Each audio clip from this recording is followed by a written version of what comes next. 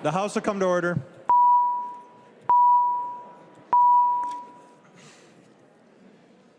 Members, the first bill on the calendar for the day is Senate File 856. The clerk will report the bill. Senate File number 856, an act relating to state government, creating the office of the Inspector General. I recognize the author of the bill, the member from Anoka, Representative Norris. You can file that somewhere. Thank you, Mr. Speaker. Members, the proposed office of the Inspector General is a powerful office meant to address a critical concern: fraud against our public programs. Fraud in any form is unacceptable, and I have been consistent in saying that we should have zero tolerance for it here in Minnesota. Fraud on our public programs is particularly infuriating because it cheats the Minnesotans who rely on these services and all Minnesotans who pay taxes to support vital community programs. Public dollars should be going to help parents pay for childcare, provide support for people with disabilities, and elders to age with dignity, not to line the pockets of fraudsters. I know all of us are determined to dismantle the business model of fraud and take action to prevent, detect, investigate, and punish greedy fraudsters who drain our community resources. It's why several legislators, including my colleague Representative Patty Anderson and I, jump-started a process last year by which members of all four legislative caucuses in both the House and the other body met weekly for hours at a time with a goal of creating an independent watchdog. These meetings were incredibly beneficial and led to a significant improvement of the bill. And while the issue of fraud is an urgent one, the vast, unprecedented power of this office is the very reason why it was important for us to move in a thoughtful, diligent manner in crafting this legislation. The bill has gotten better because of it. And this process has led us to a truly bipartisan, bicameral bill before us today. It had to cook a bit. We had to tweak the recipe, but the OIG turned out better than ever. There are several features that make this concept an effective tool against fraud. The first is its independence.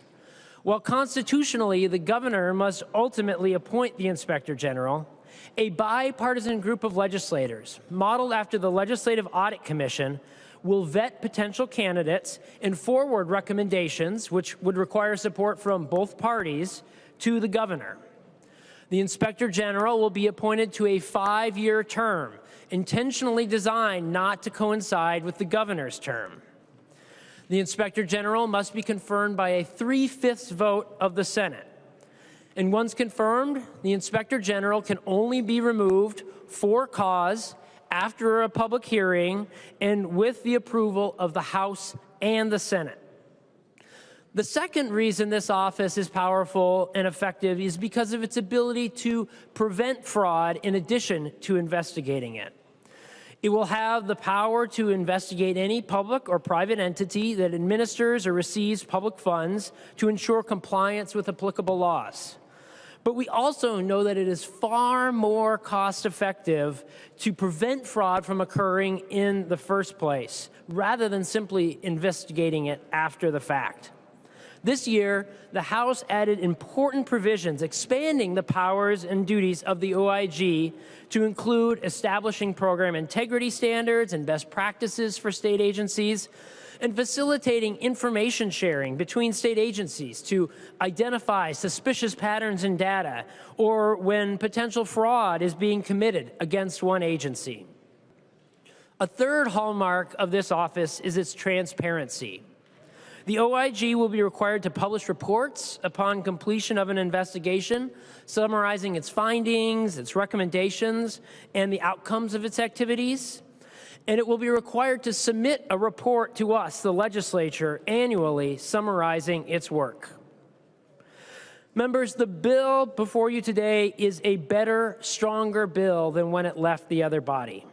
It ensures the OIG will be ready to do the critical work that Minnesotans expect it to do on day one. And it will help send a clear message that the days of defrauding Minnesota's public programs is over. Thank you, Mr. Speaker. I recognize the member from Washington, Representative Anderson, P.E. Thank you, Mr. Speaker and members. I want to start out and thank my my colleagues, who, especially Representative Norris, but also our Senate authors, the two leads, Senator Gustafson and Senator Cruin, on top of a whole bunch of other senators that were at our meetings constantly. We wouldn't have gotten to this point without the bipartisan, bicameral work that we did. I also want to thank some of our staff, because we held meetings, folks, every single Tuesday night for hours and hours, on top of our other meetings that we had. And we had nonpartisan and our own partisan staff at these meetings all last year and some this year. Tuesday nights, after hours, because that was the time that worked.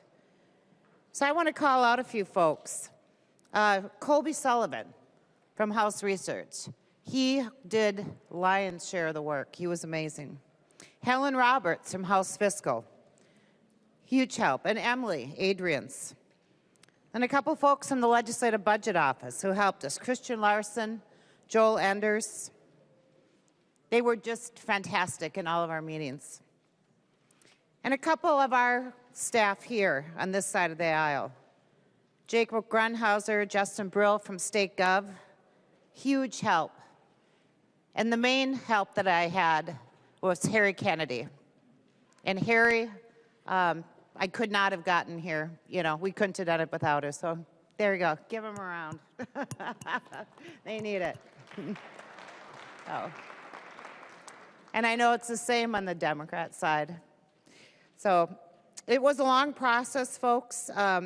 Representative Norris went over a lot of the things, and I know we have a big agenda. I'm going to save a lot of my comments for third reading, but let's get going and let's get this done.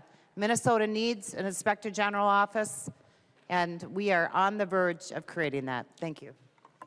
There's an amendment at the desk. The Chief Clerk will report the amendment.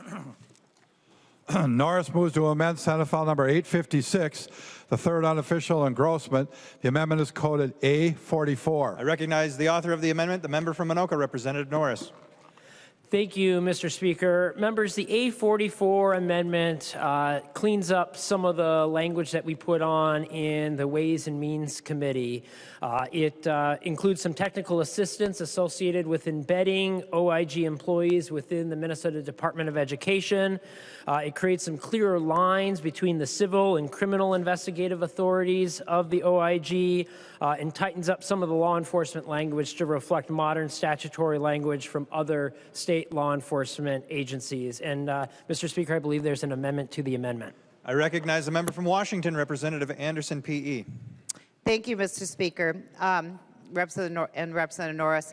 I move that we suspension of the rules, Rule 3.33, relating to amendments must be pre-filed. I move that that be suspended for the purposes of offering the A45 amendment to the Norris Amendment A44 on Senate File 856. I recognize the member from Anoka, Representative Norris. Thank you, Mr. Speaker. Members, this is a good motion. We've got a little bit more cleanup work to do that we had the assistance of nonpartisan staff with, so I support voting for the motion to suspend. All those in favor of the motion to suspend Rule 3.33 relating to amendments must be pre-filed, be suspended for the purpose of offering the Anderson PE A45 amendment to the Senate File Number 856, signify by saying aye.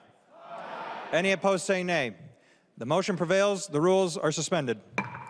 There's an amendment to the amendment at the desk. The Chief Clerk will report the amendment to the amendment. Anderson P.E. moves that the Norris Amendment to Senate File Number 856, the third unofficial engrossment, and the amendment to the amendment is coded A45. I recognize a member from Washington, Representative Anderson P.E. Thank you, Mr. Speaker and members.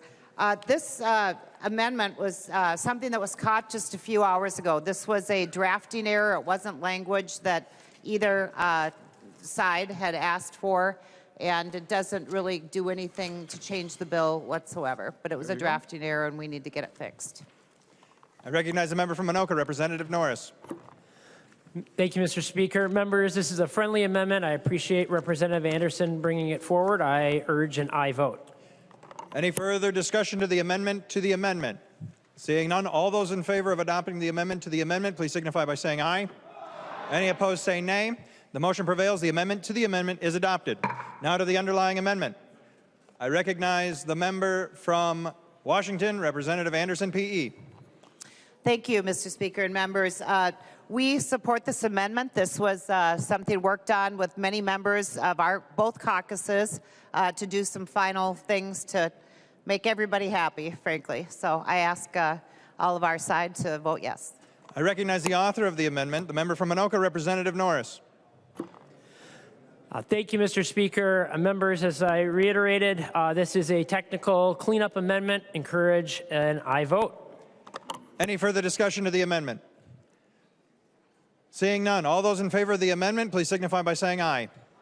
Any opposed, say nay. The motion prevails. The amendment is adopted. There's an amendment at the desk. The Chief Clerk will report the amendment. Cleveland moves to amend Senate File Number 856, the third unofficial engrossment.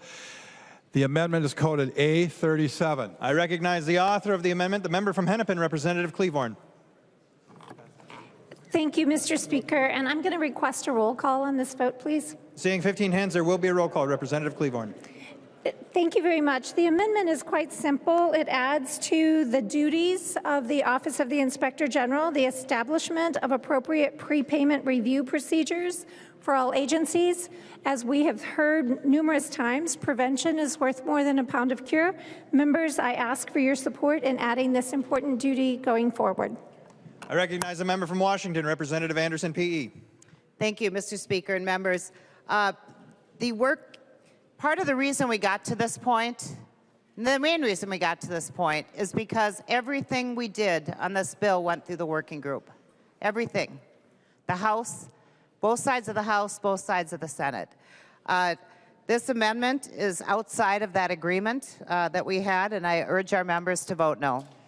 I recognize the member from Olmsted, Representative Quam. Thank you, Mr. Speaker. And frankly, we already have an entity with decades of experience, has already looked at and audited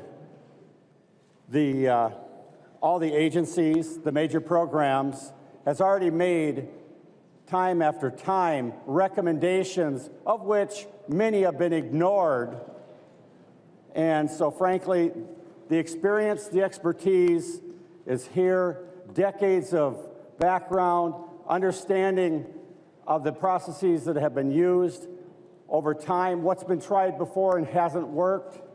So I'm going to vote no, because frankly, this actually would dilute the existing activities. Thank you. Any further discussion to the amendment? I recognize the author of the amendment, the member from Hennepin, Representative Cleveland. Thank you very much, Mr. Speaker, and I would like to just state yesterday in Ways and Means, I heard numerous times, we need to do things up front. We need to prevent fraud up front. This measure, adding this duty, is a very simple thing that we can all do. Establish appropriate prepayment review procedures for all agencies. That's exactly how we stop fraud, and it was a simple overlook, I'm sure, in the committee's work, but it's something that I believe is important, and I ask for a yes vote. Seeing no further discussion, the clerk will take the roll on the amendment.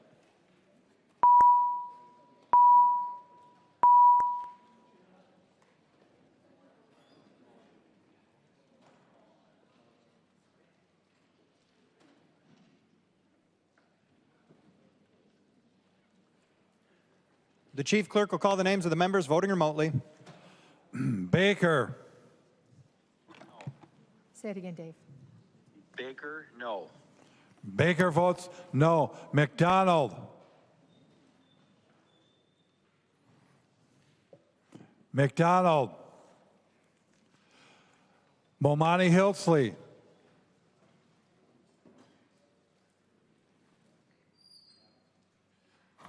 Can you hear it? Momani Hilsley. Schultz. Schultz, no. Schultz votes no. McDonald. McDonald, nay. McDonald votes no. Momani Hilsley. The clerk will close the roll.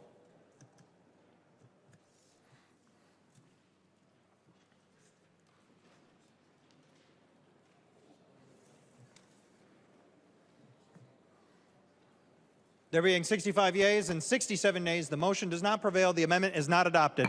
There's an amendment at the desk. The chief clerk will report the amendment. Cleavorn moves to amend Senate File Number 856, the third unofficial engrossment as amended. The amendment is coded A38. I recognize the author of the amendment, the member from Hennepin, Representative Cleavorn. Thank you very much, Mr. Speaker. And this again is to raise the issue of what is important if we are serious about fighting fraud. This amendment would provide $15 million in fiscal year 2027 to be available through June 30th of 2030, and it would be appropriated to the Office of the Inspector General for modernization to improve data sharing systems between agencies, to enhance security, to enhance identity authentication, and to verify capabilities for state services. We know that in fraud prevention across agencies, that collaboration, data sharing, and data analysis are critical to advancing the state's program integrity work. The reason I raised this amendment on the floor is because I want everyone in this body to understand that this is an expense which is important to do the work of the Office of the Inspector General. Fraud prevention is multi-layered, and we know that we have to verify identities, and we know that fraudsters will find their way. Cybersecurity is one of the most important things that we can do. And I want to make sure that everybody in this body is aware that this is an expense that we will have to put forward in the next legislative session. And with that, because I know it will be out of order under Rule 4.03, I will withdraw the amendment, but we can't build a house and we cannot build a successful office if we don't give them the tools to do it. So I ask members to consider that for the next biennium. Thank you. Representative Cleavorn withdraws the A38 amendment. There is an amendment at the desk. The chief clerk will report the amendment. Cleavorn moves to amend Senate File Number 856, the third unofficial engrossment as amended. The amendment is coded A39. I recognize the author of the amendment, the member from Hennepin, Representative Cleavorn. Thank you very much.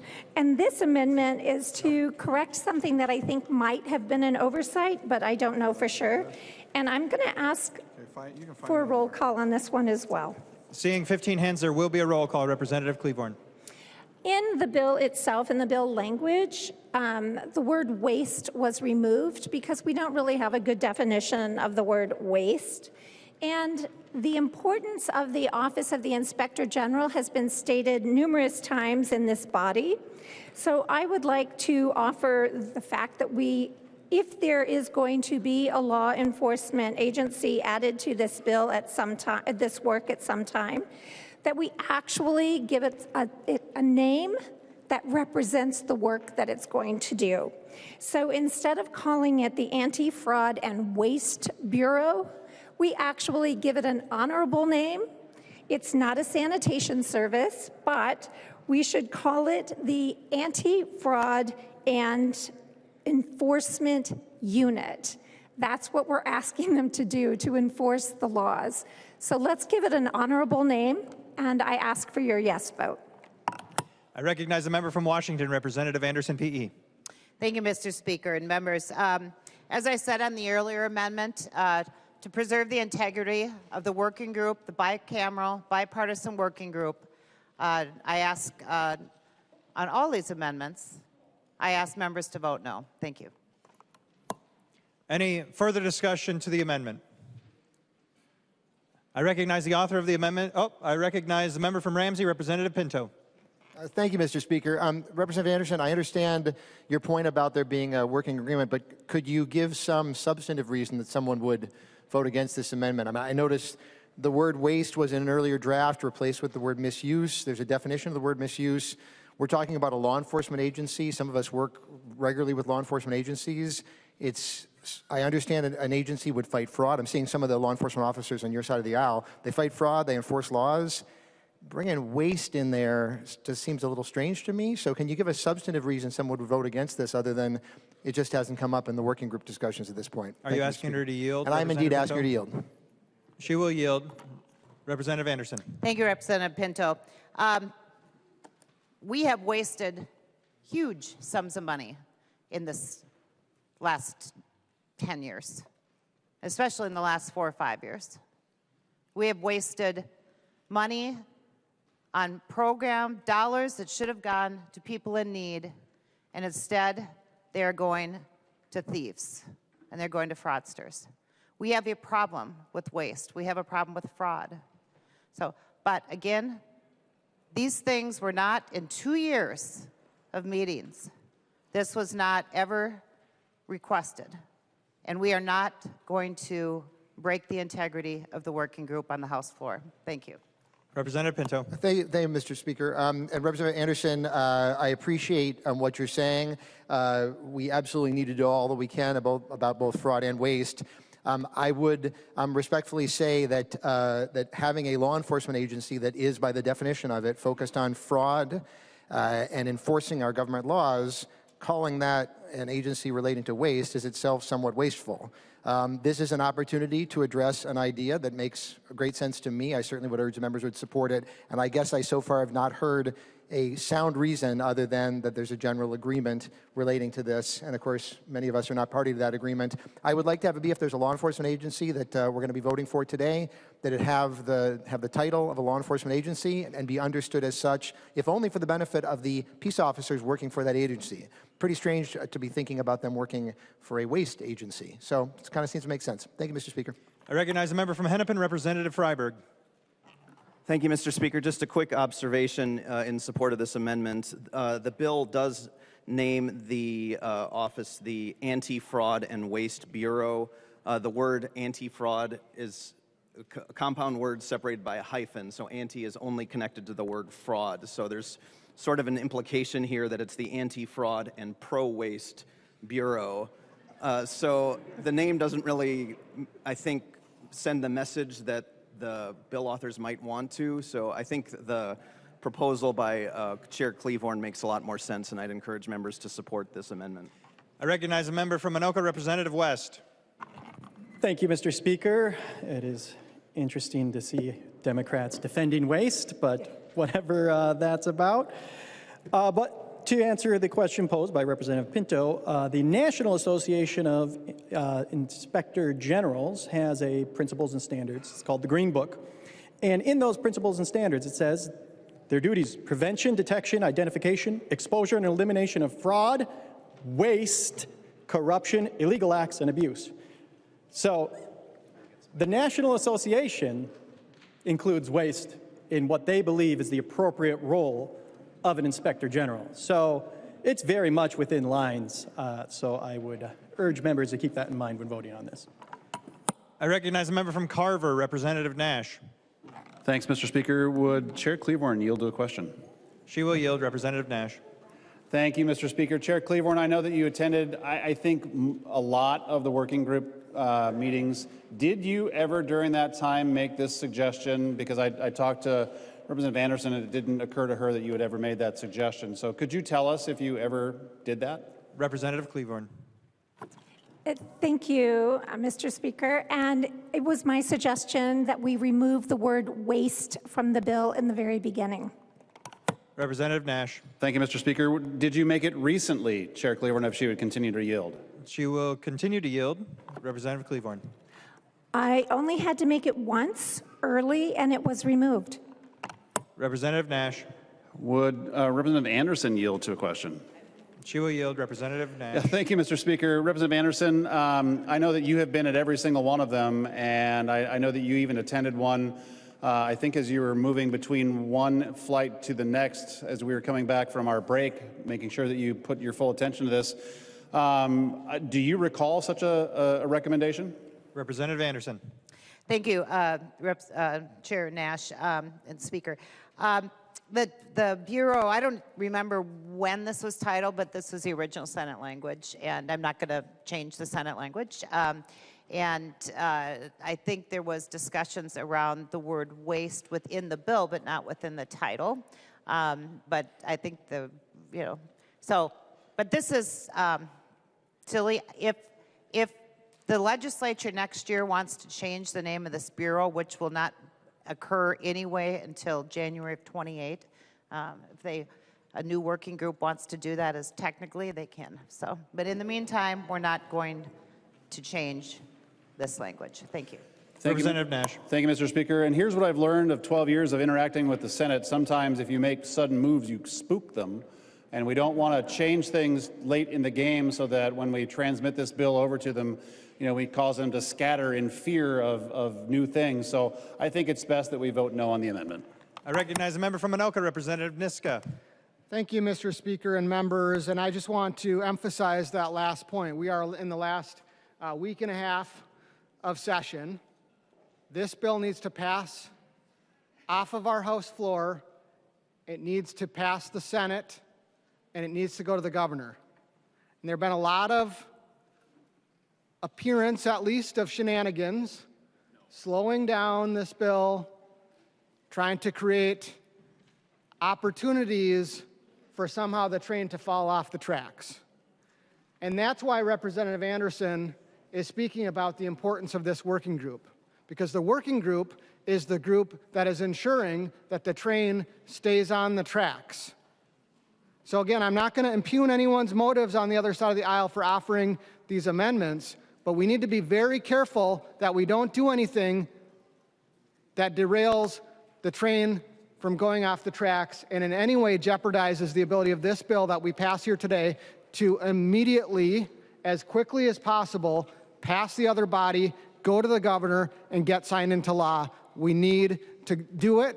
If this bill even increases the chances by this amendment increases the chances by 1% the train comes off the tracks, it's not a good gamble. Members, vote no. Any further discussion to the amendment? I recognize the author of the amendment, the member from Hennepin, Representative Cleavorn. Thank you, Mr. Speaker, and I find this conversation to be quite enlightening. To try to change a name to bring honor to the people who are actually doing the work, and to try to change the name for it to actually represent the work that it's doing. It's not shenanigans, it's not derailing, it's not any of those things. It was something that was overlooked and needs to be corrected. That's what we do. And I cannot imagine that the Senate would take the nearly 2 years of work that we have done on this bill over changing something to enforcement unit, which is exactly what you're asking it to do.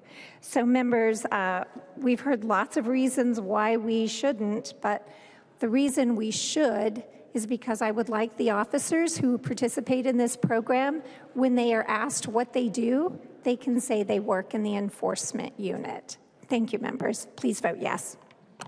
Seeing no further discussion, the clerk will take the roll.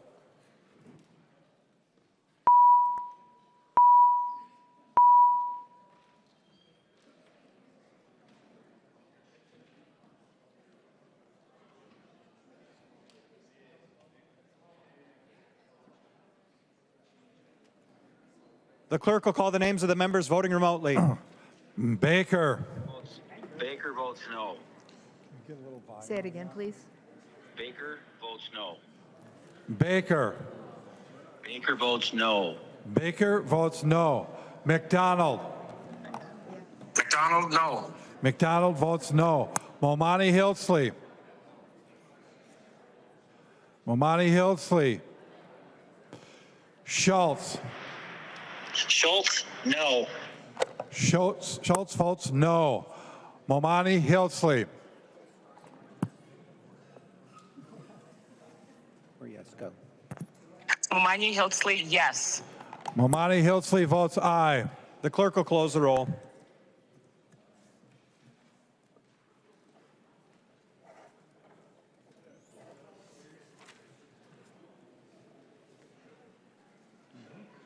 There being 66 yeas and 67 nays, the motion does not prevail. The amendment is not adopted. There is an amendment at the desk. The chief clerk will report the amendment. Moeller moves to amend Senate File Number 856, the third unofficial engrossment, as amended. The amendment is coded A41. I recognize a member from Ramsey, Representative Moeller. Thank you, Mr. Speaker. And before I forget, I'm going to request a roll call on this amendment. Seeing 15 hands, there will be a roll call. Representative Moeller. Thank you. And I do want to thank the authors of this bill and for all their hard work. And I know this is part of the agreement as well, so I'm anticipating what I'm going to hear, but I'm going to make a run at it anyway.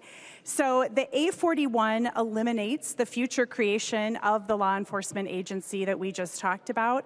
The bill doesn't contain any funding for this agency. That will cost not only in terms of staff, but cars, software, and other equipment.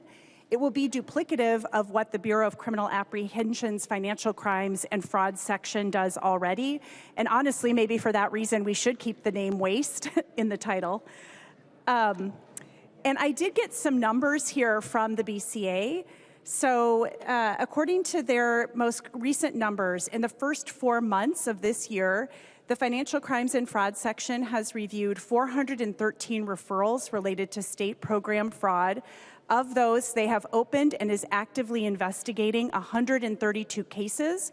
The remaining 281 either did not rise to the level of criminal investigation or they referred to another agency as the primary investigative agency, and the BCA is still jointly investigating many with federal agencies. The BCA currently has 10 special agents and 2 criminal intelligence analysts fully dedicated to state program fraud investigations. In addition, they have a total of almost 50 special agents and criminal intelligence analysts assigned that can be surged to assist with state program fraud investigations as needed. They have diverse expertise in the fraud space and can add specialized skills to different cases as they arrive. And on top of that, they have a digital media evidence section to conduct digital forensic examination on evidence related to these cases.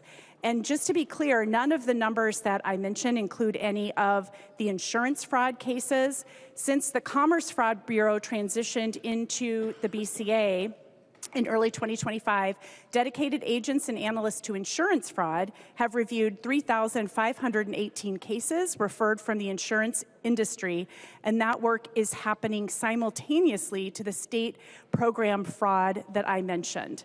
There is no reason, members, to move this work out of the BCA, which does excellent work. And when I hear discussions about this and the reasons proposed to have this independent agency, law enforcement agency, I'm reminded of the discussion we had after George Floyd was murdered and the BCA was tasked with a use of force unit to investigate deaths caused by law enforcement in the line of duty. There was a lot of pushback to that. People thought that wasn't a good idea. The BCA wouldn't do a good job. They needed to do something more independent. And the work they are doing in that unit is very well respected, and in fact so well respected that we've added to their responsibilities over the years to investigate sexual assaults that are allegedly caused either by law enforcement or by National Guard. So they do really good work. We've seen that in other spaces. They're doing really great work right now in this space. We really don't need to duplicate their work with this future law enforcement agency. So for that reason, I request members vote green. Further discussion. I recognize a member from Washington, Representative Anderson, PE. Thank you, Mr. Speaker and Representative Wohler. Well, I'll start with the usual. This is not part of the working group agreement. In fact, this is the agreement, the way the bill is, that got this bill to the House floor. That's why we're here. This was the merger between House File 1 and Senate File 856. And this was an absolute thing that had to be in the bill for Republicans in both the House and the Senate. It's super important. And I can give you many, many, many reasons why. The BCA works for the governor directly, absolutely directly. The BCA is a criminal. They do fantastic work with criminal things. A year, 14 months ago, the governor, in an executive order, merged the fraud unit at Deed that was doing insurance fraud, where their funding comes from our insurance premiums. They merged that division into the BCA. And I will tell you that I believe that the governor did that because he wanted it to look like he was doing something about fraud. And that was the only reason. And it was a bad thing to do. And then later, that was codified because it was done. But that insurance unit they still have to do 75% of what they do on insurance issues. And the BCA itself is a criminal, they deal with murders and those sort of things. This is very different. It's very different. We must have an OIG that has investigatory and criminal independence. Independence from the governor, independence from the legislature. They need to be non-political. And we need that for many, many reasons. But one of the main reasons is that there is no faith from Minnesotans anymore in what's been happening with our state programs. And we cannot put a political person in charge as a top official in charge of investigating. The buck needs to stop with someone, and they need to be wholly independent. So that's why this OIG needs its own investigatory and criminal ability, criminal law enforcement entity. We have law enforcement entities all over state government, local government, county government, cities, all over. And there's nothing that's duplicative. This OIG down the road can have agreements with the BCA. They can have agreements with the counties or whoever they desire to do joint things. They can have that agreement. But in order to ensure independence, the OIG must have this law enforcement entity. Thank you. I recognize a member. Vote no. I recognize a member from Anoka, Representative Niska. Thank you, Mr. Speaker and members. Well, this is going to be a really revealing vote, maybe even more revealing than the final vote on passage of this bill, because what I have heard over and over again from Minnesotans is they're fed up with the fraud and they don't trust the governor, his administration, to clean it up for very, very good reason. They have billions and billions and billions of reasons not to trust the current law enforcement structure in our state under the direction of the governor and the attorney general to arrest and to prosecute those who are committing fraud. And that is why Republicans have fought so hard for this legislation. That's why we made a version of this our House File 1, because we are fighting for an independent and empowered Inspector General, fraud cops, fraud prosecutors, independent of the governor, to do this. And this amendment is the Democrats' last-ditch effort to gut this bill. That's what the people of Minnesota are going to see on this vote. If you vote green on this bill, on this amendment, you're voting to gut the independent, empowered Inspector General. You're asking for all the law enforcement power to be under the reporting of the governor. Voting red on this and voting green on the bill is the only way you can truly say you're standing up for Minnesotans, to give them an empowered, independent inspector general, fraud cops, fraud prosecutors that don't answer to Tim Walz. The people of Minnesota are paying attention. Members, vote green, or vote red. Any further discussion? I recognize the author of the amendment, the member from Ramsey, Representative Moeller. Thank you, Mr. Speaker. And I find it really perplexing when I think about our federal administration and the types of political appointments and favors that are being made there. And I can't think of a more different situation than the BCA. The BCA is highly respected. It is not political. I have had conversations with the superintendent year after year on so many different issues. I have no idea how he votes. I have no idea what his political leanings are. I do know that he does, and all of his staff do an excellent job investigating cases, including the hundreds of referrals and cases that have already come their way related to state program fraud. They are set up to do this work. They do good work. They have all the equipment and everything they need. So if you vote red on this amendment, you're saying that you want to waste money and duplicate the work that is already being done by the BCA. So members, vote green. Seeing no further discussion, the clerk will take the roll.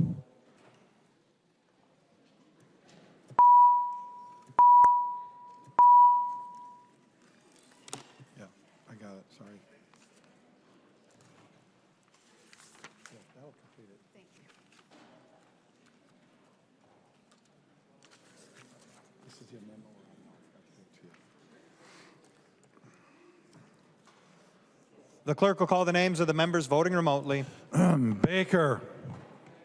Baker votes no. Baker votes no. McDonald. McDonald, no. McDonald votes no. Momani Hiltzley. Momani Hiltzley, aye. Momani Hiltzley votes aye. Schultz. Schultz, no. Schultz votes no. The clerk will close the roll.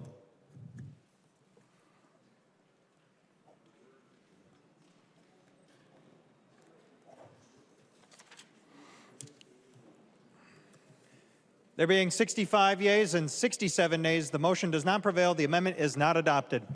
There are no further amendments at the desk. The chief clerk will give the bill its third reading. Third reading, Senate file number 856 as amended. Third reading. Discussion. I recognize the member from St. Louis, Representative Johnson P. Thank you, Speaker. I just wanted to say thank you to Representative Norris for the work that he did to get this bill to this point. Seeing the meetings that he's held with folks on either side of the aisle, folks from the other body, to get it right now so that we can get something done. At a time when we're so closely divided and seeing how easy it is to just throw your hands up and say, I'm just going to retreat back to my corner, I'm not going to do the work, and we'll get to it some other time. He didn't do that. A shout out to Representative Anderson as well for sticking with this and coming to some agreement that we can get off the floor here. You know, often when we talk about fraud, we always hear about the dollars. We hear about how much money has been taken, but we rarely hear about it in the lens of the people that are impacted. The kids, the families, the seniors, the people that we had dedicated dollars to try and help. And those dollars never made it to them because somebody stepped in and stole it. And that is truly tragic for the folks in those communities and folks in all of our communities that are impacted by those dollars being taken. So thank you to the authors that took that anger that we have all felt and that frustration, every story that we hear, every report that we see that things are not being done correctly, and turning that into a bill that's before us here today. It's also important to remember that stopping fraud isn't just one part. It's making sure they don't have access to our systems. It's making sure that they can't come in one door and keep finding and trying other areas to exploit and take dollars. It's catching them quickly if somehow they do get access, and then it's holding them accountable in the long run. So there still is work to do on a number of other bills that I'm sure we're going to talk to, but this it's important to remember that no single piece of legislation is going to solve this problem. But this is definitely a piece to that puzzle, and I'd encourage folks to vote green. I recognize a member from Carver, Representative Nash. Thank you, Mr. Speaker. Well, first, let me say thank you to the authors who got this here, and we even have some senators in the gallery who were part of getting this here. I'll tell you from the co-chair of State Government Finance perspective, it took 4 times to get this thing out of committee. 4 times. I kept having deja vu all over again. I'm like, oh, here we are again. Everybody's voting no. We don't want to do this. This is a good day for Minnesotans because they, after filling all of our inboxes for years now, finally get to see their desire come to fruition, that we are going to have an independent OIG who has the ability to arrest people who are committing fraud come to reality. And I will point out to the folks at home watching that there were a number of times that this almost didn't happen because, as you may remember, we found that the governor was not supportive of this bill. We found from his working group that he did not want Senator Gustafson's bill, which is what this is in large part, to come into fruition. And we fought that in our committee, and we had it happen again in Judiciary. That was passed out. Republicans held firm in saying that we were not going to be giving up on the bicameral, bipartisan work that has been so important, that we would not let the OLA be removed from prominence, that they would still have a strong, independent voice. But the big winner here, beyond anybody who wants to go out and do a video and pat themselves on the back and say, look at me, the big winner here, people, are the folks at home who have had their checkbooks and their wallets and their savings accounts raided in the almost untaliable amount of fraud that has happened. If you watch the evening news, like I do, and I sometimes even record multiple outlets because I'm a nerd and I don't sleep, but if you watch that, what is the thing that we see again and again and again and again? Fraud, more fraud over here. It seems to be one of the net exports of the state of Minnesota that we have fraud everywhere. Well, finally, when you put up your green vote today, and I hope that we see a full green board, because a red vote on this bill says that you would like to continue the status quo, that you're fine with fraud sort of running loose in the state of Minnesota. That's what a red vote means, but a green vote today means that you are standing up to be counted, that you want to say to the taxpayer of Minnesota, we recognize that you have been taken advantage of, we recognize that you have been put on the hook, we recognize that we have a massive fraud problem, and we're going to put an end to it. You know, if you travel like I do, I will oftentimes get off plane, go to a work meeting, and talk with people, and they say, wow, Jim, Minnesota, do you guys do anything other than fraud? And that is a predominant question that we have been getting asked. The national news media has talked about fraud again and again and again, and almost every single sentence leads with our great state of Minnesota. Well, let's make Minnesota great again and put fraud on hold by bringing forward this independent Office of Inspector General. So thank you to the authors, thank you to I'm even thanking the senators who, before I mocked maybe just a little bit. Well, maybe not. Members, this is a good day for Minnesotans. A green vote means you can go back into your district and hold your head high and say, I recognize that we have a problem, the problem is rampant, and we are putting an end to fraud. Vote green. I recognize a member from Dakota, Representative Hansen R. Thank you, Mr. Speaker. I actually have some questions, not on what the colors of the vote mean, but on the bill. Since we are creating an agency here with great power, I would like to ask the author to yield for a series of questions. He will yield, Representative Hansen. Thank you, Mr. Speaker, and Representative Norris, and maybe subsequently Representative Anderson, so we can see if we have bipartisan agreement on this. I'm looking on page 8 and line 8.32, and under powers and duties of the OIG, and it has investigate any private entity or local unit of government. So throughout the bill, it has interaction between the OIG and the legislative auditor. My question for the author or authors is, what is the interaction between the OIG and the state auditor? The state auditor's responsibility is for local units of government. Is that defined or described anywhere? Representative Norris. Thank you, Mr. Speaker, and Representative Hanson for that question. We did consult the Office of the State Auditor when drafting this legislation, and particularly around this point. I think the important language for this point actually kind of continues on from the tail end of 8.33 on to the top of the next page, where it says to ensure the proper use of state funds in compliance with all other laws and requirements applicable to funds or services provided by the state. So the Inspector General will have the ability to investigate local units of government regarding their use of state dollars or federal dollars that the state administers. So in that case, there would be a little bit of overlap with the duties of the state auditor. However, the Inspector General would not be able to go into a city or a county or even a school district and look at how are they using their property tax dollars, the dollars that they levy and collect in taxes themselves. Representative Hanson. Thank you, Mr. Speaker, and if Representative Anderson could answer as well. She'll yield. Representative Anderson. Thank you, Representative Hanson. As you know, I served as a state auditor, so I know this very well. We looked at this. The State Auditor's Office has a special investigations unit, and in that unit they have, I don't even know what they have anymore, but we had like 1,000 cases at any one time of alleged misuse or theft of public funds in local units of government.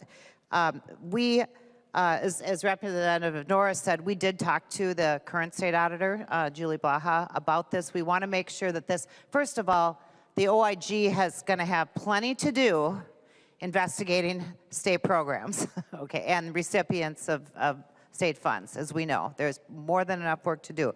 But by doing this, it also gives the OIG, in the case that maybe something is flowing through, it gives them that ability to do that. But they will not have any sort of primary or overlapping and it's very similar to the legislative auditors. We wanted to make sure there was no overlap with what our legislative auditor, who does a fantastic job in this, and the overlap between the OIG and the legislative auditor. So we thought of just about everything. So, Representative Hanson. Thank you, Mr. Speaker. And then back to Representative Norris. Would the OIG be able to investigate the legislative auditor? And subsequently, would the legislative auditor be able to investigate the OIG? He will yield. Representative Norris. Mr. Speaker, Representative Hanson, the legislative auditor would be able to investigate the OIG. The OIG would not be able to investigate the legislative auditor. Representative Hanson. Thank you, Mr. Speaker. And Representative Anderson? She'll yield. Representative Anderson. Thank you. Representative Hanson, that is correct, what Representative Norris said. The legislative auditor is within the legislative branch of government. And again, this was part of the original discussions, legislative, putting the OIG in the legislative versus the executive. The OIG does not have the authority to investigate within any legislative branch agency. It is executive branch agencies. Representative Hanson. Thank you, Mr. Speaker, and thank the members for their indulgence on this. I just want to, it is taking time, I know that, but it's important to get some of these on the record since we're creating a very powerful agency. And my third and final question for the authors is, it is somewhat of a what if, but what if 20 years from now? What if everybody who is here is gone and we get a rogue OIG? What if somebody takes this great power and inappropriately uses it? And what are the checks and balances? Maybe it's not 20 years, but maybe it's 40 years, or maybe it's 5 years. What are the checks and balances to prevent a rogue OIG from using this power for bad purposes? Representative Norris. Mr. Speaker, Representative Hanson, it's a good question, and it's one that we as the authors spend a lot of time thinking about. We tried to envision these sorts of scenarios and maintain the important independence of the office while still protecting against some of these worst case scenarios. I think one of the best ways that we prevent the scenario you described is by preventing it from occurring on the front end, by looking at the qualifications and the appointment process. So first of all, to even be eligible to be appointed as an Inspector General, you have to have at least 10 years of professional auditing, investigations, law enforcement, or other related experience. Really importantly, you have to hold a professional certificate from the Association of Inspectors General. Probably not a lot of people walking around, especially a lot of politically motivated people walking around holding that certificate. We also prohibit partisans or recently elected officials from serving in this role as well. Importantly as well, they have to be appointed by or confirmed by a supermajority of the Senate, a 3/5 vote. So it's a pretty high threshold to get someone through that process in the first place. But let's say somebody did get through that process and still goes rogue as you described it. There is a removal process as well. They can be removed for cause. The House and the Senate are involved with that as well. So there is a way to remove an Inspector General who has gone quote unquote rogue after they've been appointed and if they did make it through that rigorous appointment process. Thank you. Representative Hanson. Representative Anderson. Representative Norris, Hanson, what Representative Norris said is accurate. So thank you. Representative Hanson. Thank you. I recognize a member from Todd, Representative Wiener. Thank you, Mr. Speaker. We should not be discussing this bill today. We shouldn't even have it on the floor. Reason for that is because our state already has many things in place. Starting at the county level, fraud investigation. Who takes the concerns up the food chain? Goes to the departments, supposed to be flagged.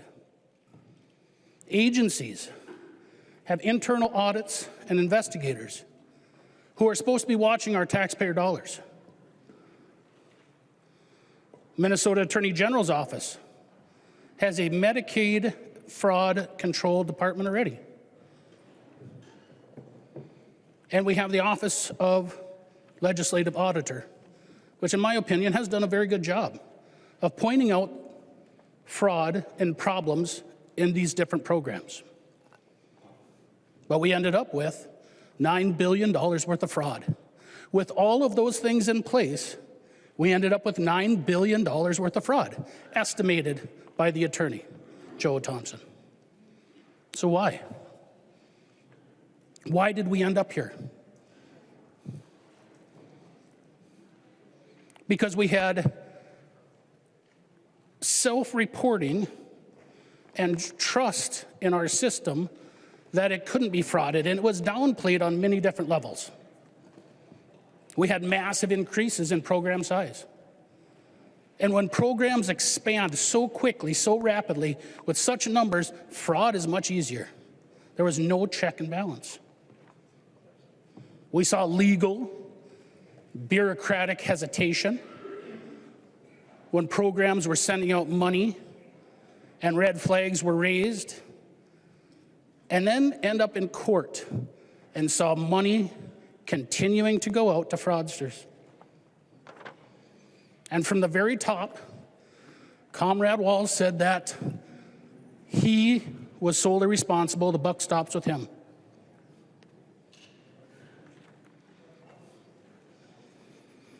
And when you see the breakdown of so many of these different levels, that's actually the reason that we need this bill.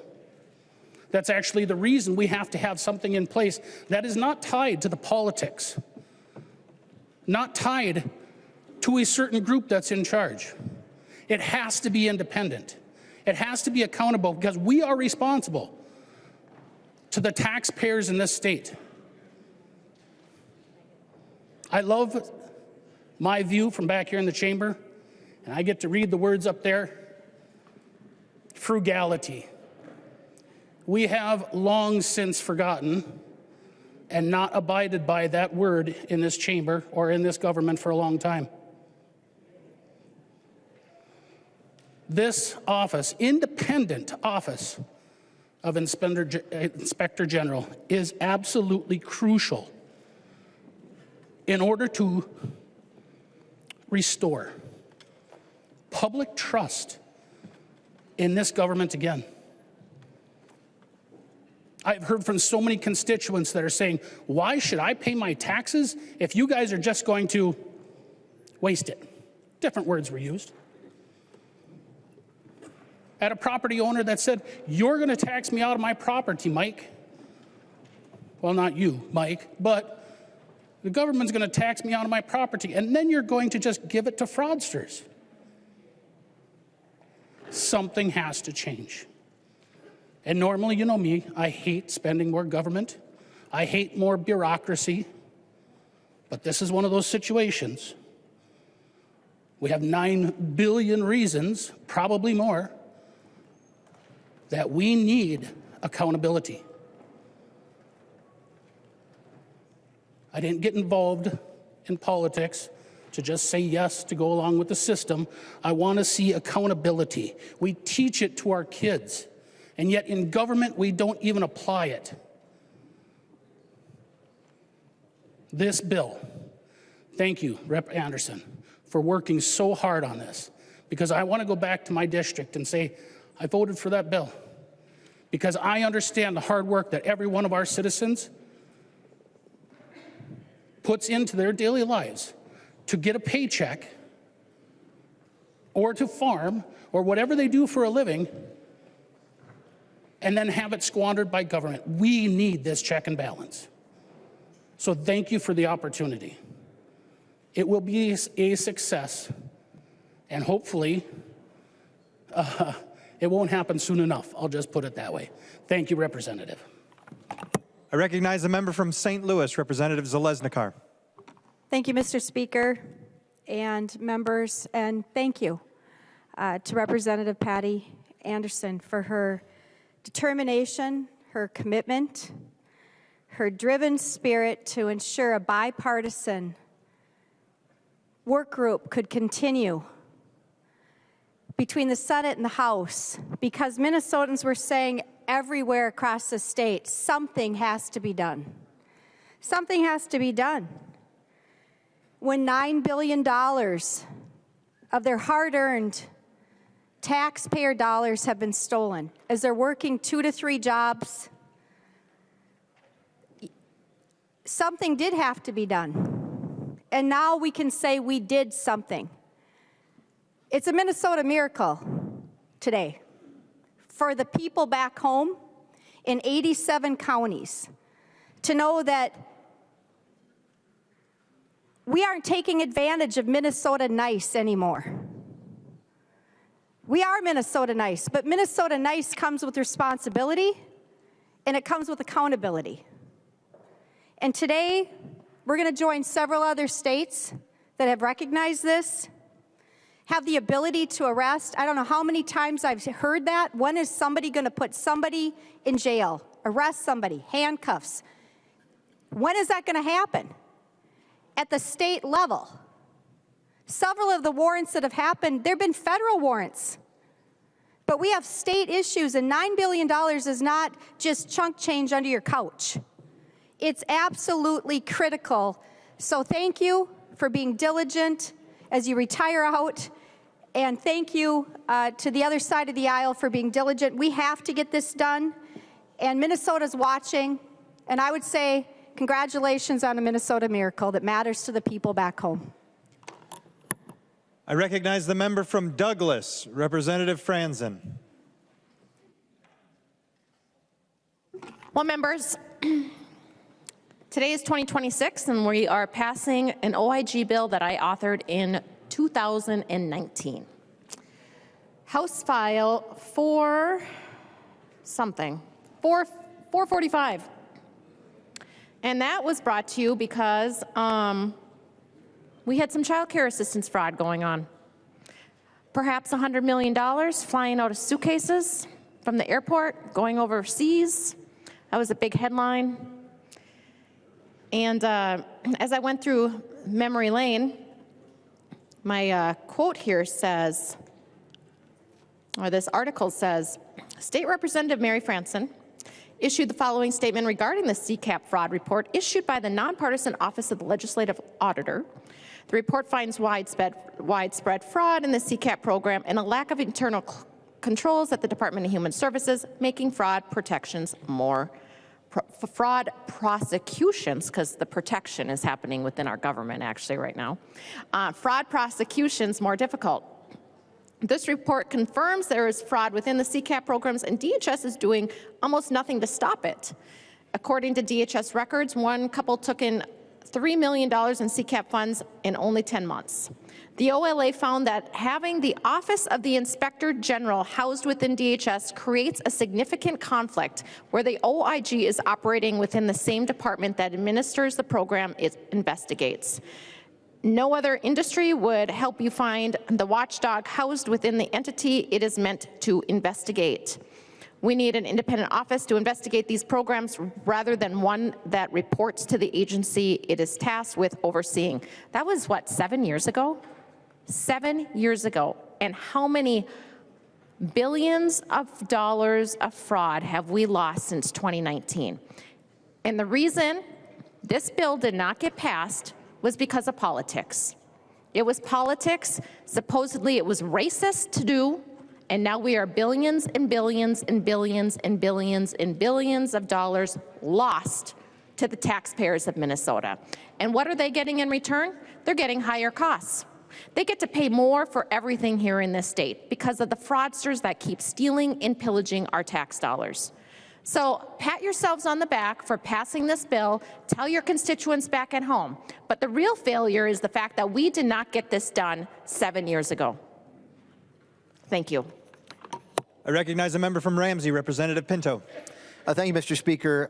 Many thanks to Representative Norris and Representative Anderson for their hard work in getting us to this point. I think we need to recognize that a lot of the hesitation up till now has been, I mean, let's face it, there's been a lot of duplication. There's a lot of duplication. I think Representative Wiener made reference to it. We have an Office of Legislative Auditor. We have the Bureau of Criminal Apprehension, multiple agency inspectors general. We'll be spending $12 million a year once this is up and running.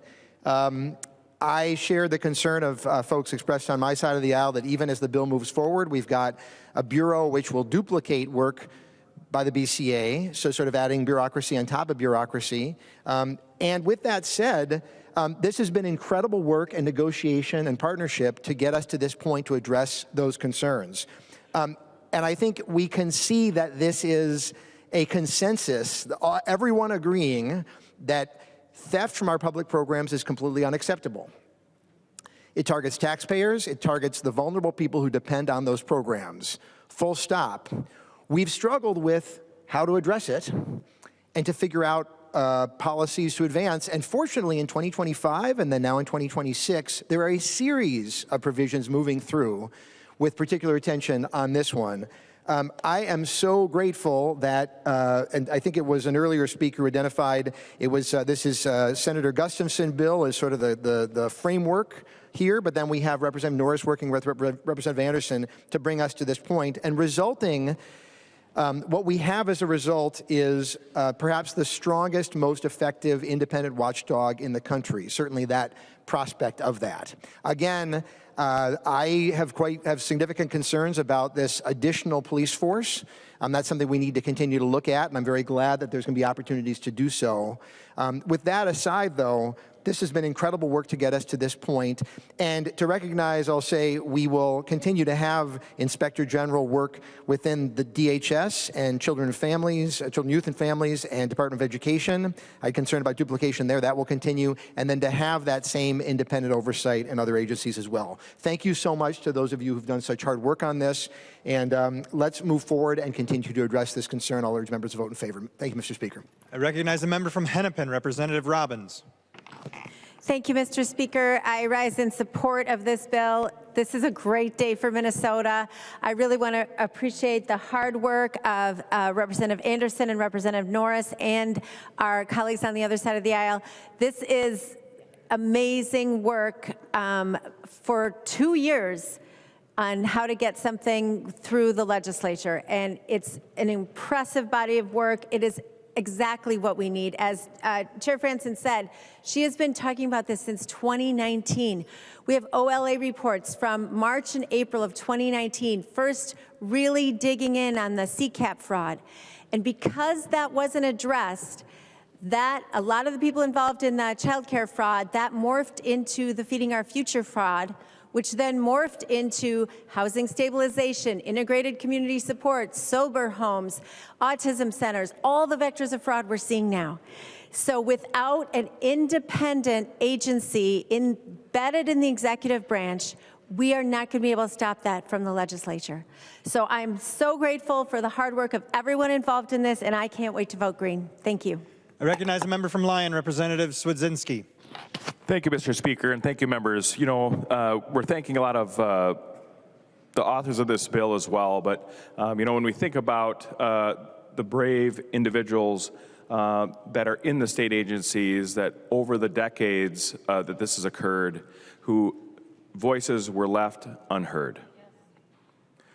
We thank those workers at the state, local, county levels who have stepped forward and spoke truth into deaf ears for a long, long time. They probably suffered with career advancement.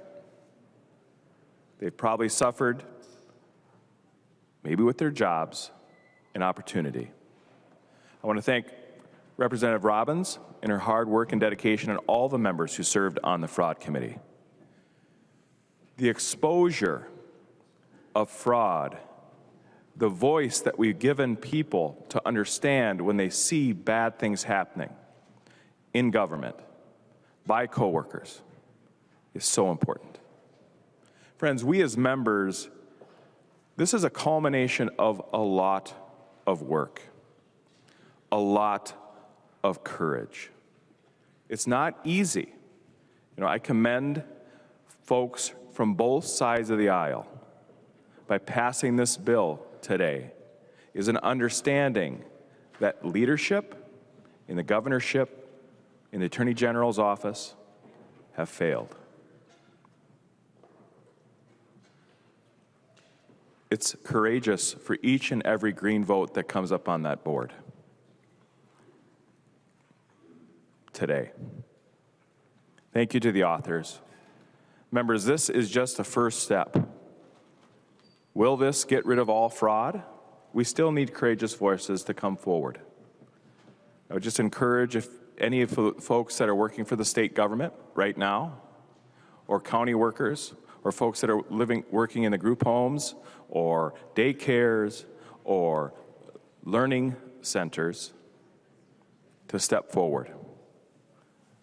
This organization, this Office of Inspector General, will be a good ear that will take real action to hold people accountable. Thank you, Representative Anderson. Thank you, Representative Norris.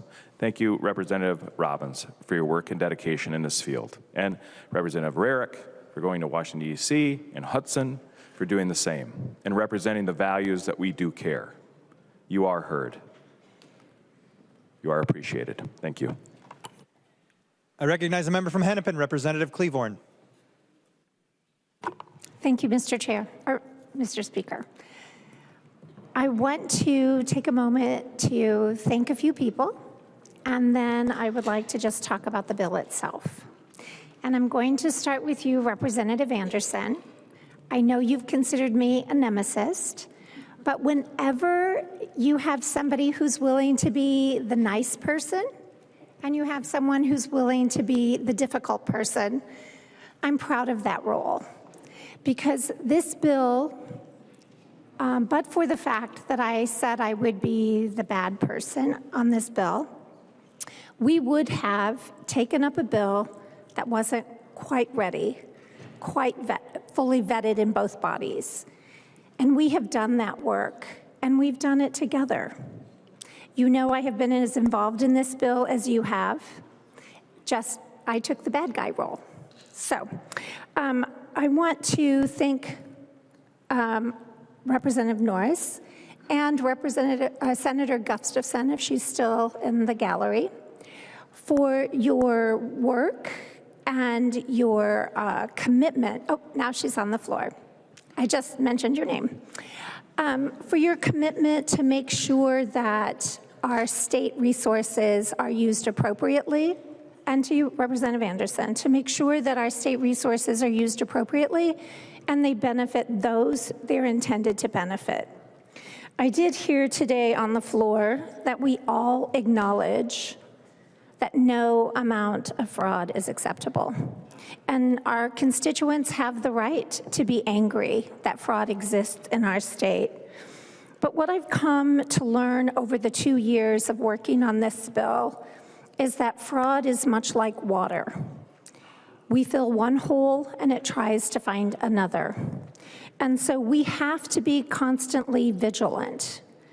This is just but one step. I'd like to remind people of the work that we've already done. In the time that I've been here, we have done an overhaul of grant requirements, an extensive overhaul of how that's done. And you helped pass a bill off the floor the other night that'll even enhance that even more. We did an expansion of the Grants Management Office. We did put in an OIG in the Department of Education. We have worked and continue to work on pre-award assessment, which, to Representative Wiener's point, is one of the best ways that we can prevent fraud, and I'm sorry that you voted against that. We also require more detail in any agreement. When we talk about grants, these are contracts. They're reimbursement contracts, and we need to make sure that all of the details are lined out in those contracts so that we are all clear about what we get for the state resources that we are putting into those programs. We also required mandatory monitoring and progress reports. It's really important that we know how those dollars are being spent, and that'll be something that'll help this OIG as we go forward. But investing in oversight is critical to well-functioning state government, so I'm happy that we are doing that. The piece that I'm concerned about is there's less prevention in this bill than I would like. I think when we focus on fixing the root problem, that's where we get the best bang for our buck. Members, there is still work to be done on this bill. It is not a finished product.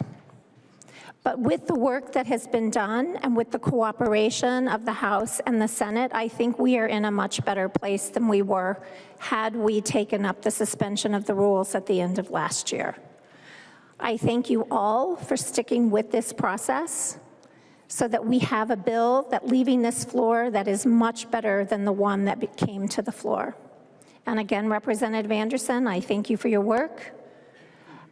Representative Norris, you've just been awesome to work with, and thank you for allowing me to be the mean partner on the journey. So thank you very much, and members, I'm going to encourage a green vote. I recognize a member from Washington, Representative DePel. Thank you, Mr. Speaker, and this really is a great day for Minnesota. Thank you to Representative Anderson for her hard work, Representative Norris. I have continuously heard from my constituents over and over, when is there going to be accountability? And I've continuously told them that we have some people working really hard at the Capitol, and so truly thank you. This is a beautiful day for Minnesota, and I looked into it a little bit and I thought, well, word pictures are important for people to understand how much money this is, up to $9 billion. It's a huge amount. So I looked into it a little bit, and if you stacked $100 bills on pallets, it would cover the entire area that we sit. The whole entire area that every single representative sits in here would be stacked at least 4 feet tall in $100 bills. That's how much up to $900 billion is, and we are accountable for that. As a business owner and the person where the buck stops with me, I look at the executive branch in Minnesota and I say, where is the accountability? And I am thankful that the governor is willing to sign this bill and bring accountability for Minnesotans, and I'm thankful that we have passed bills on this floor that when we do track that money down, we have a way to give that back to the constituents of Minnesota, to our constituents who have worked so hard for that money. They deserve their money back, not only finding the fraud, but giving that money back to them. And so as we sit here and we consider that value, hundreds and hundreds and billions of dollars, hundreds of millions and up to $9 billion. This is a great day for Minnesota. We're going to track that down and we're going to deliver on the hard work of all Minnesotans today. Thank you, Mr. Speaker. I recognize a member from Wright, Representative Rarick. Thank you, Mr. Speaker. Well, let's just kind of think about where we started. January of 25, Jody Harpstead was then the DHS commissioner in the Senate, and she said, oh, there's more rumors of fraud than actual fraud. There's more rumors of fraud than actual fraud. That is where we started this journey, and I appreciate Representative Franson because you've been on this journey longer than probably anyone, fighting the fight for the daycare fraud, which again morphed into more fraud and more fraud and more fraud. But this is where we started, and the fraud committee also started about that same time. And as we began to meet with the fraud committee, we decided that we were going to reach out to the DHS whistleblowers on X. And at that time, there were only 430. And I say only because that number has exponentially grown. And so I was tasked with reaching out to those DHS whistleblowers. And I'll tell you, within literally hours of contacting them on X, they were so excited to tell us their story. And they did over and over and over again. And you know what? That group of 430 grew. So now there's over 1,000 that have joined together on X to tell their stories. And if you don't follow them, I recommend you go and follow them. And I'm sure they are watching right now because they watched every single fraud hearing and they would message me afterwards, sometimes during, sometimes they would give me intel during. And it is for them and for the state of Minnesota because they have been in this fight longer than anybody in this room. Those are the frontline workers that were retaliated against. Their jobs were threatened. Their children were threatened. They were asked by supervisors, we need to know where your children's bus stops are and where they go to school. What in the world does anyone need to know that for? They were being tracked. In their personnel files were pictures of them out in the community, in their homes. This is the stuff that they've been telling us. So this is like the best day of the last 2 years is today, because we finally have a solution for them, because nothing else has worked. The AG, where has he been? I don't know, but he's not prosecuting much. Where has everybody been? I don't know, but nothing much has happened until the feds came in. And when the feds came in and began to investigate, then things started to happen. And I'll tell you, those whistleblowers have given affidavits and testimony in front of Congress, in front of other federal agencies. There is way more to come. There's more accountability coming. But this is finally something that we can do in the state of Minnesota, where we're not relying on the feds to clean up the mess that we created by having no guardrails on our programs, by having a culture of just giving money away. Get the money out. That's the other thing the whistleblowers told me over and over again. Get the money out, get the money out, get the money out. Don't worry about a contract that's not quite right. Just get the money out. We're a generous state. I've heard that so many times. Yeah, you know what? Now we're funding stuff in foreign countries from here, that was money that was stolen. Terrorism, possibly, and other things as well. So thank you, Representative Anderson. You have fought the good fight and slogged through this for 2 years. And I thank you because you've been at the tip of this spear throughout the whole thing, your work on the fraud committee. And I know this hasn't been easy. So thank you. So I'm very excited to vote yes for this because finally we have something that I think will actually work, because not much has worked until the feds came in. So finally we have a solution that's independent from a governor who can bring down the hammer through his commissioners to silence whistleblowers, which is what has happened over and over again according to whistleblowers. Thank you, Mr. Speaker, and I look forward to a green vote on this. I recognize a member from Anoka, Representative Niska. Thank you, Mr. Speaker and members. Today is a historic, consequential day for the state of Minnesota. It's a great day for the state of Minnesota. It's only great because of the embarrassment that we've suffered, the theft that we've suffered. For years, Minnesotans have watched fraud scandal after fraud scandal explode across our state. Feeding our future, child care fraud, Medicaid fraud, housing fraud, program after program, agency after agency, the same story repeated itself over and over again. Warnings were ignored, oversight was abandoned, action was delayed. Whistleblowers threatened and silenced. And what was the result? Millions, ultimately billions. 9 billion, 18 billion. The people in charge can't even tell us how many billions of taxpayer dollars disappeared. And members, Minnesotans are angry, and they have the right to be angry.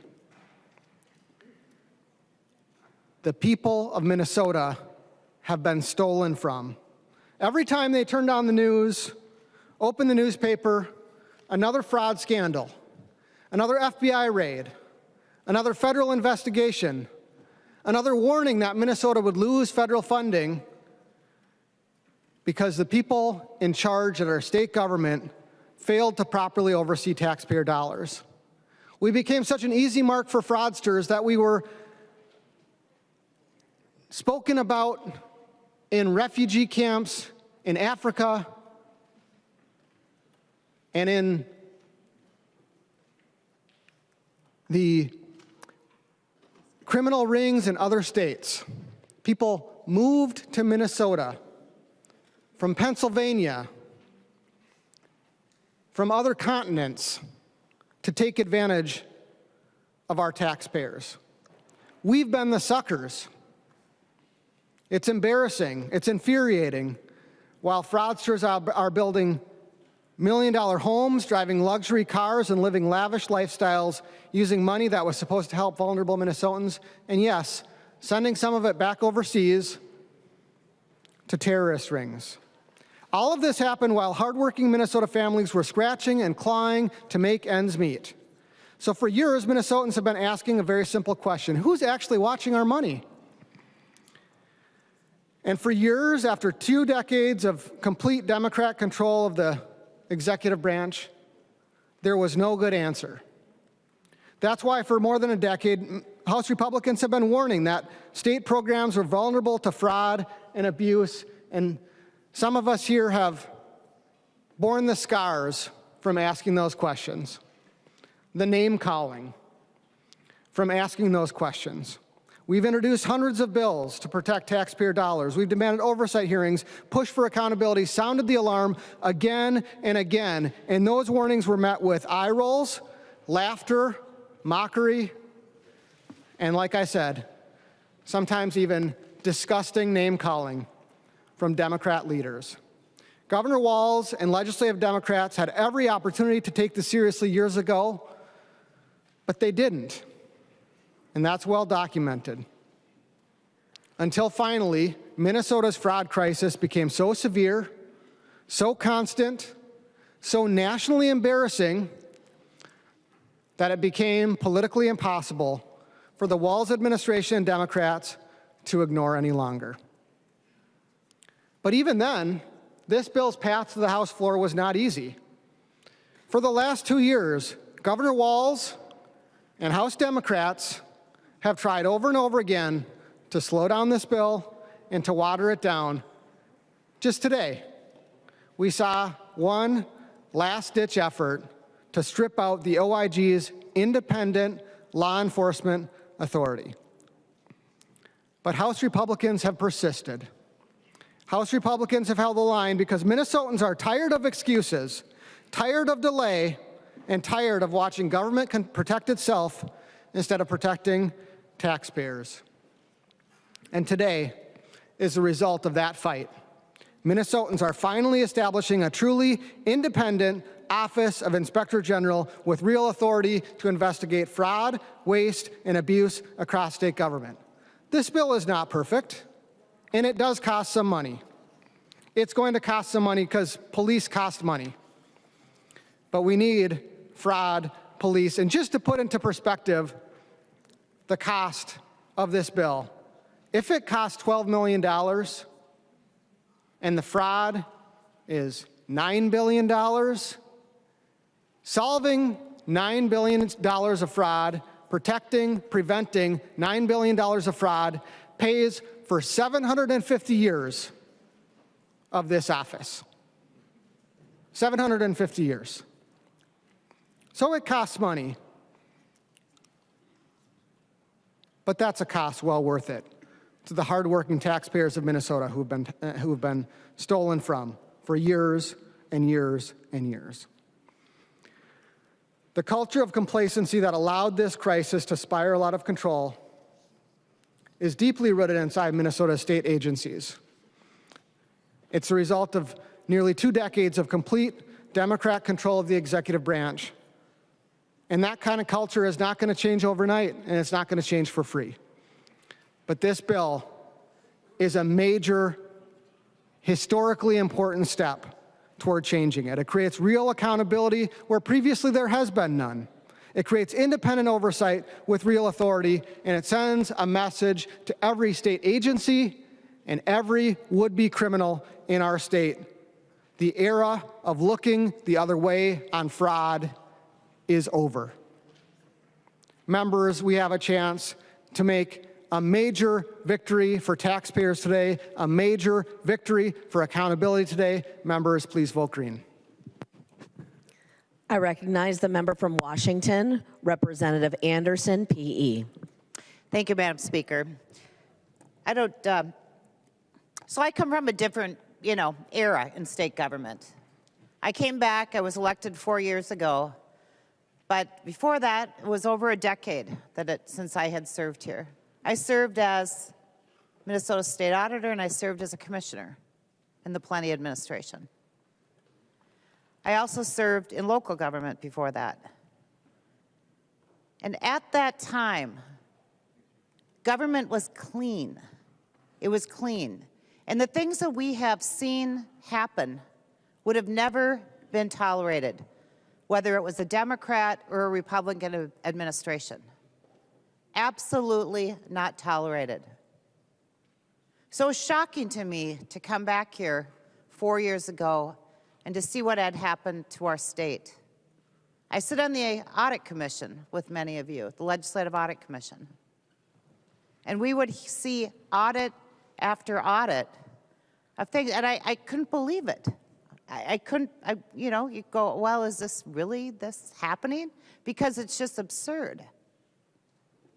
And it's absurd that that legislators let it happen, frankly, that something hadn't been done.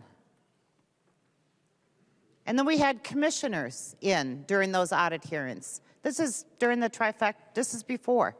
We had commissioners in, and they would say there's no fraud. They would say things like they'll look at the findings, they'll try. But they were the same findings that had been from 4 years earlier. It was the same thing. So clearly, they knew and they didn't care. They didn't care at all. And then as these investigations started, even before we got into this last term, you could see that this was very, very, very real. The fraud was real. And the question was, how big is the fraud? And as we set up the fraud committee under Chair Robbins and had whistleblower after whistleblower come in, as I continued to sit on the audit commission and listen to just incredible things about fraud, about zero internal controls from our agencies, from the governor's office. I can tell you that under previous governors of both parties, if you had audit findings like that, you would have been gone. You would have been terminated immediately, both parties. But nothing happened. The people that were in charge were just poo-pooed. We just saw that with Commissioner Gandhi. She was just given a different position. And John Connolly was put in the position, and he's not even there right now, and I hope he gets better. But it's insane, folks. It's almost like we are, the frog in the boiling water thing. It's like we're living in this weird time, in this weird bubble here in Minnesota, that we've just learned to accept these things. The outside world thinks we're nuts. They think Minnesota is full of fraud and that we're crazy. And I can tell you that at some point, and hopefully it will be, in the next couple of years, you're going to look back and you're going to just go, wow, those were dark, dark days in Minnesota's time. Very, very dark. And how could we have even said it was okay? That's what's going to happen. I won't, I'm leaving. I came here to try to do good work. I guess the one thing I think is amazing, good work, bipartisan, is this bill. And maybe there was a reason that you bring a former state auditor and a business person back when we're desperately in need of audit work and of an inspector general and of dealing with the fraud issue. Maybe that was what I was here for. I don't know. But I think this bill and some of the other things that my nemesis, Representative Cleavorn, mentioned, so I think that this, and you did a good job. So I was trying to be nice. I was nice, wasn't I? I was very nice. Okay. It was hard, but we're doing some good things now, and the agencies are admitting the problems because it's so obvious. And we have a governor who's not running again because it's so obvious. And I can just say, the whole time I couldn't tell whether it was incompetence or whether they're complicit. Probably both, I think. But I think that we will find that out over the next couple of years. How could our leadership, how could all these folks running these state agencies allow this to happen? Allow these dollars to go out the door to fraudsters, knowing that it's fraud. They knew it. Okay, they absolutely knew it. How could they let that happen when those dollars were supposed to go to the most vulnerable Minnesotans and taxpayers? How could they do that? It's a question that will be answered when we look back. So I hope that this is the beginning of the light at the end of the tunnel. This and some of the other things that we've passed. Because Minnesotans are mad and they deserve more. And we need as a state to get our reputation back, or at least to get back to neutral, frankly, and it's going to be an uphill battle. So I want to thank again Representative Norris, who was also a nemesis, but we worked together more. And let's vote green, folks. Let's do something. Thanks. I recognize a member from Anoka, Representative Norris. Thank you, Madam Speaker, and thank you, members, for the debate that we had today. I think we dove into some real substantive discussion of the bill. I was disappointed at times we veered into some, more partisan rhetoric than I think was necessary. This has never been partisan. It never was. It isn't now. And I think, that's demonstrated by the process we went through to get the bill to the House floor today. I think if Minnesotans were to have a picture into this entire process, they would say this is how we want our legislature to operate. It was members from both sides of the aisle, both the House and the Senate, coming together, these infamous Tuesday night meetings where we would work through all the different issues. We'd bat around ideas. We'd say, what about this? We'd think we'd have a solution, and then we'd discover a stumbling block, and we'd have to come back to the drawing board and do it again. But we never gave up. And even though we had different ideas at times of how to solve an issue, we had shared common goals, and that was stopping fraud here in Minnesota. And that's what led us to be able to coalesce around this really strong bill we have before us today. A long process like this involves a lot of people, and Representative Anderson did her thank yous at the beginning. I'll do some here at the end. I want to first and foremost thank Representative Anderson. It has been an honor to collaborate with you.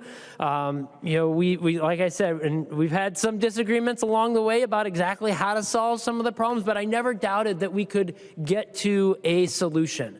And because we stuck with it, we've been able to bring this bill to the floor, one that I think we can be proud of and one that I think is going to get a lot of green votes on the board. I want to thank Representative Cleavorn. Your name has come up quite a bit today.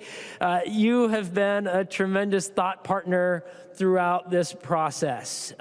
You asked tough questions along the way and really caused us at times to step back and say, are we making the right choice here? Do we need to go back and think about this again? And this bill is better because of your work and your partnership. So I want to thank you for that. To our authors from the other body who have come over to join us here as well, I want to thank you. This has been such a collegial process, working together on this. It is just, like I said, I wish we'd had maybe a film crew documenting it from the start to the finish to show how legislating in a bicameral, bipartisan way can work. Senator Gustafson, I remember vividly in my mind the day back in December 2024 when you called me and you said, I'm working on this idea to create an inspector general here in Minnesota. Do you want to work with me on this? And I said sure at the time, having no idea the long, winding journey it would take all of us on. But it's been an honor to be on this journey with all three of you. Our nonpartisan staff, they have been indispensable in putting together a bill like this. Representative Anderson mentioned many of them already, but a shout out again to Colby Sullivan, the lead drafter of the bill, Ben Johnson, who has done some incredible work under deadline here over the last couple of days, Tim Strom, Christina Parra, Helen Roberts, and many others. Our caucus staff as well. Representative Anderson mentioned the GOP caucus staff. I want to thank Amanda Rudolph and Joe Scouten, our state government team. They were really helpful as subject matter experts, also helping us to shepherd us through what seemed like an infinite number of visits to the state government committee. I want to thank Chris McCall, who came in late as the negotiations were heating up to help get this across the finish line. And then Lindy Somick, who has been a critical advisor along the way with all of the media attention associated with this bill. Members, When it comes to fighting fraud, there are no silver bullets. But this bill is a substantial step forward. It's a step toward preventing fraud in the first place, rather than just investigating it after the fact. It's a step toward breaking down silos and sharing best practices and data across our entire state enterprise. And it's a step toward fully resourcing the work of fighting fraud. This office represents an unprecedented amount of fraud-fighting power in our state. Fraud has no place in Minnesota. And members, let's send that message today in a powerful, bipartisan way. The clerk will take the roll.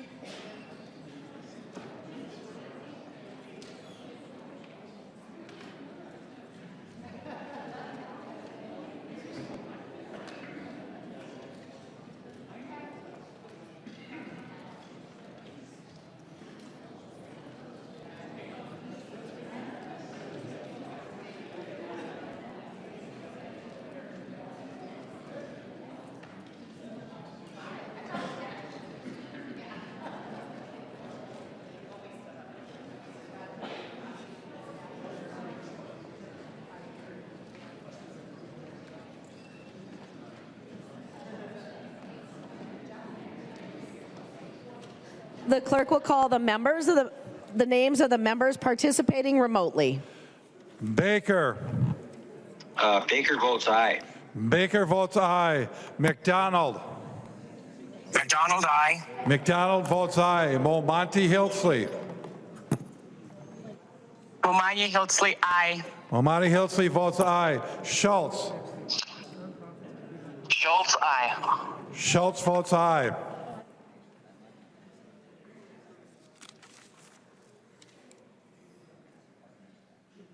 The clerk will close the roll.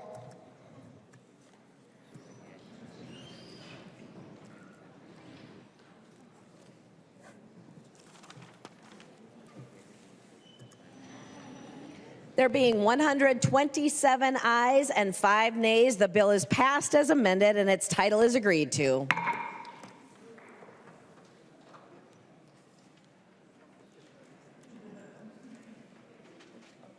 Messages from the Senate.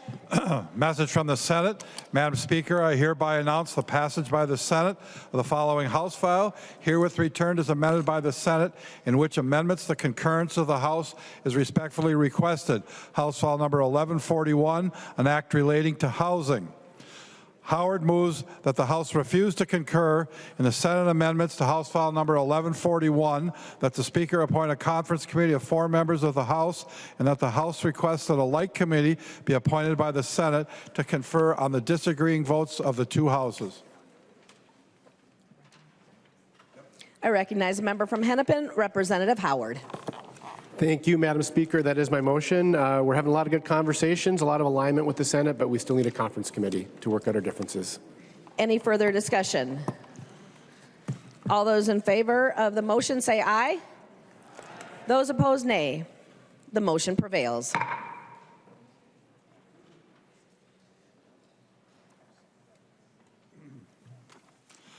Message from the Senate. Madam Speaker, I hereby announce the passage by the Senate of the following Senate file, herewith transmitted. Senate file number 2373. The message is signed Thomas S. Bodern, Secretary of the Senate.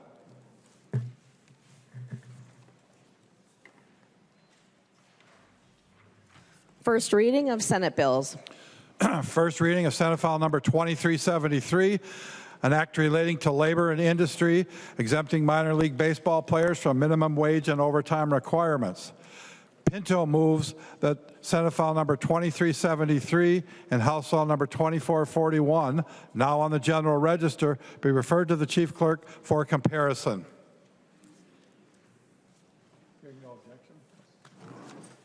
Hearing no objection, so ordered.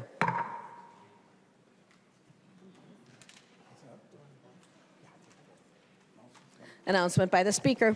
Announcement by the Speaker. The Speaker announces the appointment of the following members of the House to a conference committee on House File number 1141.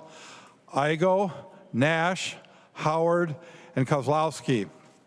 Announcement by the Speaker. A message from the Senate has been received requesting concurrence by the House to amendments adopted by the Senate to the following House File 3709.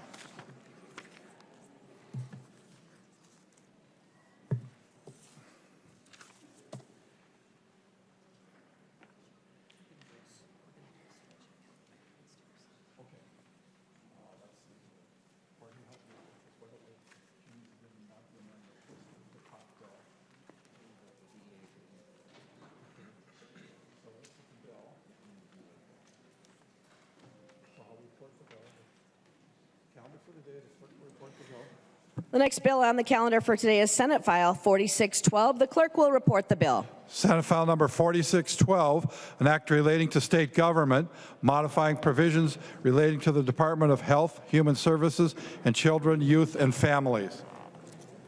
Members, before the author explains the bill, we have an amendment at the desk to insert the House language into the Senate file. All those in favor of accept the clerk?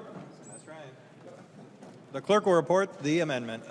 Bierman moves to amend Senate File number 4612, the third engrossment. The amendment is coded DEA 4466. Any discussion on the DE? Seeing none, all those in favor, please signify by saying aye. Any opposed, say nay. The motion prevails. The amendment is adopted. I recognize the author of the bill, Representative Bierman. Thank you, Mr. Chair. I'd like to start out with a couple thank yous to, first and foremost, my co-chair, Chair Backer, and my vice chairs, Representative Nadeau, Representative Ryer, and of course, our CAs, Jack Dockendorf and Hannah Zimmerman, and the researchers, Joe Durheim and Matt Eichinger. And we must include our LAs as well, Sanab and Liam. Without all of them, the work of the committee would not have come out as well and as smoothly as it did. We had good conversations among us, cordial, divisive, but here we are with the bill and glad to be here. I'll just give a few comments about perspective here, and then I'll turn it over to my co-chair to have a few words, and then we would like to move to the amendments, please, Mr. Speaker. Members, I won't sugarcoat this. This bill does not meet the moment. The bill is less than modest in its proposals and does not yet address the key healthcare needs that this state and our people need and deserve. The bill is at this point mostly just in alignment with the Trump and Republican Medicaid cuts, changes, and restrictions of H.R. 1, which will set health care in this state and our country back for a decade if allowed to stand for that long. To be clear, H.R. 1 is injurious, wasteful, and misguided policy. And it is a Republican bill. This is the Republican national health policy. In our state and on your watch, with your votes. While it is bad, even disastrous, it is also here, and we as a state must align or face even more harmful consequences from this federal government, well practiced in retribution as health policy. This bill goes against the values of our caucus. Until this bill comes back, improved, votes will be hard to come by on this side of the aisle. Thank you, Mr. Speaker. I invite my co-chair, for comments, and then we can move to amendments. Thank you. I recognize the member from Traverse, Representative Backer. Yeah, thank you, Mr. Speaker and members. And I agree with my co-chair, Bierman. What allows us to do the work here is our staff. And we have, in my opinion, some of our best staff in the country here. So thank you for all the help. Well, members, what this bill does, it's a focus bill. It focuses on the realities that we have to work with. It does protect $3.5 billion a year in federal penalties. Again, $3.5 billion, and by year 5, it could be even greater to $5 billion. Plus, it avoids penalties. Along with that, it does put in Medicaid work requirements. Work is good. Work is good for folks. It makes people more productive. It makes us better as a society when people have responsibility. This bill saves taxpayers money. $2 billion roughly the first year, I said $2 billion, I meant $2 million, folks, $2 million. And then the second year, $100 million. And it helps rural constituents with disability, kids with disability, physical therapists, and mortuary services. So we will have, I know, a robust discussion on this. And I do understand that we have several members who does not like this bill. I get it. And I acknowledge that. At the end of the day, we have to do the work that's put into us, and sometimes it's not easy. So members, thank you. There's an amendment at the desk. The chief clerk will report the amendment. Bierman moves to amend Senate File Number 4612, the third engrossment, as amended. The amendment is coded A1. I recognize the member from Dakota, Representative Bierman. Thank you, Mr. Speaker. The A1 is a technical House research amendment, and I'd ask for your support. There is an amendment to the amendment at the desk. The chief clerk will report the amendment to the amendment.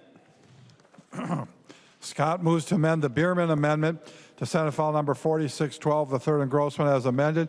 The amendment to the amendment is coded A29. I recognize the member from Anoka, Representative Scott. Thank you, Mr. Speaker. And members, this amendment addresses, and I'm just, if you'll bear with me here for a second, I'm going to try to find the actual bill that it's being amended to. For some reason, I couldn't get it to come up on my computer. I got some strange screen telling me I couldn't get there. But members, what this does is it addresses the section of the bill that has to do with the all-payer claims database. And members, this is a section of the bill that's expanding with the data, with the all-payer claims database is going to be doing. In fact, they're going to be selling some of this data. And it never came to judiciary. I feel like this is something that deals with so much data, health data, that this is something that should have come to judiciary. But I'm wondering if the bill's author would yield for a couple of questions about the all-payer claims database. He will yield, Representative Scott. Thank you, Mr. Speaker. And Chair Bierman, thank you for yielding. One of my concerns that I have with this data is that it can be sold, and that's why I'm having this amendment, is to take it away, to take away that provision. But if this provision doesn't pass, can this data be sold to outside of the United States? Representative Bierman. Thank you, Mr. Chair.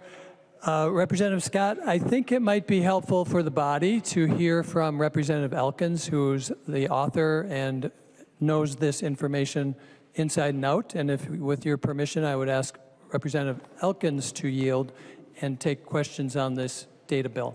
Representative Scott. Thank you, Mr. Speaker. And yes, that would be fine if Representative Elkins would yield. Representative Elkins, will you yield? He will yield, Representative Scott. Representative Elkins, could this all-payer claims data-based information be sold outside the United States? Representative Elkins. Thank you, Mr. Speaker. The uses of the data and the users of the data are specified in Chapter 62U of state law. The data is only accessible to researchers. I can actually probably read the actual section here, actually. It says data on providers collected under the subdivision are private data on individuals or non-public data as defined in 1302. So, and the data must be de-identified, and the commissioner's designee shall not publish analysis or that identify or potentially identify individuals. So I do not believe that that's the case at all. Further, I mean, the language in question here is actually a requirement in current state law in the same chapter. It states that the commissioner is required to develop a fee schedule to support the cost of expanded access and use of the data, provided the fees charged under the schedule do not create a barrier to access or use for those most affected by the disparities. So the provision in question here is actually something that the Department of Health developed in requirement to existing state law. And that's all it is. Oh, and yes, I request a roll call on this amendment. Representative Elkins, in his yielding, requests a roll call. There are 15 hands. There will be a roll call. Representative Scott. Thank you, Mr. Speaker. And Representative Elkins, you and I have had a couple conversations on this, but that language doesn't give me any comfort. There's nothing in that language that says whether or not this data can be sold outside of the United States. So China could, any other country, researchers from any other country could get a hold of this data if they paid the fee.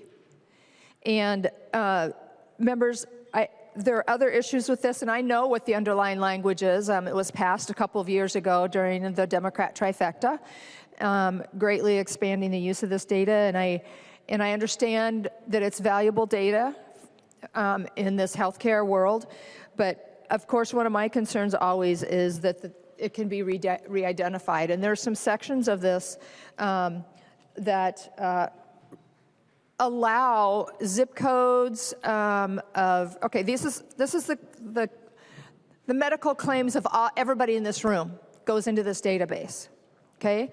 And so even though it's supposedly de-identified, you can get a zip code.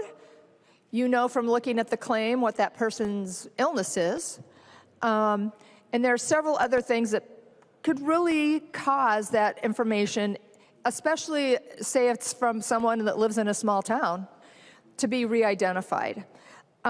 Members, I would encourage a green vote on this. I know it's kind of upsetting the apple cart here on this bill, but this kind of data, this kind of change in statute needs to come through the judiciary so we can have better looks at this stuff to make sure that it has some belts and suspenders so that it can't be sold outside of the United States, that the Department of Health has better parameters around how this data can be used and to whom into whose hands it can go.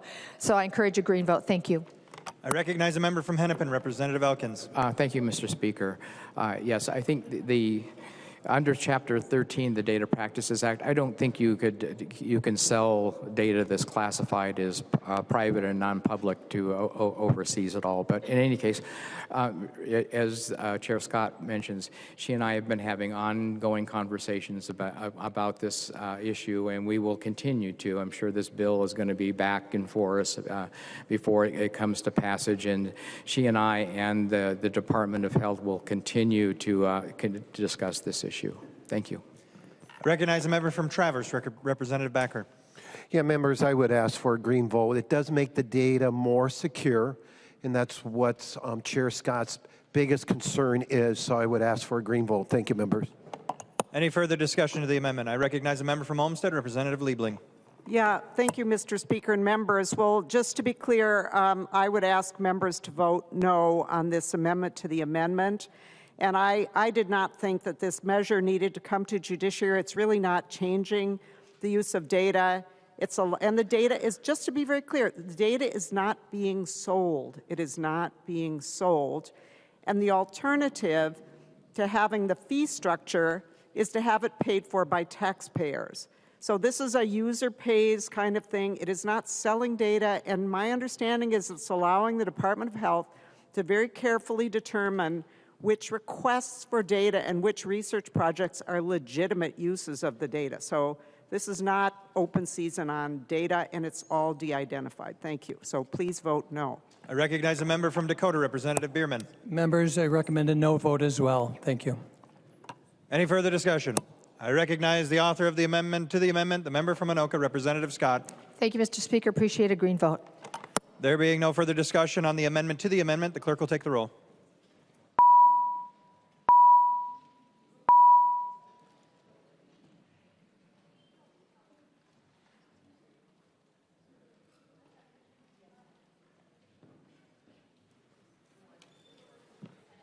The clerk will call the names of the members voting remotely. Baker. Go ahead, Dave. Baker votes aye. Baker votes aye. McDonald.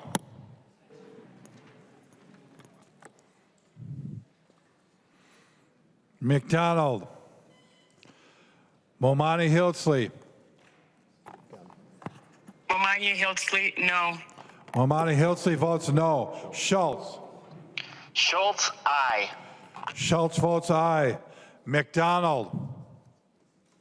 McDonald, aye. McDonald votes aye. The clerk will close the roll.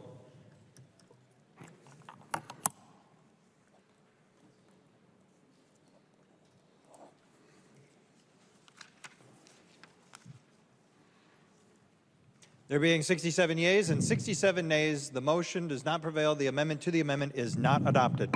To the underlying amendment. Discussion. I recognize a member from Traverse, Representative Backer.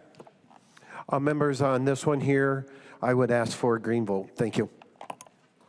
Any further discussion? I recognize the author of the amendment, the member from Dakota, Representative Bierman. Members, appreciate a yes vote.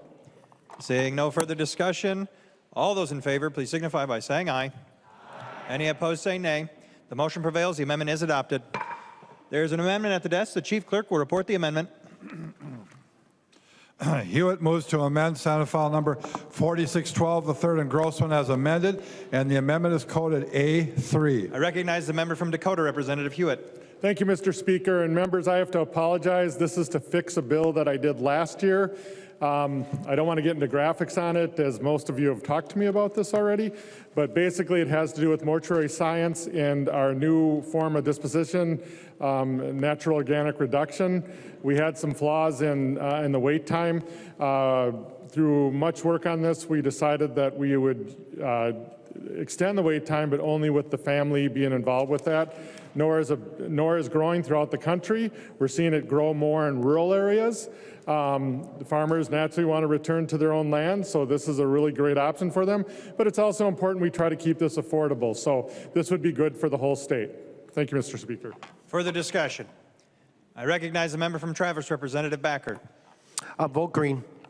Any further discussion? All those in favor of the amendment, please signify by saying aye. Aye. Any opposed, say nay. The motion prevails. The amendment is adopted. There's an amendment at the desk. The chief clerk will report the amendment. Backer moves to amend Senate File Number 4612, the third engrossment as amended, and the amendment is coded A7. I recognize the member from Traverse, Representative Backer. Yeah, members, what this amendment does, it still allows individuals to pick different health care programs or medical assistance. What it does do is, though, if they do not pick and the county provides medical assistance through their Karma program, they will automatically be enrolled into that medical assistance program. Why that is important is it does give stronger care for adults who are vulnerable. Along with that, it does reduce administrative, complexity for individuals who have trouble going through that. And it also actually helps our hospitals, because as we know that if people are not enrolled in a fee per service or another program, this will automatically get them enrolled so they have health care coverage. That's what it does. Would ask for your green vote. I recognize a member from Dakota, Representative Bierman. Members, this is a good bill. We passed our committee, and it's a good bill for karma, so please vote green. Any further discussion to the amendment? Seeing none, all those in favor of the amendment, please signify by saying aye. Aye. Any opposed, say nay. The motion prevails. The amendment is adopted. There's an amendment at the desk. The Chief Clerk will report the amendment. Smith moves to amend Senate File Number 4612, the third engrossment as amended. The amendment is coded A2. I recognize a member from Olmsted, Representative Smith. Thank you, Speaker. So this amendment will be establishing a therapeutic psilocybin program here in Minnesota. Psilocybin has shown through a lot of wonderful research an incredible ability to help those who are struggling with a wide variety of mental health concerns, from depression to addiction recovery, as well as PTSD, especially in veterans or public safety officers, those who have experienced a traumatic event. As well as assault survivors. So a lot of really good things to do. This program is a very conservative, slow entrance into this new area of psychedelic medicine with a pilot program that no more than 1,000 Minnesotans over the first 3 years will be a part of. And we're very, very careful to make sure that the right people get this and that there's the right information being gathered. A physician has to recommend them to the program. They go through a health screening, and there are 3 separate sessions that take place through the course of the treatment. The first one, you don't even receive any treatment. You're talking through it. The third one, you actually receive it with someone in the room who is licensed. And in that third and final time, you integrate your experience into the healing process. I think this is a really, really great program. I'm happy to answer questions on it on the floor, and thank you generally for the nature of this here. I really appreciate it. I recognize a member from Chisago, Representative Reimer. Thank you, Mr. Speaker and members. Thank you, Representative Smith. This has been a labor of love between him and I. It's been, yeah, it did sound a little bit weird. Sorry about that. I mean, listen, we could hug after this. I don't know. This is a really good pilot program, and it's buoyed by the fact that the Trump administration came out and said that there's a new openness to programs like this, and part of the bill instructs the department to go after potentially part of the $50 million that the Trump administration had said to kind of help fund and explore this program. So I want to just echo a lot of what Representative Smith said. It's a very careful entry into this. A lot of the testimony that was heard in both the Health Committee and the Veterans Committee, you saw some really good outcomes. And the way that I look at this amendment is it creates an off-ramp for people to not get hooked necessarily into drugs on an ongoing basis, but actually use a therapeutic like this to almost rewire their brain. The testimony that we heard firsthand from especially a lot of our veterans were that this was life-changing. So members, I think this might be one of, not the most consequential, but the second most consequential thing you vote on today, because I really view this amendment as something that is life-changing and life-saving, and I ask for a green vote. Thank you. Further discussion. I recognize a member from Beltrami, Representative Bliss. Thank you, Mr. Speaker. There's probably the first time you're ever going to, and probably the last time you'll ever hear me quote Shakespeare on this floor. But politics make strange bedfellows, and that I don't think I could have ever thought of signing on to a bill, like this. But in Minnesota, we lose 200 veterans a year to PTSD. That was a personal number for me a couple of years ago, January 1st, 2023. Yep, lost a family member that day. We lose 22 veterans a day nationally to PTSD. And it's funny, that number, I remember coming here and seeing 22 veterans' boots, or 22 pairs of boots on the front steps. I think that was 2017, my first year here. And That number hasn't changed, folks. We're not making any progress. Last year, we asked the MDVA to focus more on veteran suicide, and you know, they've done a great job with the veterans homelessness, and we're almost at functional zero there. We asked them to look more into veteran suicide. And for those of you who watched the movies or read the book Lone Survivor, I would recommend the book over the movie. Marcus Luttrell was a Navy SEAL his team was ambushed in Afghanistan. Long story, but he was a very, very traumatic experience. He went through this treatment similar to this. It's on President Trump's executive order. He listed off 3 or 4 different psychedelics, and ibogaine is the one that Marcus Luttrell got. And he stated that one treatment changed his life. One treatment. He was going through severe PTSD, and you know that there was a 2024 Stanford study on special operations veterans. They did this study, and I'm quoting what the results were: dramatic, rapid, and sustained reduction of PTSD symptoms. There was also significant improvements in anxiety, depression, and cognitive function. 88% expressed reduction in symptoms after one treatment. 88%. 86% of the patients were still in remission from their PTSD symptoms 1 year after the first treatment. Members, if that was cancer treatment and a drug, we would have no questions on this. I think there's a little bit of hesitancy because of the magic mushroom stigma we're getting here. This is not legalizing mushrooms. I would be voting against that. This is a clinical trial funded through the federal government to help people with PTSD and severe depression. The PTSD, I've been doing some research since 2023. There's actually a physical change in your brain, the way that your brain functions, and they can measure it on brain scans and measuring the neurotransmissions up there. And this treatment, in that study, they did neuroimaging, and it showed that the brain, the high beta activity that changes the brain for the PTSD in the soldiers was dramatically reduced. So a physical change. And I just want to end my statements. The lead researcher gave a statement. He said, "No other drug has ever been able to alleviate the functional neuropsychiatric symptoms of traumatic brain injury. The results are dramatic, and we intend to study this further." Members, this is important. We've got to do this. Please vote green. Thank you. Further discussion. I recognize a member from Clay, Representative Keeler.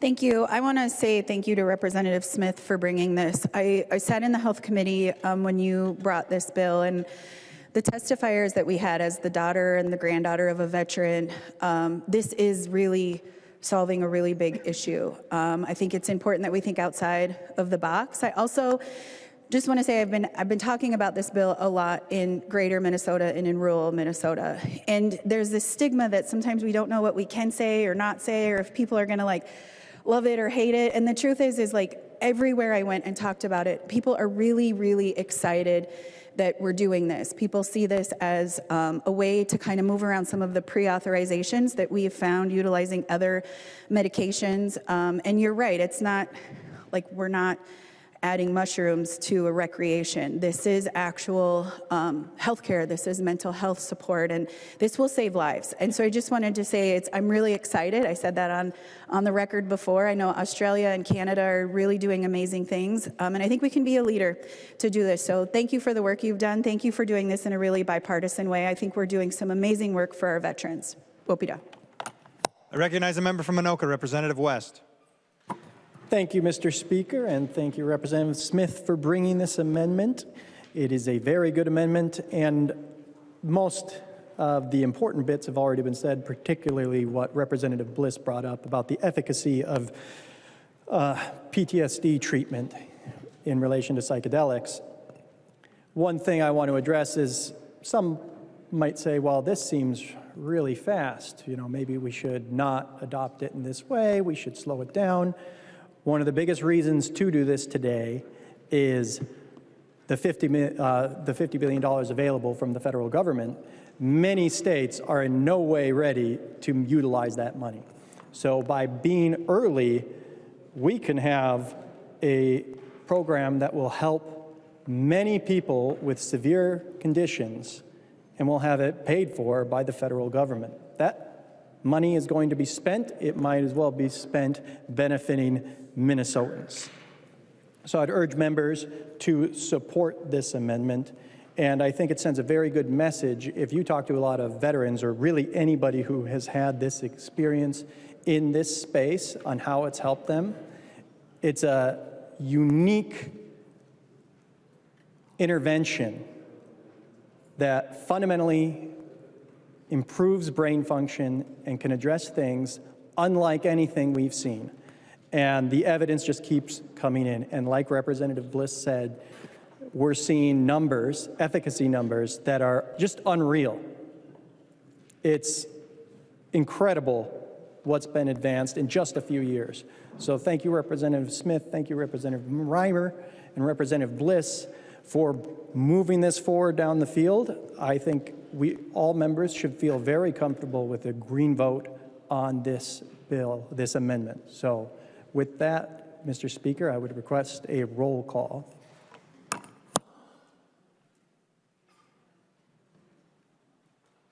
All right, seeing 15 hands, there will be a roll call. I recognize the member from Anoka, Representative Scott. Thank you, Mr. Speaker. Would the author of the amendment yield to a couple of questions? He will yield. Representative Scott. Thank you, Mr. Speaker. Representative Smith, thanks for the prior conversation, and a couple of other questions. Well, mostly one, why go through the Office of Cannabis Management versus the Department of Health? And what does the Office of Cannabis Management know about kind of instituting a study like this? Representative Smith. Thank you, Representative Scott. Thank you, Speaker. That's a great question. So, because we had these discussions, the initial version of this bill, if you go back to some of the other engrossments, did have the Department of Health much more involved. So, from a practical level, just to be frank, the Department of Health didn't feel that they had the expertise in this particular area to oversee this sort of program as we were designing it. And that's when the Office of Cannabis Management came in and started discussing it with us, much because, like cannabis, it is a naturally grown and occurred plant, right? Mushrooms can be grown from the ground. So they had experience in licensing things that were Schedule I from a federal perspective, but grown in state.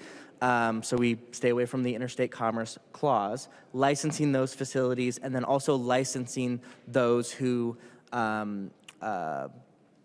took the actual drug and actually administered it. So though this particular drug is very, very different in how it works in the body than cannabis and even what the treatment is, the actual steps of getting it to patients in a way that we thought was best, the Office of Cannabis Management, going back to when they were working in the medical cannabis area, felt that they had the expertise for this particular program.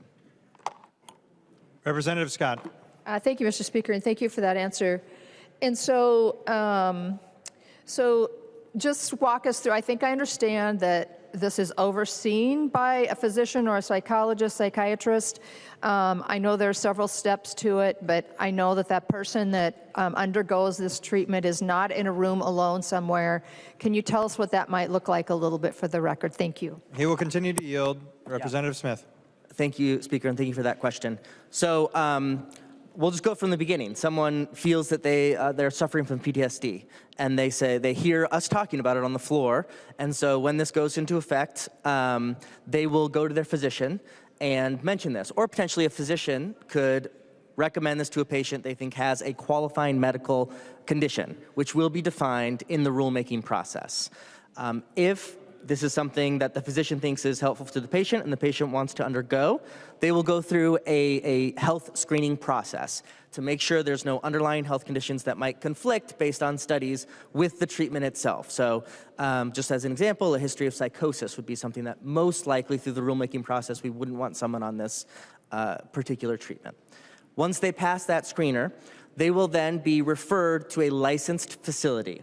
In that licensed facility, they will undergo 3 separate sessions, and each of those sessions will take place with a licensed individual. We don't specify the particular program for the licensure of those candidates. However, we do recommend that the department, or I guess in this case the office, take into account already existing licensure processes in places that have them, which is mainly right now Colorado, New Mexico, and Oregon. So that those courses, those sort of things are already available. We're not building from scratch, so to speak. Getting back to the individual, they will have one basically administrative session where they will receive a full description of the treatment itself, what it's about, give informed consent to actually going forward on this. But then they will go home and they will be scheduled another time to come back to that licensed facility for the actual administration of the drug, or I'd say the treatment itself, for a full session. Again, they will always be in the room with someone who is licensed to guide them through that process. And that looks very different depending on the individual. There's some really interesting studies that you can find. And then after that, and that licensed individual believes that it is safe for them to go home, there's no more impairment because of the treatment, they will go home, and then they will come back for a third, what's called an integration session in the bill, in which they will talk about the experience, and that licensed individual will again try to connect the experience to the overall healing process, decide if it's something maybe that they should do again or to go back to the physician, whatever the recommendation might be from there. They're also licensed for just 1 year within the program. So if they want to renew, they will have to go back to the department to get a renewal. Representative Scott. Thank you, Mr. Speaker, and thank you, Representative Smith, for that explanation. Further discussion. I recognize a member from Meeker, Representative Gilman. Thank you, Mr. Speaker. I'm just curious if the author would yield for a question. He will yield. Representative Gilman. Wonderful. So I'm looking at Section 6. We had a nice conversation about location and facilitator locations. Again, it does mention private residences where we had a conversation about when patients would be not able to leave their home in order to have their treatment. So I was just wondering, as this moves through the process, would you be willing to define that more in statute so there'd be real clear guardrails around that? Again, grateful for this piece of legislation that's been brought forward. Just wondering if you've also modeled this around any other state in the nation that's already doing this. Representative Smith. Thank you, Speaker, and thank you, Representative Gilman. I really appreciate our conversations about this particularly, because the intent is certainly not that people will be taking this in their homes, certainly not by themselves. The reason we put this language into the bill is really an accessibility question, particularly in 2 fields that this drug has shown potential for. One is veterans. For example, if they are in a veterans facility that they don't want to leave or for some other reason want to have that there. And it will be an approved private residence. I think that's a key wording there. They're approved. It will have to be approved by the Office of Cannabis Management based on rulemaking, as you mentioned, that we will probably take from places like, again, the 3 kind of at the forefront, now 4 if we pass this today, will be Oregon, Colorado, and New Mexico. But certainly through the rulemaking process, we want to make sure that that is not the case. The other big group that would really benefit from this are those in our broader disabled community who may want a part of this but will not be able to either go for any particular reason to these sites that are licensed themselves. So that's why we put this language in here, and I absolutely will commit to making sure that your worries are not foregone. Representative Gilman.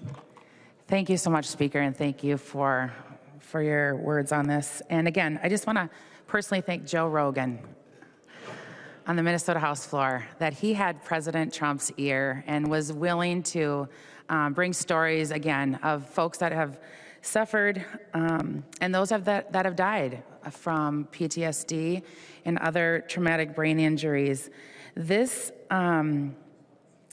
medicine, natural medicine, does create new neural pathways and a new opportunity for families across the state of Minnesota to help with healing. And I am grateful that this has come forward. I'll be excited to see how the finished product will look here. Yeah, excited that we will have an opportunity to capture, millions of dollars to help in helping families heal across the state of Minnesota. Thank you. Any further discussion to the amendment?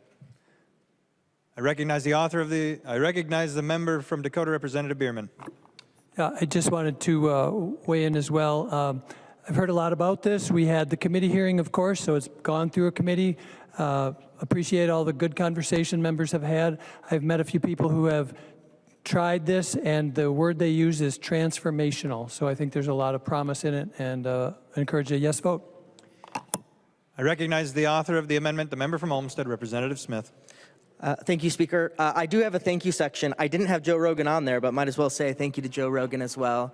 If he wants to have me on the podcast, feel free. But in actuality, I do want to say thank you to a lot of partners in this room that have helped across the partisan divide on this. Going back to 2023, where we were careful as a state and responsible. We had a task force. Representative West served on that with me, representing the House. Representative Hudson was on that bill with me. I think Representative Inget as well. So it has been great to work in this space. Representative Reimer, thank you especially for pushing these last couple of weeks. And if you were in the Health Committee or in the Veterans Committee, you got to hear some of these amazing stories. And I would recommend, if you weren't able to, if you don't serve on those committees or haven't seen the videos, to go back and watch them.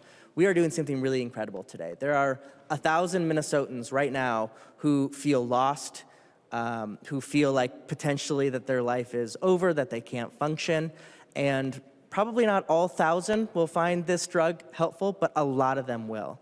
And it will lead them to a better life than they thought is possible right now as we are voting on this bill. So thank you all. That is what this bill is about, and I really appreciate the support today.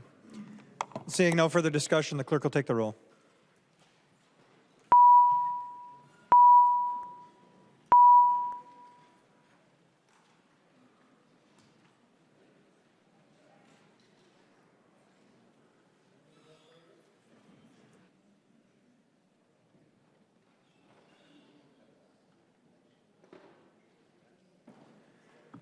The clerk will call the names of the members voting remotely. Baker. Go ahead, Dave. Baker votes aye. Baker votes aye. McDonald. McDonald, aye. McDonald votes aye. Momani Hiltzley. Momani Hiltzley, aye. Momani Hiltzley votes aye. Schultz. Schultz, aye. Schultz votes aye.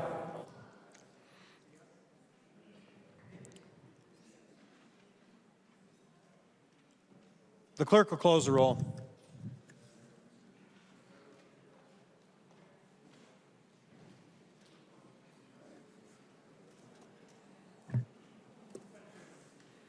There being 114 yeas and 15 nays, the motion prevails. The amendment is adopted. There's an amendment at the desk. The chief clerk will report the amendment. Davis moves to amend Senate File Number 4612. The third engrossment as amended. The amendment is coded A17. I recognize the member from Crow Wing, Representative Davis. Thank you, Mr. Speaker and members. It is an honor to offer the A17 amendment that puts us in compliance with federal legislation because it actually does it in a clean, responsible way. It's no secret I don't like multi-subject omnibus bills. This amendment keeps the health bill clean by striking Article 1, Article 2, and Article 7. And I'm not necessarily opposed to taking those up on this House floor, but they should not be in this bill. It removes the provisions that should be coming here as single subject bills. Many Minnesotans are tired of us taking up bills like this. I'm even right now thinking of a Democrat in my district who always brings up to me, you guys need to be taking up single subject bills. We actually have time to do this the right way, the way the writers of our Constitution intended. And this restores single subject focus, improves transparency, and exercises fiscal fiscal discipline, which this body desperately needs. I also think Minnesotans are kind of getting tired of us leveraging these bills one side versus the other. And here we have an opportunity to be responsible and clean in the legislation that we're passing. Please support the A17 amendment. Again, it brings us in compliance with the federal government.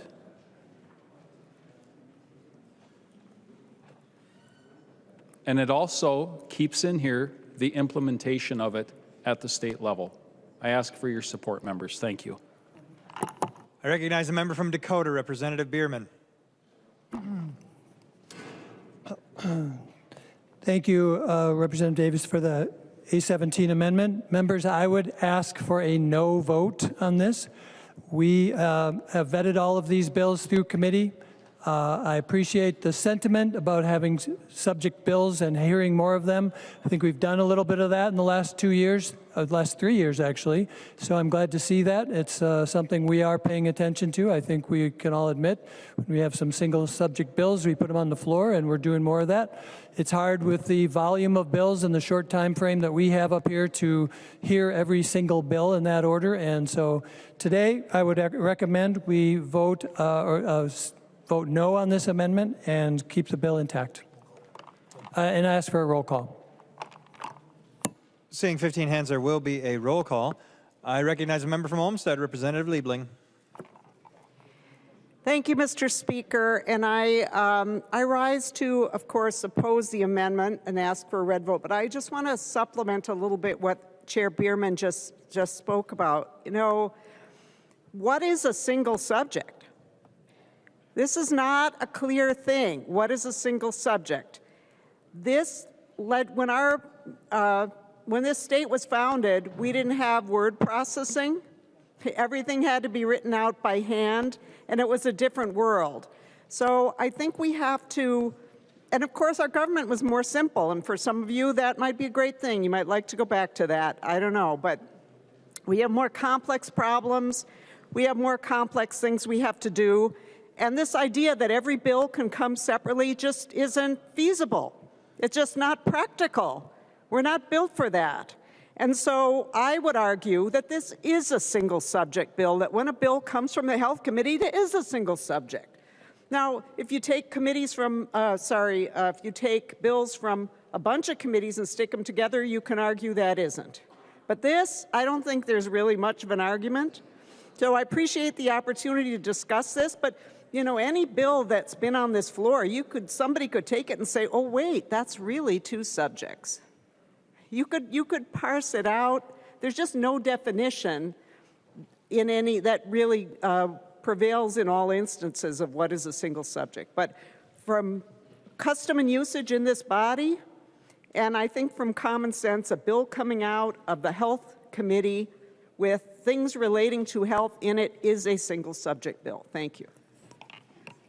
I recognize the member from Nobles, Representative Fogelman. Thank you, Mr. Speaker. Thank you, members. I enthusiastically rise in support of this amendment. It's unfortunate to hear Representative Bierman ask for a no vote. This bill's main purpose is federal conformity, updating Minnesota's medical assistance program to match new federal Medicaid rules. Passing a clean conformity bill is critical. Without it, Minnesota risks losing billions in federal funding. The lost federal money would ultimately be passed to Minnesota taxpayers or result in deep cuts to our health care services. However, this omnibus also includes unrelated policy changes that have nothing to do with federal conformity. Those bills deserve to be standalone bills presented and voted on, just like a lot of the bills that we have already done just this week. The Davis Amendment strips out those extra provisions and keeps only the essential federal conformity language. Let's abide by the Constitution, let's do this right, and let's pass this amendment. Thank you. I recognize the member from Traverse, Representative Backer. Yeah, members, when this was brought up in front of the committee on March 4th, it did not prevail due to a tie. This is something that, I always refer to the federal government as the parents. And when they send all the money to Minnesota, 90% roughly, depending on what population you are, between 80 to 90%, they get to call the shots. So members, this is a good amendment. Would ask for your green vote. Thank you. Recognize the member from Anoka, Representative Niska. Thank you, Mr. Speaker and members. Thank you, Representative Davis, for this amendment. And, Representative Liebling, you make a somewhat fair point. What is a single subject? I don't think this underlying bill is unconstitutional within the meaning of the single subject clause, but it runs contrary to the purpose of the single subject rule, the single subject clause in our Constitution. What I can tell you violates the single subject rule is what now, 2 years after the fact, everyone agrees violates the single subject rule. What we saw on the last night of session 2 years ago, we now know that violates the single subject rule. There's some things that are being packaged up over in the other chamber and potentially being sent this direction that very clearly violate the single subject rule, and I hope this body doesn't take those up. We've made a lot of good strides this year with Republicans having a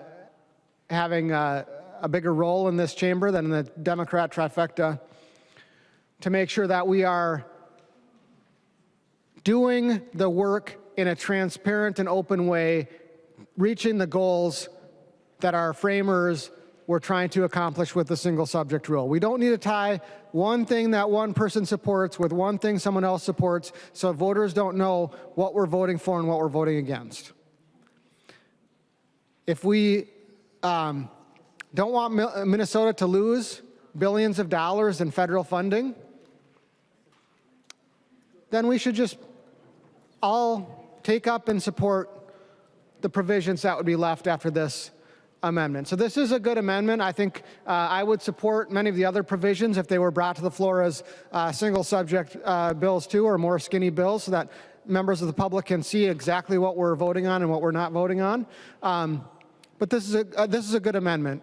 It helps us further the goals of the Minnesota Constitution for the voters of Minnesota so they know what we're voting on so they can hold us accountable. Members, vote green. Any further discussion to the amendment? I recognize the member from Dakota, Representative Roach. Thank you, Mr. Speaker. I rise in support of this amendment. I appreciate Representative Davis bringing this amendment forward. I've heard from many members the importance of this bill, and the reality is the major importance of this bill is the federal conformity. All the other stuff in here is just added on nonsense to get votes, which is frustrating. We should be doing the work for the people of Minnesota and having these votes and having these bills on their own, by themselves, not packaged together so we can trade a vote for here and a vote for that. If we don't pass this conformity,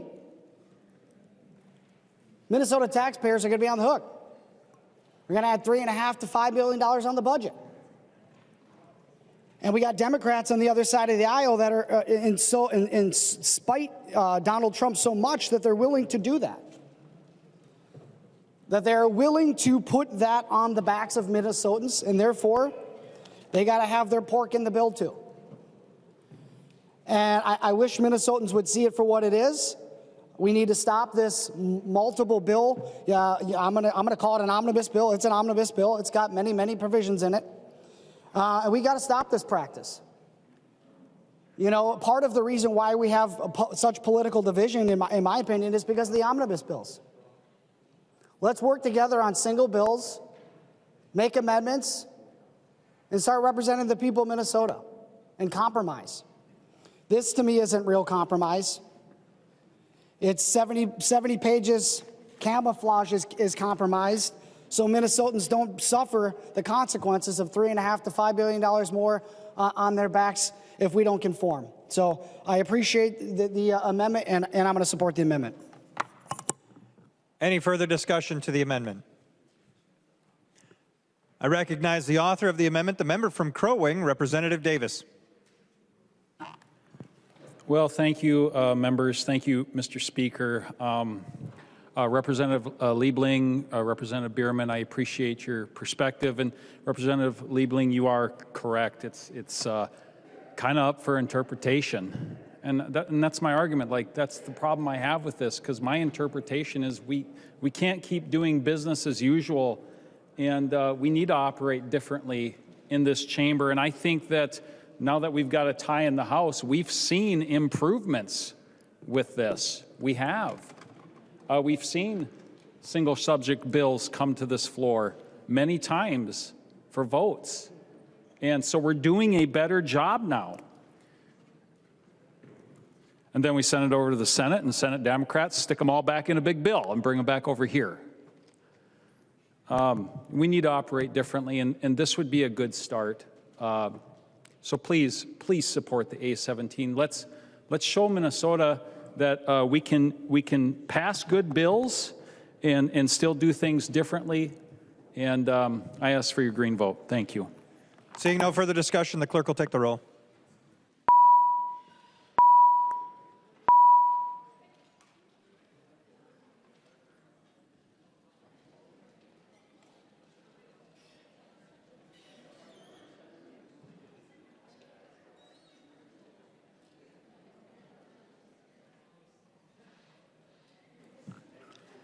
The chief clerk will call the names of the members voting remotely. Baker. Baker votes aye. Baker votes aye. McDonald. McDonald, aye. McDonald votes aye. Momani Hiltzley. Momani Hiltzley, no. Momani Hiltzley votes no. Schultz. Schultz, aye. Schultz votes aye. The clerk will close the roll.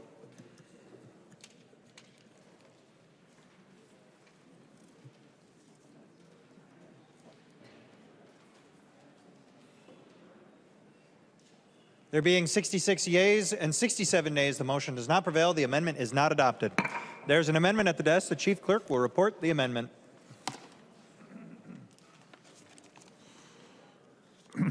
Mahamud moves to amend Senate File Number 4612, the third engrossment as amended. The amendment is coded A14. I recognize the member from Hennepin, Representative Mahamud. Thank you, Speaker. And members, I put forth this amendment today to protect our hospitals, clinics, and patients from the harmful impact of H.R. 1, a bill that strips health care from vulnerable Minnesotans. At a time when hospitals across our state are operating on razor-thin margins, this bill would deepen an already dangerous financial crisis. Right now, 7 hospitals throughout the state of Minnesota that serve low-income and uninsured patients are facing the possibility of shutting down, reducing services, and eliminating vital positions.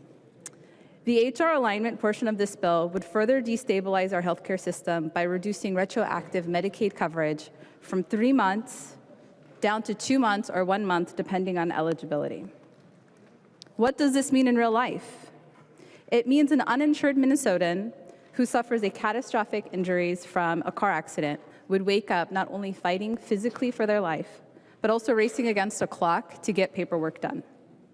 It means families facing trauma will be burdened with crushing medical debt. It means hospitals and clinics that provide life-saving care will go unpaid for services they provide. It means more uncompensated care, more financial strain, more staff cuts, and more threats of closures of hospitals that are hanging on by a thread. This is not hypothetical. This will happen. In 2024 alone, Minnesota hospitals reported $250 million in charity care, and that doesn't even account for all of the uncompensated care. We cannot continue asking hospitals to absorb more losses while expecting them to keep emergency rooms open and continue serving patients who walk through their doors. We should be making it easier for Minnesotans to access care, not harder. We should be protecting hospitals that serve low-income and uninsured patients, not pushing them closer to closure. We should be ensuring providers are reimbursed for the care they deliver, not facing them to absorb even greater financial losses. And we should preserve retroactive coverage protections that give patients a peace of mind during the most traumatic times of their lives. This amendment would do exactly that. Please support the amendment. I request a roll call. Seeing 15 hands, there will be a roll call.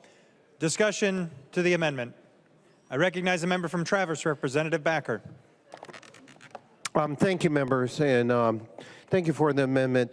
I'm going to ask for a red vote on this. And the challenge that we face with this is, first of all, the amendment reduces the cost sharing that is currently associated with this bill, which could risk future funding. And we know we have a very delicate system. Number two, it asks taxpayers to fund additional months in the long term.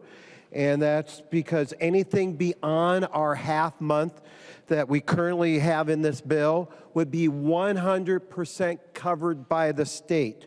And without federal match, that means we're paying more money. So this would put an additional burden on taxpayers. And then, of course, there's this risk. Number three is that it would risk our conformity status with H.R. 1 because keeping the coverage at 3 months instead of 1 month would also be a thing that would not serve our taxpayers well. So with that, I would ask for a red vote. I do appreciate the amendment, and there's work to be done, and I acknowledge that. But for right now, this would not be, in my opinion, the right direction, so I ask for a red vote. Thank you, members. Any further discussion to the amendment? I recognize the member from Dakota, Representative Bierman. Thank you, Mr. Chair.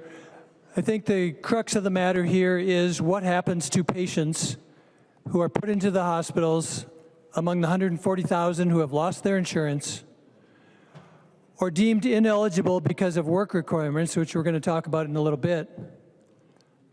What happens to them? Do they just get better?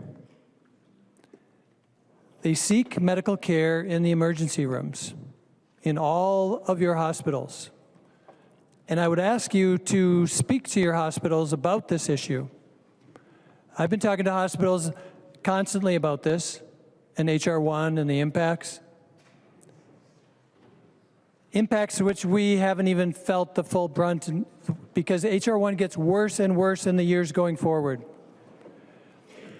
And ultimately, uncompensated care gets paid for by all of us, the taxpayers. It is cheaper to treat people for conditions when they arise and pay providers when they provide treatment than it is to do like what we're doing now, talking to hospitals about uncompensated care pools. We need to think differently about this. And this 90 days would be, it's already in our forecast for this term. So we should consider this, and I would ask members to vote green. Further discussion to the amendment. I recognize the author of the amendment, the member from Hennepin, Representative Mahamud. Yes, thank you, members. I do hope you will support this. This is about keeping our hospital systems as healthy as possible during this financial crisis that they are facing, and it's about protecting Minnesotans. Please vote green. There being no further discussion, the clerk will take the roll.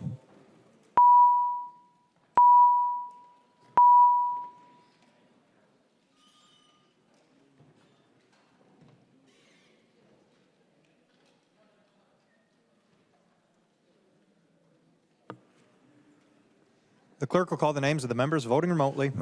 Baker.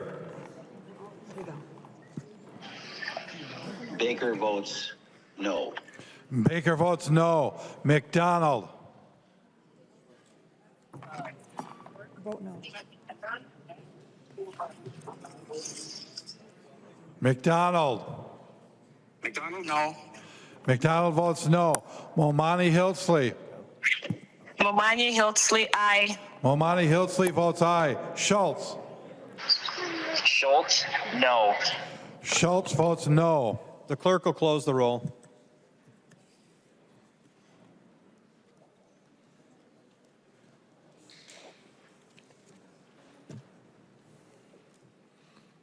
There being 67 yeas and 67 nays, the motion does not prevail. The amendment is not adopted. There's an amendment at the desk. The chief clerk will report the amendment. Lee X moves to amend Senate File number 4612, the third engrossment as amended. The amendment is coded A11. I recognize a member from Hennepin, Representative Lee X. Thank you, Mr. Speaker. I also request a roll call vote. Seeing 15 hands, there will be a roll call. Representative Lee. Thank you. Members, I rise because the big, horrible bill is affecting all of our hospitals, healthcare programs, and we all know it. This president and his administration is putting the pressure onto states, our counties, and our providers. Even last month, he said it's, quote, not possible for the federal government to fund Medicare, Medicaid, and daycare because the U.S. is fighting wars.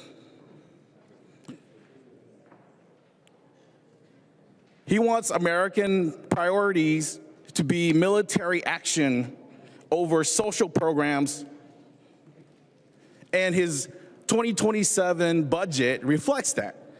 He's going to cut even more money from healthcare programs and other social programs to give to the Department of Defense.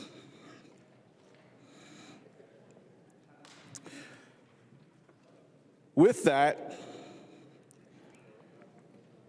more Minnesotans are going to be uninsured, especially low income, rural, those with chronic conditions.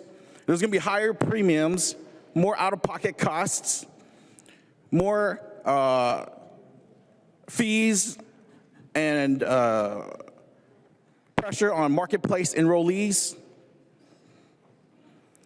and countless other problems that are coming down the pipeline with H.R. 1. This is on top of the financial pressures that Minnesotans have to deal with right now. Rising gas prices, which are affecting their pocketbooks. And it's only going to get worse because all the tariffs and the war in Iran is affecting the supply chain, and that's hitting right now. So all that is to say that we have an opportunity with this amendment to do the least amount of harm. Cost sharing is not needed until 2028, October 1st, 2028. And we don't even have clear guidance in terms of how much it should be. Yes, Republicans will say, oh, financial funding or fiscal investment in people's health care or other reasons, but let's commit ourselves with this vote, with our green vote, to doing the least amount of harm. This cost sharing, these cost sharing sections are not needed right now, and we don't even know how much it could be.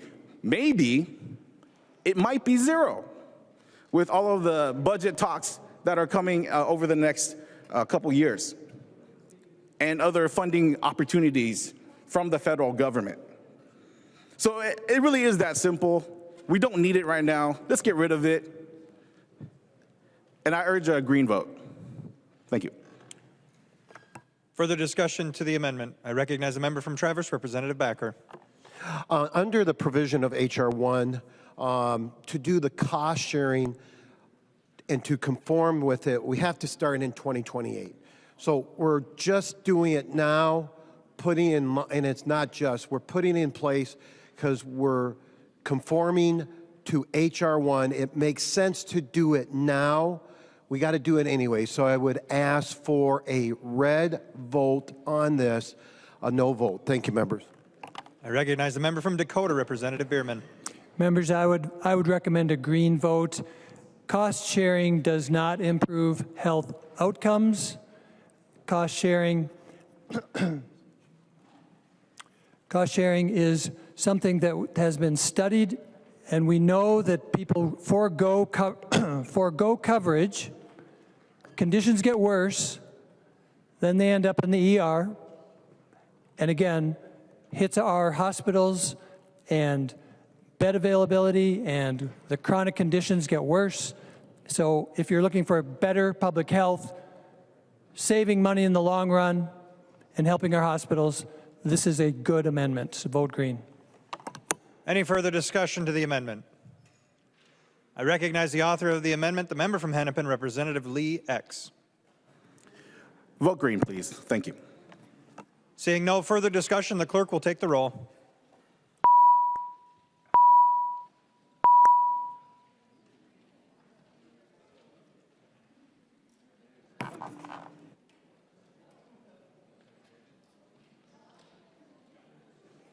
The clerk will call the names of the members voting remotely. Baker. Go ahead, Dave. Baker votes no. Baker votes no. McDonald. McDonald, no. McDonald votes no. Momani Hiltsley. Momani Hiltsley, no. Momani Hiltsley votes no. Schultz. Schultz. Schultz, no. Momani Hiltsley, green. One at a time here. Schultz. Schultz, no. Schultz votes no. Momani Hiltsley. Momani Hiltsley, green, yes. Momani Hiltsley changes from no to aye. The clerk will close the roll.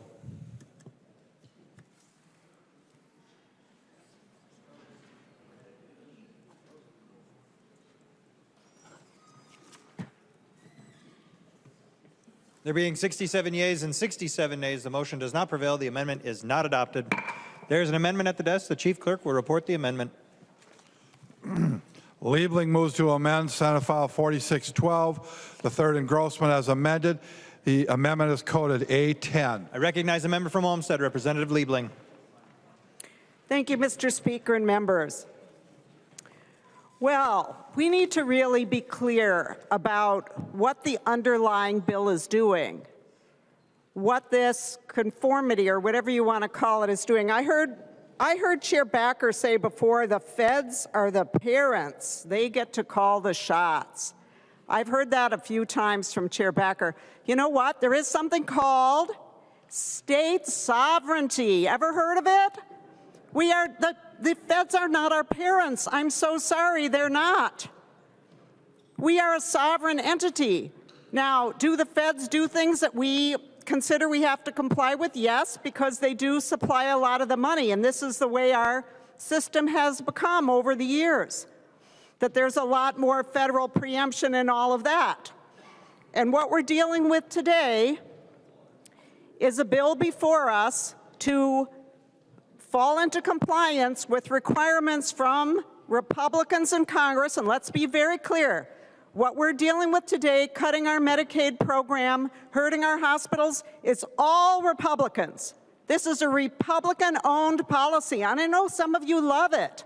Some of you are really happy to be doing it, cutting Medicaid, saving public dollars so billionaires can have more tax cuts. I know that's a favorite of many of you. But what you are doing, just to be clear, what you are going to be doing when you vote for this bill is hurting your own constituents and possibly putting some of your own hospitals out of business. Because like it or not, a lot of the money that keeps them going is Medicaid money. And a lot of the hospitals, especially in the rural areas, that's where the higher populations of people are who are on public programs. They're not people in the cities, they're people, the higher percentages of Medicaid population is in the rural areas. And so, this bill before us, complying with the federal requirements, the hostage taking by Republicans in Congress, that's what it is, hostage taking. You better do this or we will take away billions of dollars that you use to provide health care for your people. That's what we're dealing with today. So, what I'm trying to do with this amendment, what we're trying to do, the Democrats here are trying to do with this, is to reduce the harm. Reduce the harm. And I believe that we should be doing, with this bill, we should be doing as little as we can get away with to comply, as late as we can, and only to the degree that we absolutely must comply with the hostage takers. Because this is hurting our people. And when you all go out on your campaigns this summer, I hope that you're honest about that when you talk to your people in your rural districts about health care, and they say, what are you doing for me? And you can say, well, I helped to cut Medicaid. Republicans have helped to cut Medicaid, and that's going to hurt your hospitals and your ability, even if you're not on Medicaid. If there's no hospital there, you got to drive hours. Who knows where you have to go? We've got a bad enough problem already without the feds coming in as our abusive parent in this case, I suppose, to tell us that we have to hurt our own people. It's really shameful. So this A10 amendment helps with a little bit of that. It helps to reduce the harm. So it's a real test. And by the way, I'd like a roll call, Mr. Speaker. Seeing 15 hands, there will be a roll call. Representative Liebling. So no getting away from this one. This is a test. This vote, and we have some other amendments. We've had a couple of amendments. These are tests about whether you're actually on the side of your own constituents who need this care and who need a hospital, even if they're not on public programs, or are you just happy to go along with the hostage taking that's going on here? So this amendment, the A10, does a few things. For one thing, it has the commissioner having county agencies report. This has to do with the work requirements that are going to hurt us so badly, that are actually, just because of the added bureaucracy, an added need for administrative help, a lot of people are going to be losing health care who actually need it and are currently eligible for it and are actually really needy. And this is going to be on you, Republicans. So the first piece has counties reaching out for help if they're unable to keep up on the applications and redeterminations.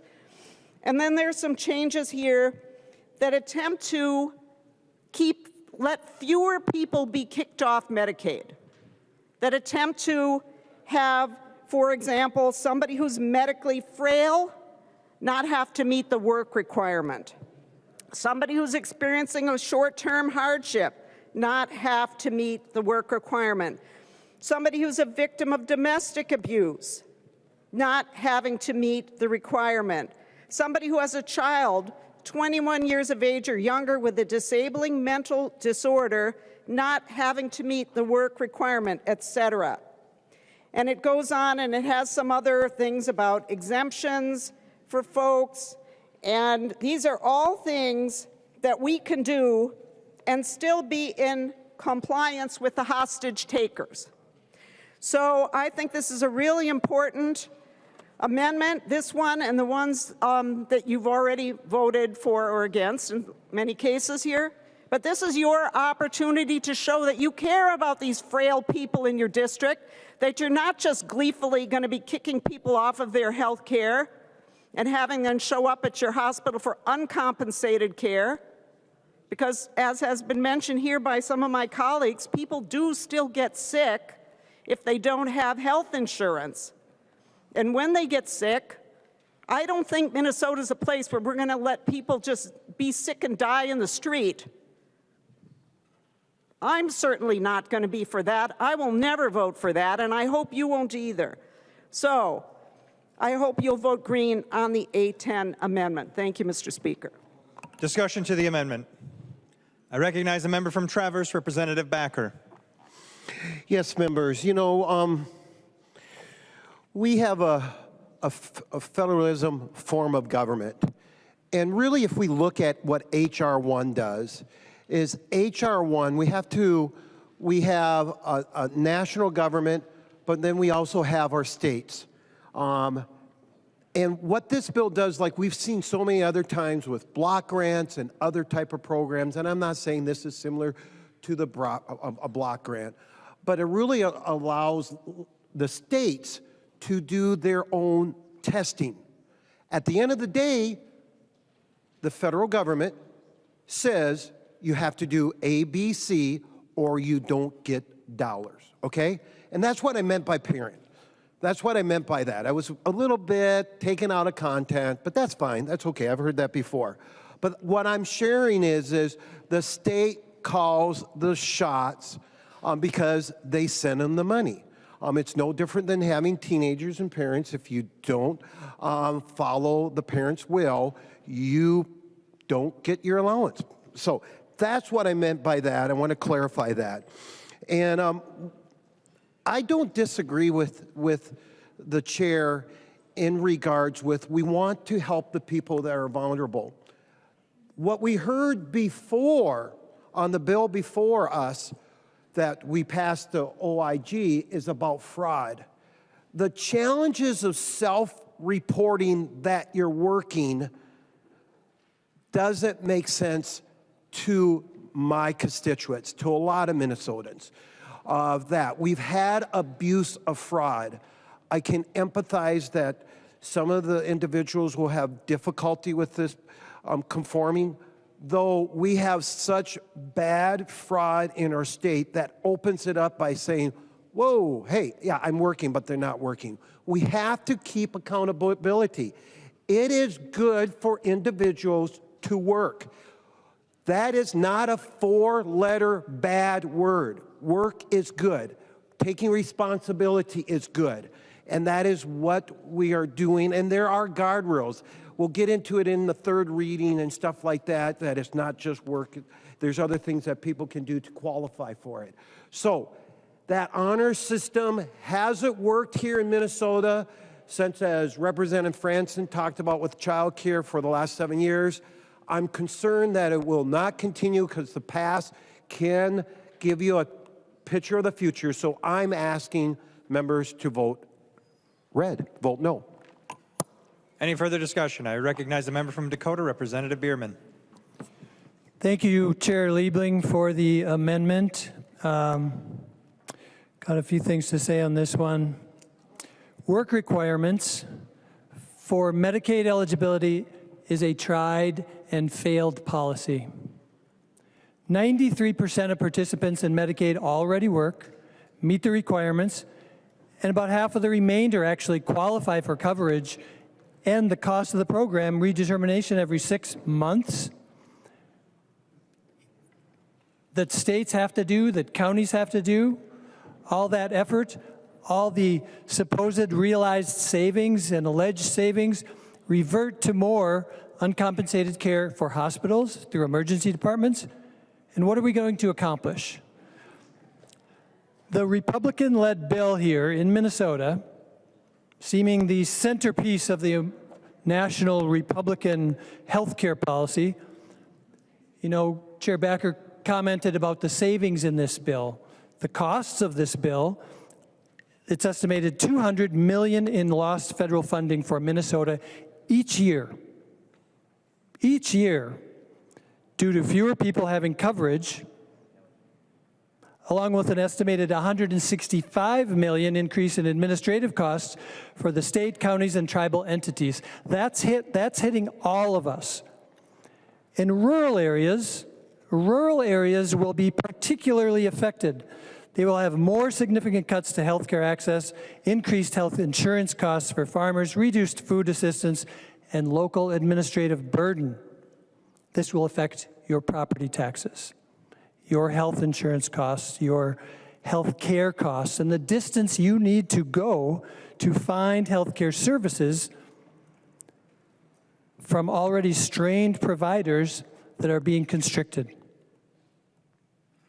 This scheme, designed to have people fall off coverage, that's what this is. That's how the savings come about. People fall off coverage. Now they don't have health care. With the burdens of the continual churn of enrollment, lower income working people with multiple jobs and any type of health condition they face challenges and obstacles many of us just fail to appreciate. And again, why are we doing this? Do we need to solve some national crisis and cut budgets?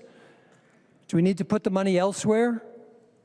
No, the scheme is to cut $1 trillion from our safety net system budget to provide the tax cuts, as was mentioned, for the wealthiest billionaires, and at the same time, drive up the national debt. We'll be over $38 trillion. That's the Republican health care plan. Accelerate the closure of more obstetrics in rural areas and reduce clinical services.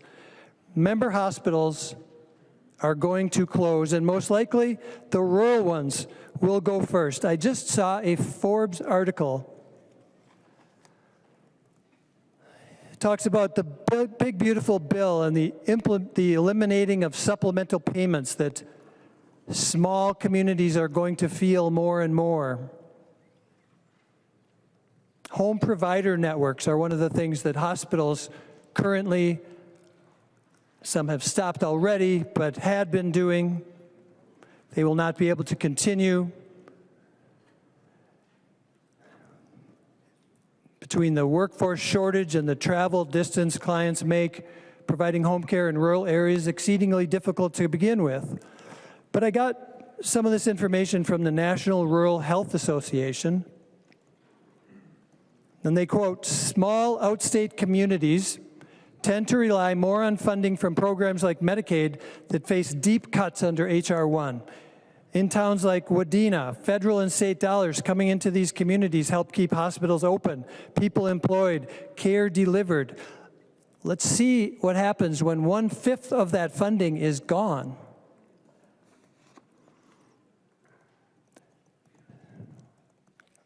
A Forbes article looked at hospital closures that they project. The big, beautiful bill puts 400 hospitals at risk across the country. And they list 7 here in Minnesota. How many hospitals close in the end depends how heavily on how states implement work requirements, how broadly they define medically frail. They list, of course, Hennepin County Medical Center, which we're going to be dealing with, I hope. They list the Range Regional Health Centers in Hibbing, the Lakewood Health System in Staples, a Mayo Clinic in Albert Lea, which already cuts services, but they're saying the whole hospital is prone to fall. St. Gabriel's in Little Falls, Lake Health Center in Baudette, Mahnomen Health Center in Mahnomen, which also already doesn't have beds for overnight. It's an emergency care facility now. The big, beautiful bill has impacts that are going to be affecting rural communities. And I have concerns because I've been contacting hospitals the last few weeks, and I've spoken to 7 other rural hospitals with major concerns. Some are on the ropes now. They have negative cash balances. They're unable to get loans even from their local banks. I can share those locations with you if you want to check with me to see if your location is on the list. The point is, H.R. 1 will push many over the edge for hospitals, and they're standing on that edge now. Thank you for the amendment, Chair Liebling. Vote yes. Any further discussion to the amendment? I recognize the author of the amendment, the member from Olmsted, Representative Liebling. Thank you, Mr. Speaker, and thank you, Chair Bierman, for that excellent discussion. And the only thing that I I would say in following that is that the calling this a big, beautiful bill, wow, I mean, that is the biggest misnomer in the history. Well, maybe it was a bigger misnomer or a bigger lie to say that Trump won the election that he lost, but this is really a lie. This is a big, ugly bill, and what it's going to do to your constituents is extremely ugly, and you have a chance on this amendment to say that that's not what you're about. So vote green. Seeing no further discussion, the clerk will take the roll.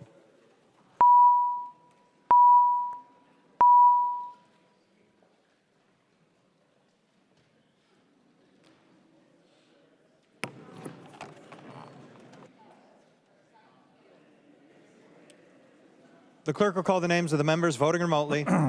Baker. Go ahead, Dave. Baker, no. Baker votes no. McDonald. Say it again. McDonald, no. McDonald votes no. Momani Hilsley. Momani Hilsley, aye. Momani Hilsley votes aye. Schultz. Schultz, no. Schultz votes no. The clerk will close the roll.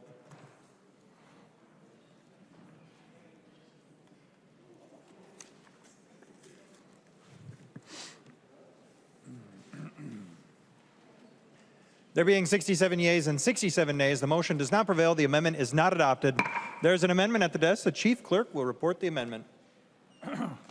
Liebling moves to amend Senate File Number 4612, the third engrossment as amended. The amendment is coded A13. I recognize the author of the amendment, the member from Olmsted, Representative Liebling. Thank you, Mr. Speaker and members. Well, this one is very clear for you, members. This is another one that's going to tell your constituents whether this big, ugly bill, the Republican health care plan, is what you want to bring to your constituency, or whether you're doing it kicking and screaming like the DFL is today. So this is an amendment that says we're only going to comply as long as we have to. So the argument I'm here from the other side, Chair Becker, is, well, we have to do this, we have to, or we'll lose this money. Well, this amendment says the minute we don't have to, we don't. The minute the requirement is gone, we're not going to do it any longer. So this is really a measure of whether you actually are with your colleagues in Congress, all the Republicans in Congress, and President Trump in wanting to take health care away from Americans, or whether you're doing it kicking and screaming like we are, because it is a hostage taking, as I said before. So, so vote green on the amendment. There is an amendment to the amendment at the desk. The chief clerk will report the amendment to the amendment. Nadeau moves to amend the Liebling amendment to Senate File Number 4612, the third engrossment as amended. The amendment to the amendment is coded A35. I recognize the member from Hennepin, Representative Nadeau. Thank you, Mr. Speaker. Thank you, members. As simple as, and thank you, Representative Liebling. We heard this in committee, and I'm glad that you brought it so we could have another discussion. And so my amendment to the amendment, members, would literally just use the same trigger mechanism that Representative Liebling is putting in place, so that the minute the federal law changes, that that anyone employed to provide conformity at the state level their employment would be immediately terminated. And it's not meant to be mean-spirited. It's meant to talk about the consequences of what I consider the A13 to be. It's more of a, let's make a statement and let's talk about how bad the big, beautiful, ugly bill is. But there's consequences to states when we work in partnership with the federal government. And there's infrastructure that's going to be built. There's contracts that are going to be there's contracts that are going to be entered into. And so I think the A13 is short-sighted and wrong-sighted. If in fact we're going to do this, we should also take the next step and say that we no longer have to conform, and so therefore we no longer have to have employees that are working on conformity. And it kind of goes to, almost with what Representative Bierman was just talking about. And he was talking about all the impending things that are happening. But the one thing that's not happening in Minnesota is agencies aren't losing people. Agencies aren't losing funding. They're actually growing. They're growing faster than, almost anything over the past, from 2021 until now. They're growing faster than almost anything. So, members, all this amendment to the amendment does is tie the same trigger to any HR conformity employees. They would be terminated at the same exact time as Representative Liebling's bill goes into effect. Thank you, members. Vote yes on the amendment to the amendment. I recognize a member from Dakota, Representative Bierman. Thank you, Representative Nadeau. At least something's growing in our economy. I appreciate the amendment, and I see where you're going here. And at a certain level, it makes complete sense, and it's something I'd actually like to talk to you more about in conference, perhaps. But today, I'm going to say vote no on it because few things. First off, hiring people. When you do hire people, staff are entitled to have a proper notice, and the amendment requires immediate termination. And we don't know what the backlog looks like for this. We could have Representative Hicks speak to this, but I know there's a huge backlog that is constantly growing on redetermination, even with and eligibility, even with the year-long system we're on now. We jump into this next one where it's 6 months, that's going to grow exponentially, and so pulling them out immediately might have consequences. But the more significant concerns are still agencies like DHS. Sometimes employees do not work on single programs, they work on multiple ones, and they utilize numerous funding sources outside of a budget appropriation. And under this language, even if someone had 1 cent of $1 million over a year working on this program, they could be terminated. So we'd have to talk about figuring that language out in the future, but today, please vote no, and I request a roll call on this. Seeing 15 hands, there will be a roll call. Any further discussion to the amendment? I recognize a member from Ramsey, Representative Pinto. Thank you, Mr. Speaker. Will Representative Nadeau yield to a question?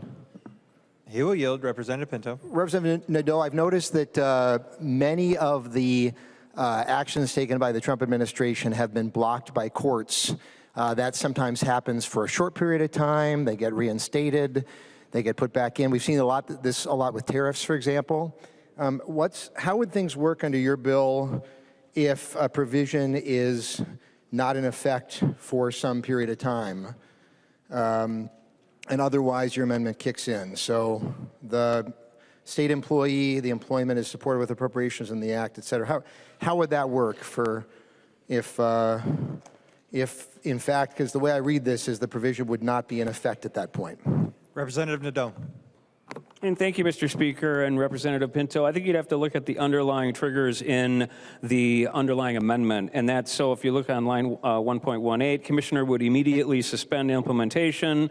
Line 1.10, federal law no longer requires states to impose work or community engagement requirements as a condition of receiving federal financial participation for the medical assistance program. So I didn't add any new triggers. I merely use the triggers that Representative Liebling is putting in place.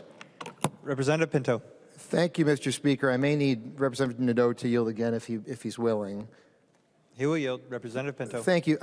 Representative Nadeau, I'm confused because I think you do have separate triggers. Your amendment doesn't reference the Liebling amendment at all. You're inserting it 17 pages separate from the Liebling amendment. There's no reference. You simply say, notwithstanding any law to the contrary. That does reference the labeling amendment. It also references any other law that's ever been passed. And what you're saying is that if a provision enacted in the bill from last July that folks have referenced here, the big ugly bill, that's not in effect for any reason, but you don't make a reference to the labeling amendment at all. So I guess I don't see, can you point to where in your amendment the labeling triggers are, or where the underlying amendment shows up? Representative Nadeau. Yeah, thank you, Mr. Speaker, and Representative Pinto. So the notwithstanding any law, I would say, number one, it specifically references Public Law 119-21, which is the H.R. 1. If it's repealed or otherwise no longer in effect for any reason other than reaching that federally required date, that's when this would go into place, in place. And so Representative Liebling is, the bill is conditioned on H.R. 1, and so I think there's a direct nexus between those two. Representative Pinto. Thank you, Mr. Speaker. Yeah, Representative Nadeau, I'm not arguing that your amendment's not germane, and I agree with you that your amendment is referencing that if a provision in H.R. 1 is not in effect, then potentially somebody loses their job. So that gets back to my first question, and again, that has nothing to do with the labeling amendment. My question back to you is, if it's not in effect because a judge says it's not in effect, and then later that gets overturned, how does that work? Because your thing says that if they're not in effect for any reason at all, we've just lost a state employee. Can you just clarify how that would work under that temporary circumstance? You're asking him to continue to yield? Mr. Speaker, I certainly am. Representative Nadeau. Thank you, Mr. Speaker and Representative Pinto. I would guess that if a judge overturned a decision, then the Public Law 119-21 would be back into effect. I'm assuming they would challenge some component of it. And once it come back into effect, my amendment would not apply. So that person would be able to either come back or not. And this is not something, we have a lot of, federally funded employees at the state and county level.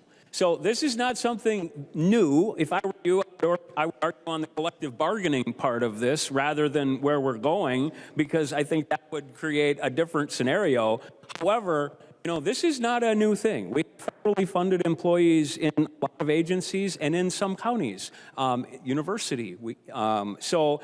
This is not something new. And once that federal funding runs out, that position either has to be funded by the state, by the county, a different grant program, and I would argue it's one of the problems that we have in holding, kind of our system accountable. Not that I'm trying to get at that with this amendment. I am merely just trying to tie the same triggers of conformity if something happens and as Representative Liebling said, the minute that HR compliance is no longer required is the same minute that we, as taxpayers, stop paying for that conformity to occur.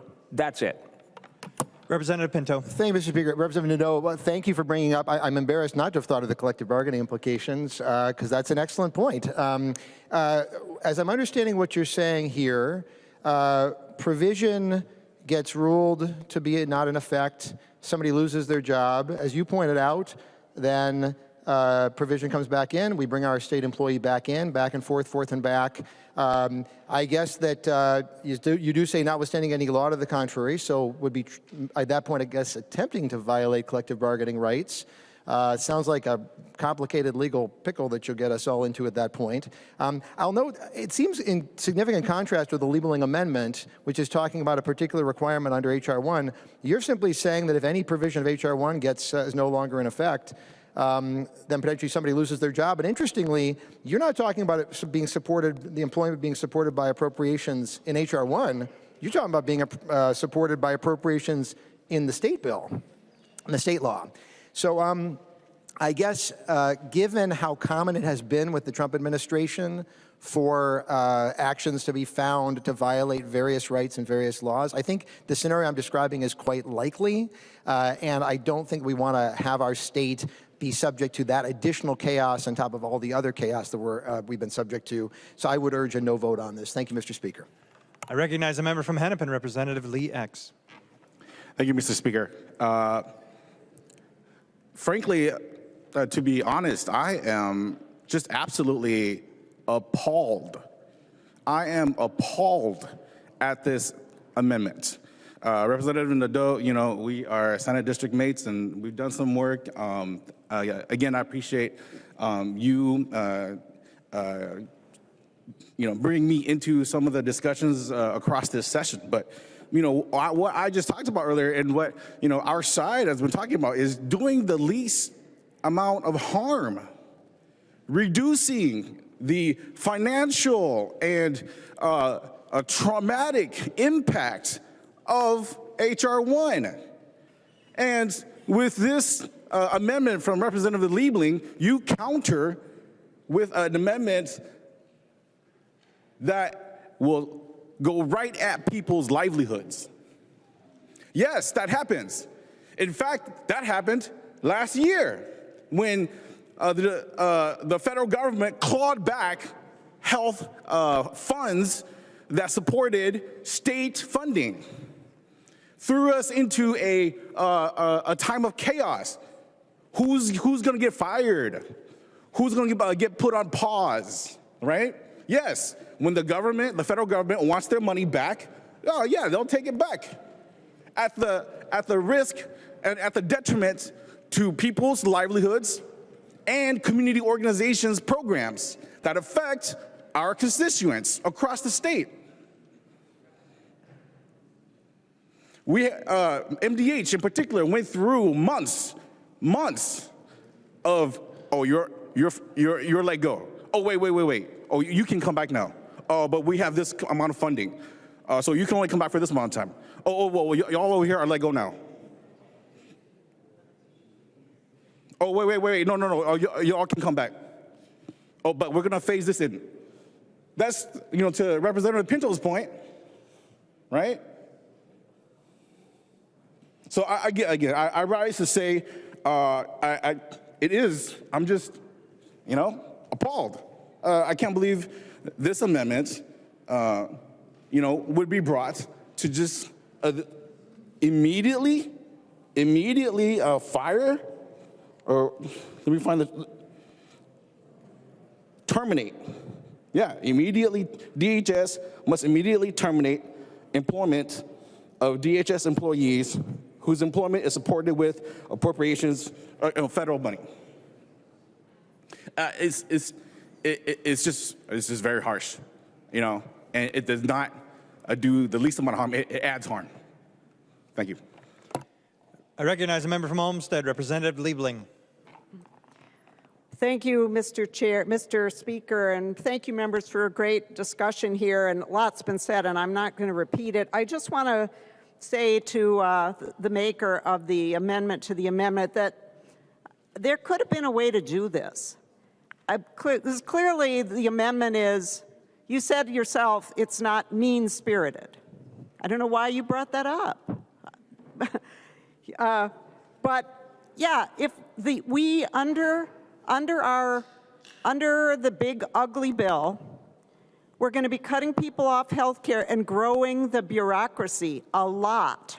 And yes, so people are going to have to be hired. They're going to have to be hired by counties because that's the problem. One of the problems with this work requirement thing is that you spend so much time, effort, and money on the bureaucracy to track it and keep at it and make sure that everybody's complying, that it's waste. It's waste. Maybe we should send our waste bureau after that when it comes into effect. I don't know.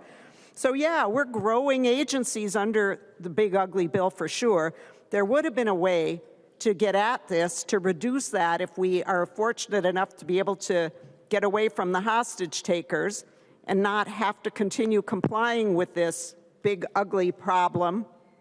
But this bill doesn't do it. This bill targets individual people and just fires them regardless of their union rights, their seniority, and any other considerations like Representative Lee was talking about. So members, please vote red on the amendment to the amendment. Any further discussion on the amendment to the amendment? I recognize the author of the amendment to the amendment, Representative Nadeau.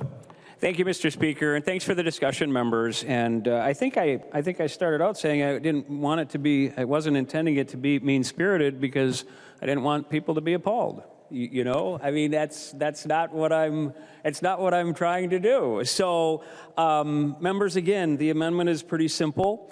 It is literally just tying the conformity costs that we have at the agencies to the idea that if we no longer need to federally conform, then we should, the taxpayers, which is, they're the ones that are on the hook for these things, it would also provide relief for them.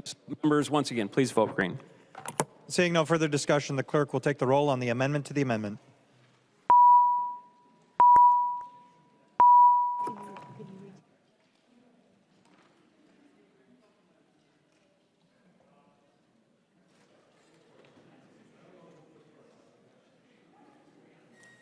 The clerk will call the names of the members voting remotely.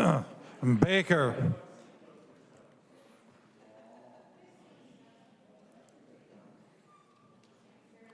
Baker.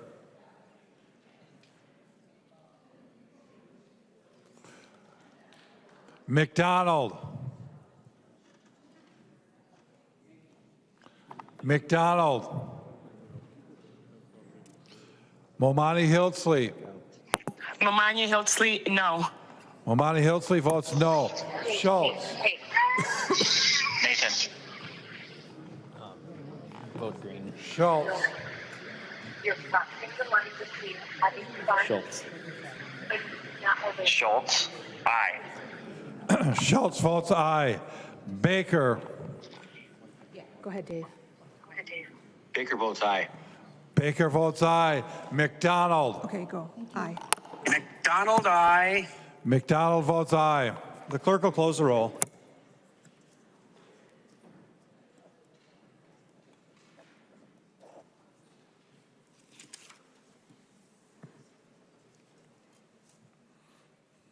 There being 67 yeas and 67 nays, the amendment to the amendment does not prevail.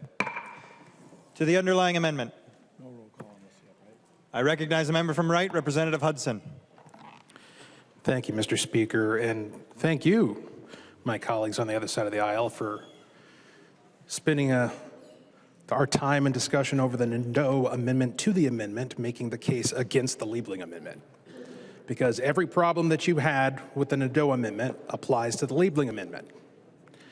We should not condition the enforcement of law under the subjective interpretation by the commissioner of whether or not federal law continues to require its enforcement in order to receive funds. That's a whole lot for one guy to have to try to sort out. There's a reason why we have this legislative process that leads to changes in law. There's a reason why we don't have one person making all the decisions. There's a reason why we need 68 votes in order for something to pass. The reason why we have committee processes, so that we can take the full measure of what any change in circumstances is. Under this, by your own logic, Representative Pinto, you said it's very likely that there could be challenges to H.R. 1 and how it's implemented in court. Well, let's say that happens. Let's say there's some injunction that says that we're not going to enforce a certain part of H.R. 1. Well, according to the way the Liebling Amendment is drafted, apparently that means we can just pull back and not enforce our law. But what happens when the case moves in the other direction? Now the law's back on. Now we got to switch all over again. Sounds like the very chaos that you claim that you're trying to avoid. This is not a very well-crafted, thought-out policy. It certainly provides, we heard what the intent of it is. It was stated by Chair Liebling. The intent is to create a political narrative about where we stand on Washington, D.C. policy. In terms of this piece of legislation, it doesn't function in the way law is supposed to function. It's not crafted to actually work in the real world. So I'll be voting no. I'm sure there'll be a lot of other no votes as well. I appreciate the theater, but the policy doesn't work. I recognize a member from Traverse, Representative Backer. Yeah, for several reasons that Representative Hudson said, I would ask members to vote red on this also. Thank you. I recognize the member from Olmsted, Representative Hicks. Thank you, Speaker. I want to be really clear about a couple of parts of this amendment that I think we really need to consider. And that is the language around medically fragile and disability. One of the things that I don't think people understand until you're in the position is how long it takes to be certified disabled, to be considered a person with a disability for the purposes of health care. There are only two ways to do that: Social Security and the state medical review team. Social Security, on average, denies over 70% of first applications. And most of those are not because those people are not disabled. Sometimes it is. But a lot of times it's because the doctors didn't send in the forms, or the people didn't have the right documentation about adaptive skills, or whatever. So a lot of folks, to get that certification in Minnesota, use something called the SMRT team. It's a state medical review team. That team has been bombarded for several years now and is now running 8 months. It would take them 8 months with no new referrals to catch up. What the Liebling Amendment does is call out into law specific conditions that would qualify so people could still maintain health care while they go through that process. And if you've ever had someone in your family who's in the prime of their life and has a stroke and suddenly doesn't have access to health care, you know how difficult that is. If you've ever loved someone who suddenly has a child who has a severe disability and a parent has to leave the workforce to care for that child, you know what that looks like. The Liebling Amendment, to me, isn't about playing politics or throwing barbs across the aisle. The Liebling Amendment for me is saying we know that people with disabilities may not have the right stamp and the right piece of paper, but they have a right to health care. I would encourage you all to vote yes. Oh, and I'd like to request a roll call. Seeing 15 hands, there will be a roll call. I recognize the member from Dakota, Representative Bierman. Thank you, Mr. Speaker. Thank you, Representative Liebling, for this amendment. You know, I've spoken to members on the other side of the aisle, and they have told me they don't support the healthcare portions of H.R. 1. They know their detrimental impacts. They know that H.R. 1 is an assault on American values, slashing massive resources from our Medicaid safety net like never before in its 60-year history. Eliminating the $1 trillion from healthcare that we all need, taking those resources from families and communities to fund those tax breaks, the largest transfer of rural wealth to billionaire elites. I think members would want to stop that as soon as possible. Thank you for the amendment, Chair Liebling. Any further discussion? I recognize the author of the amendment, the member from Olmsted, Representative Liebling. Thank you, Mr. Speaker and member as well.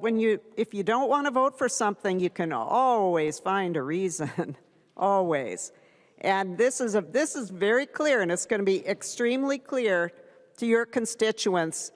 Again, as I said at the beginning, whether you're going along with this because you think it's the right thing and you love what Republicans in Congress are doing to our state, or whether you're just doing it because we have to, because we're being held hostage for about $3 billion or so, and you think that we should do it our way, that we should exert our state sovereignty and decide how our programs should be, of course, in conformity with, we're never completely independent, because it's true. The federal government, with our tax dollars that we send to Washington, D.C., sends a few of those back for us to provide health care for our people.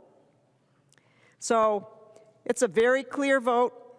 Please vote green on the amendment. Seeing no further discussion, the clerk will take the roll.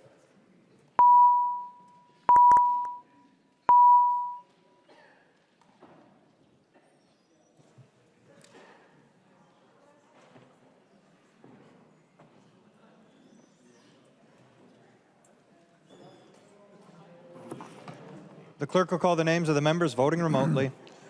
Baker. Baker votes no. Baker votes no. McDonald. McDonald votes no. McDonald votes no. Momani Hiltsley. Momani Hiltsley, aye. Momani Hiltsley votes aye. Schultz. Nathan, I can't hear. Schultz. Schultz, no. Schultz votes no. The clerk will close the roll.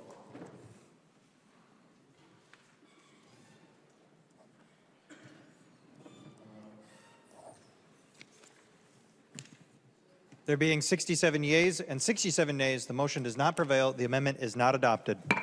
There is an amendment at the desk. The chief clerk will report the amendment. Liebling moves to amend Senate File Number 4612, the third engrossment as amended. The amendment is coded A15. I recognize the member from Olmsted, Representative Liebling. Thank you, Mr. Speaker and members. So I don't expect a different result on this one. This is very similar to the first one that I had. I think it was the A10. And the difference is that this has an additional provision in it, which I know is not going to make a difference to anybody in this room, but the underlying bill says that if you're kicked off of Medicaid, that you're not eligible for Minnesota Care. And this is just a cruel thing. It doesn't mean anything, that language, because right now, if you're kicked off of Medicaid, you don't unless you're kicked off because your income's too high, you're not eligible for Minnesota Care. So it's just language that's in there for no real reason other than, I would say, meanness. And that's the only difference between this amendment and the other one. And so, because I know the vote will not be any different, Mr. Speaker, I withdraw the amendment. Representative Liebling withdraws the amendment. There is an amendment at the desk. The chief clerk will report the amendment. Nadeau moves to amend Senate File Number 4612, the third engrossment as amended. The amendment is coded A9. I recognize a member from Hennepin, Representative Nadeau.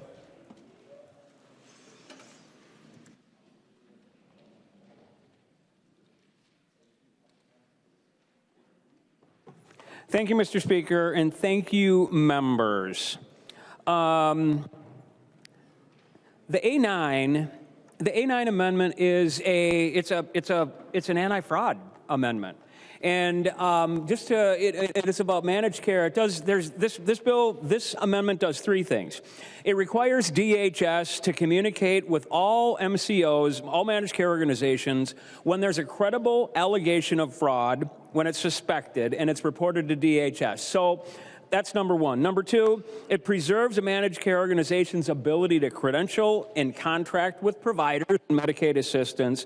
And number three, it requires the addition of risk corridors to all future managed care contracts.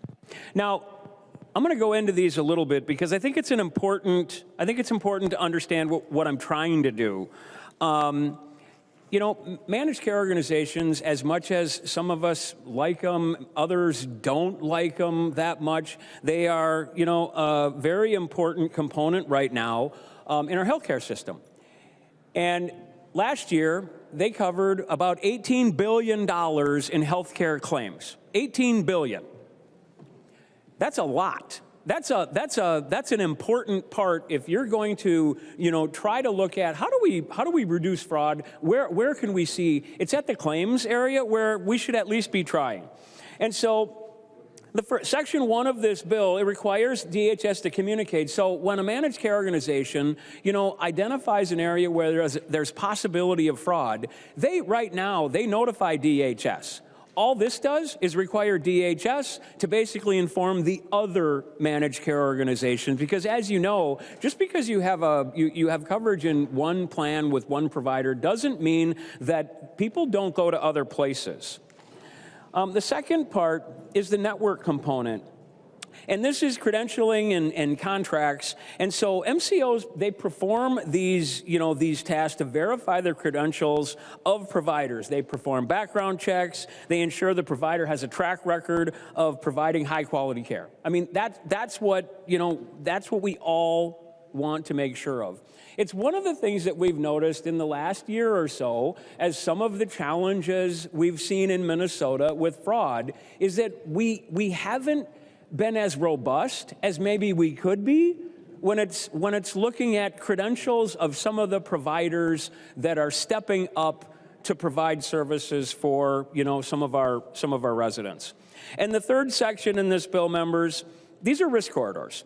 And for those of you that don't do a lot in managed care, it's risk corridors are risk mitigation measures. And so these were first, as far as I understand, these were first put in place during COVID, when all of a sudden, plans were paying they had a lot less claims. And so ultimately DHS was able to claw back some of those unpaid dollars. And so what this does is this basically ensures that plans can't make too much money, nor can they lose too much money. And currently, all of those managed care contracts right now have this risk corridor put in place. All this does is put it in statute. It basically says they have to be even. One organization can't be treated differently than another. They need to be in there. It needs to be even. It provides that stability, that balance, making sure that plans are not making too much money. And also, if this would have been in place, I think it would have been a significant help in the UCare situation. I'm not saying that it would have stopped it, but it would have been a definite, it would have helped. So with that, that's my amendment. Please vote green. Thank you. I recognize a member from Dakota, Representative Bierman.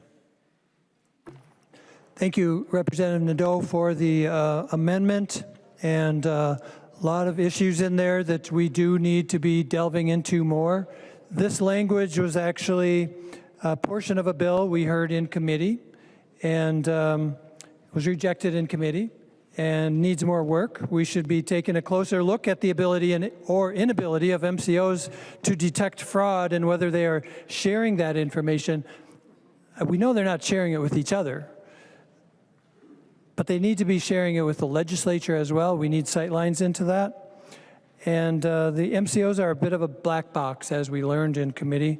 We should be passing such policy as this, not on the House floor, but in committee, and I encourage you to bring this back next term. And we need to do some work on it and not have our anti-fraud measures written by the insurance agency. And I request a roll call. Thank you. Seeing 15 hands, there will be a roll call. Any further discussion? I recognize the member from Traverse, Representative Backer. Yeah, members, having accountability is not a bad thing. Representative Nadeau holds things accountable. And in committee, Representative Nadeau did a very good job why we need MCOs, why they play an important role in this. So why kick the can down the road? We know Minnesota has a fraud problem. Let's get ahead of it instead of us being on the news again and seeing these type of challenges happen. This is a good bill. It's common sense. Vote green, members. Any further discussion to the amendment? I recognize the author of the amendment, member from Hennepin, Representative Nadeau. Thank you, Mr. Speaker, and thank you, members. I just want to be clear, and I think it was just Representative Bierman misspoke. It didn't fail in committee. It was just laid over. And there was a component of the bill that my colleagues, you, weren't happy with, and that's why I didn't bring it in this. And this bill wasn't drafted by the insurance company. It was something where I requested how can someone who's paying $18 billion in claims assist the state in doing all that we can to ensure there's no fraud? That's all. That's all this is. So, members, vote. If you don't want to vote for it, that's fine. It doesn't have any cost on the state. This is something that, that can only help. It can't hurt. It can only help. And so if you don't want to help, then vote no. But I would suggest you vote green. Thank you, members. Seeing no further discussion, the clerk will take the roll.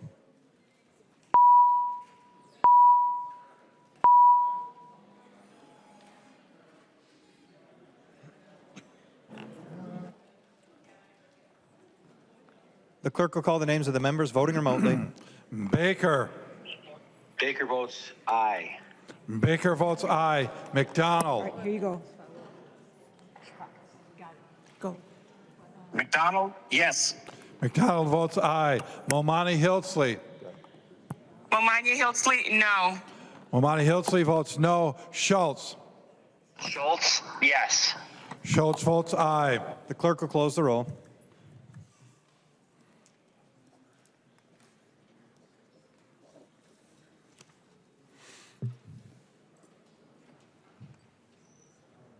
There being 67 yeas and 67 nays, the motion does not prevail. The amendment is not adopted. There's an amendment at the desk. The chief clerk will report the amendment. Backer moves to amend Senate File Number 4612, the third engrossment as amended. The amendment is coded A22. I recognize a member from Travers, Representative Backer.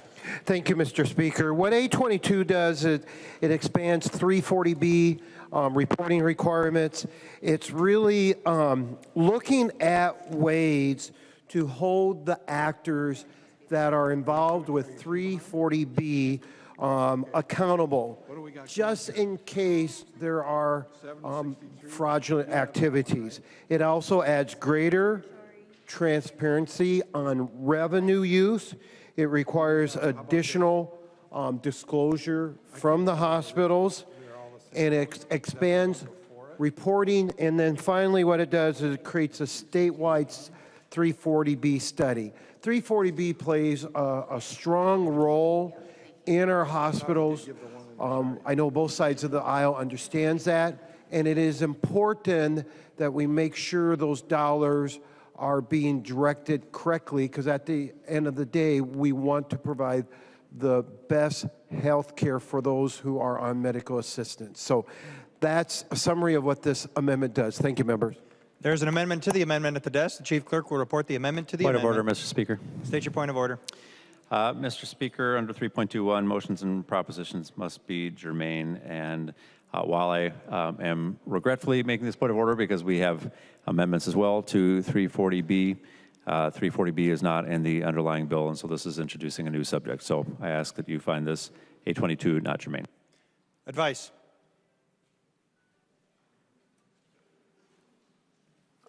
Oh boy, we're leaving it to me. I recognize the member from Travers, Representative Backer. Yeah, my advice would be, Speaker, this is dealing with health care. It plays an important role with our hospitals. And yes, it is germane because we are referring to the health care bill. So I would ask, that is my advice, to not support Representative Long's motion.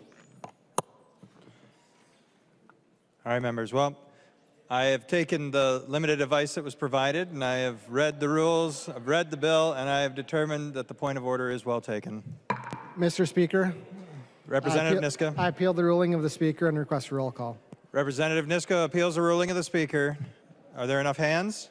Seeing enough hands, there will be a roll call. Representative Niska. Vote no. Oh, boy. All right, members, I'll remind you once more that the question before the body is, shall the decision of the Speaker stand as the judgment of the House? A yes or a green vote supports the ruling of the Speaker. A no or a red vote goes against the ruling of the Speaker. Seeing no further discussion, the clerk will take the roll.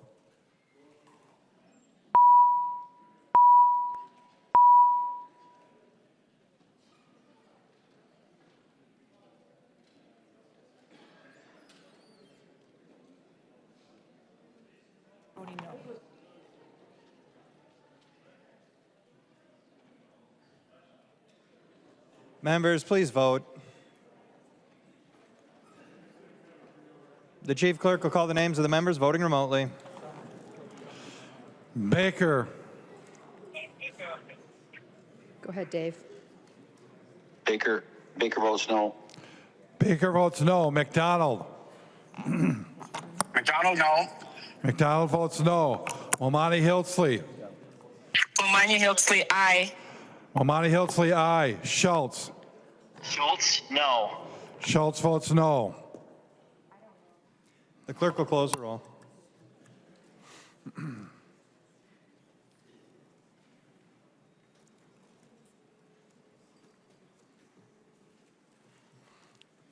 There being 68 yeas and 66 nays, it is the judgment of the House that the decision of the Speaker shall stand. There's an amendment at the desk. The Chief Clerk will report the amendment.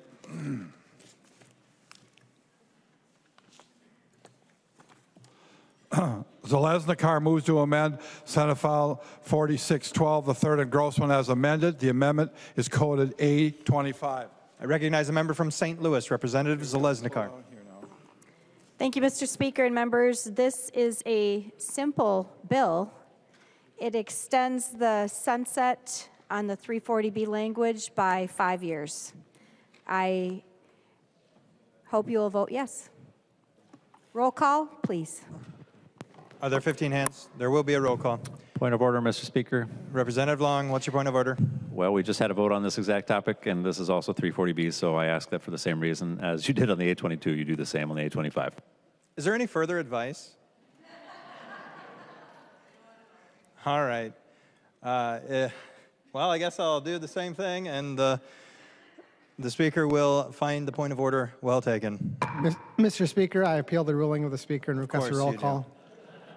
There are enough hands. There will be a roll call. Representative Niska. Thank you, Mr. Speaker and members. This is pretty simple. Let's just, this is uncontroversial, I think. I think everybody pretty much agrees to extending the sunset. Let's overrule, as much as we love the Speaker Pro Tem, let's overrule him and vote no and proceed with this. Any further discussion? Representative Long? Please vote with the knowledgeable and wise speaker. I'll remember that the question before the body is, shall the decision of the Speaker stand as the judgment of the House?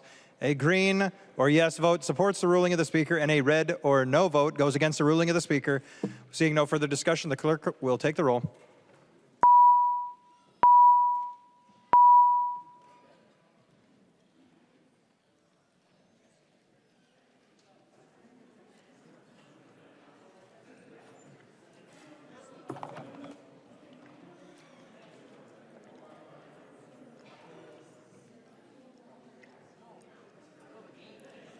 The clerk will call the names of the members voting remotely. Baker. Go ahead. Baker, no. Baker votes no. McDonald. Go. Joe. McDonald. McDonald, no. McDonald votes no. Momani Hiltsley.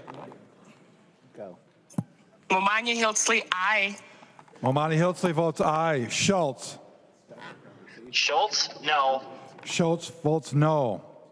The clerk will close the roll.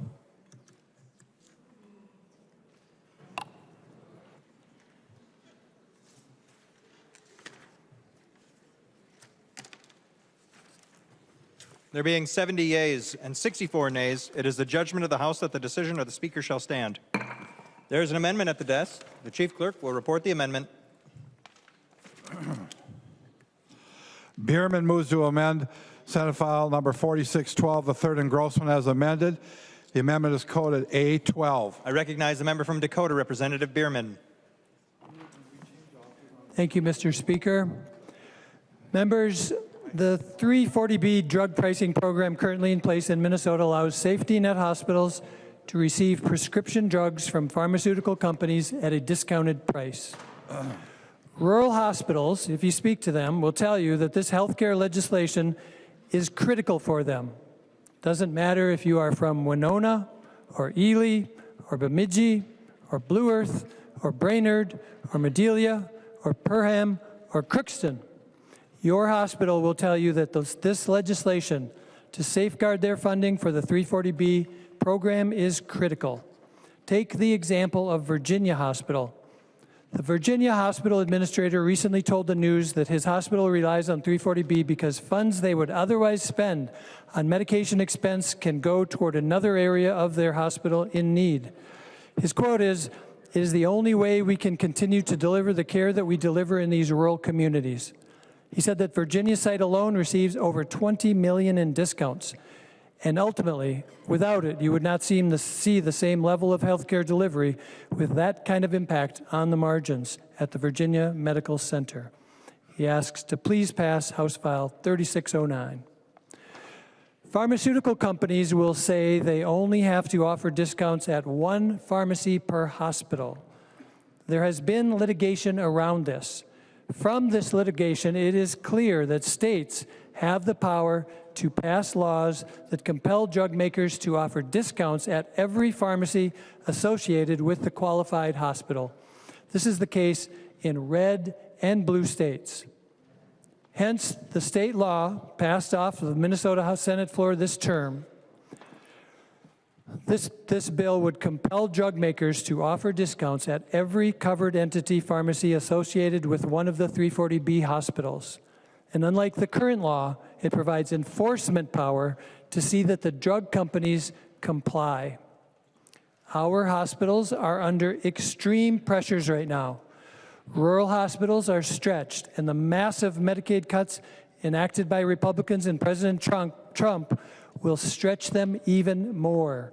Some will close. The 340B program may be the difference for some of them to survive now. Give them a reprieve. Give them just a little bit of solid ground. The solution is very simple. Repeal and enforcement will ensure manufacturers cannot limit the access of discounted drugs to covered entities, as they are doing right now. What our hospitals need is enforcement so that when pharma is violating the law, the hospitals have someone to turn to. Just today, an article in MinPost quoted a quote from a GOP member that said, "The best thing is to have it in the lane of the state attorney general's office." What that member said is true. The AG is the only enforcement body capable of taking on Big Pharma's lawyers. That's what hospitals want to see from us. If you talk to your local hospital, you're going to get the stories that they're keeping obstetrics open, they're helping home health care. They need this funding from 340B. It's critical now more than ever. Vote green. And I request a roll call. Seeing 15 hands, there will be a roll call. Point of order, Mr. Speaker. State your point of order.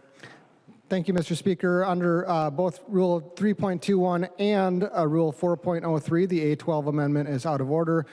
For the very same reasons that you just ruled on the two previous amendments, this is not germane to the bill.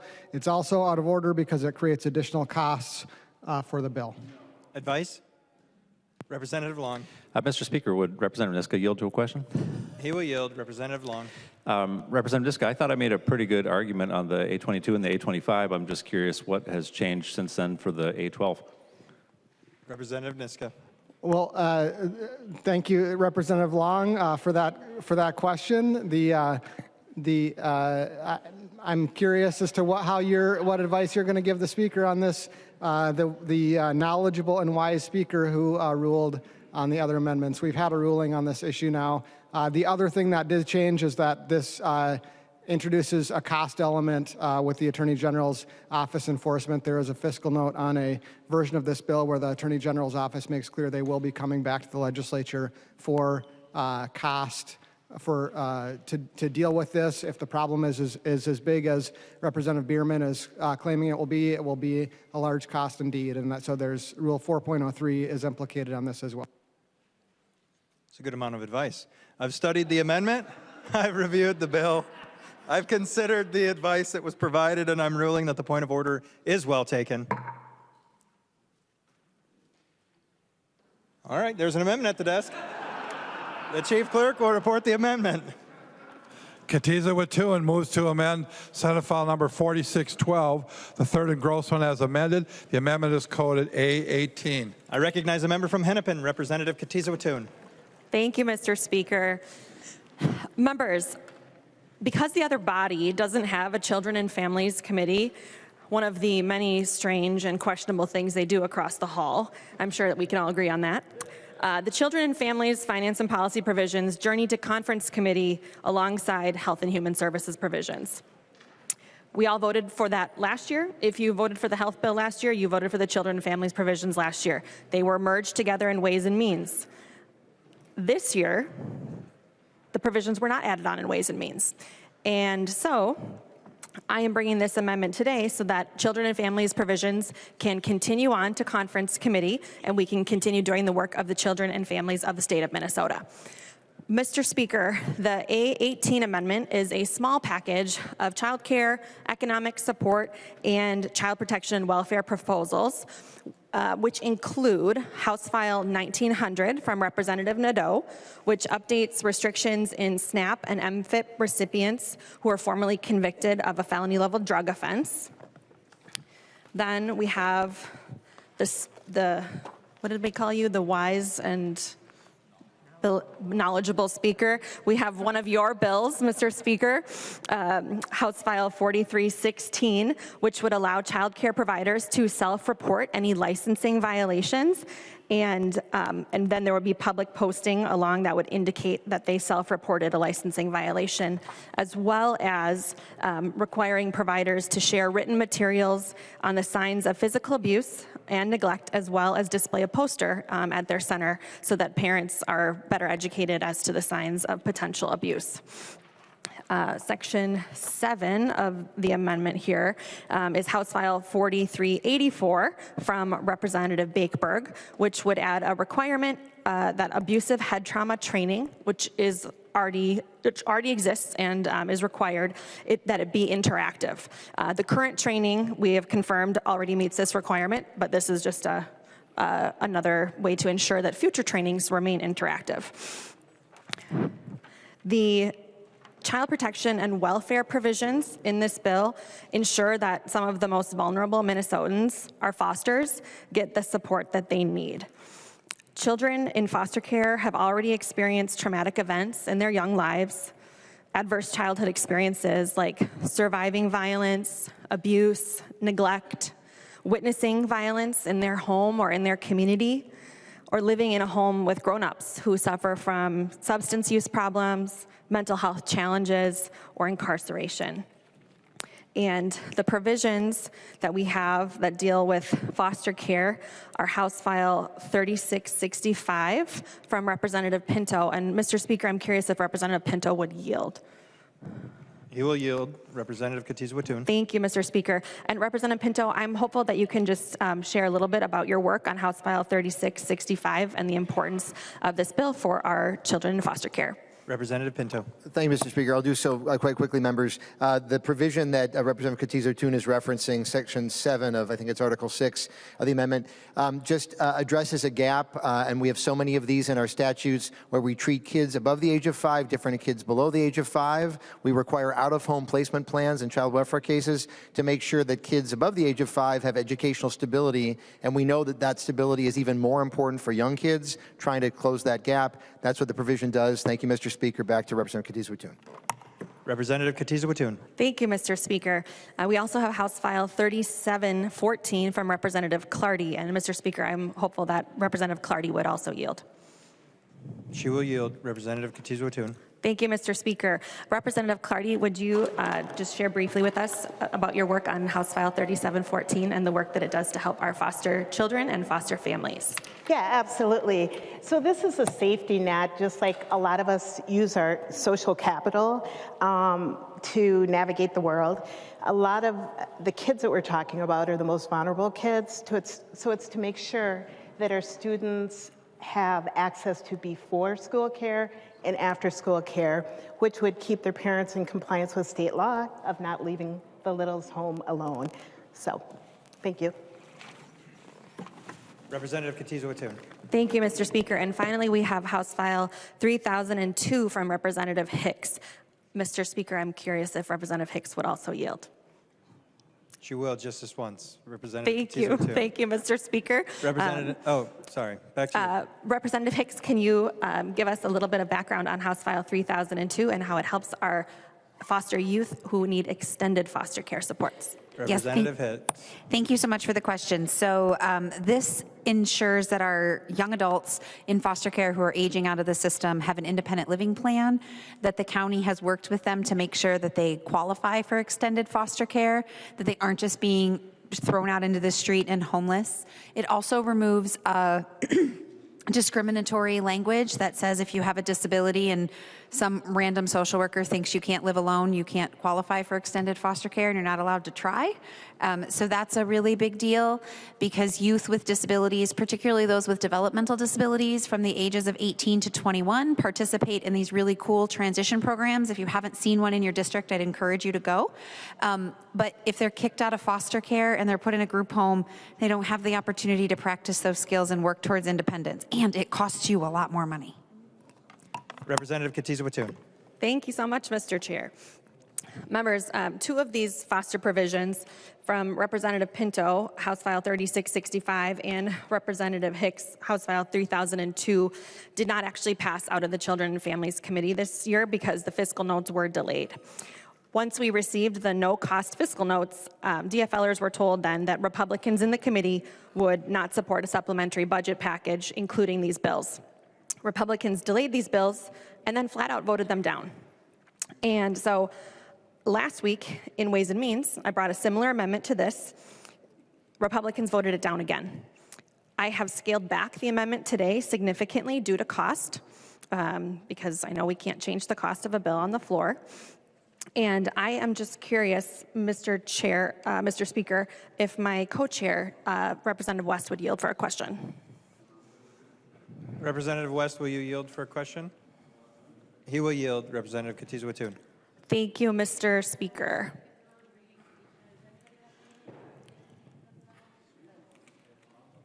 Representative Katiza-Wattoon. Thank you, Mr. Chair. I was just wanting to make sure that I actually do have the floor. There's a lot of noise coming from that back corner.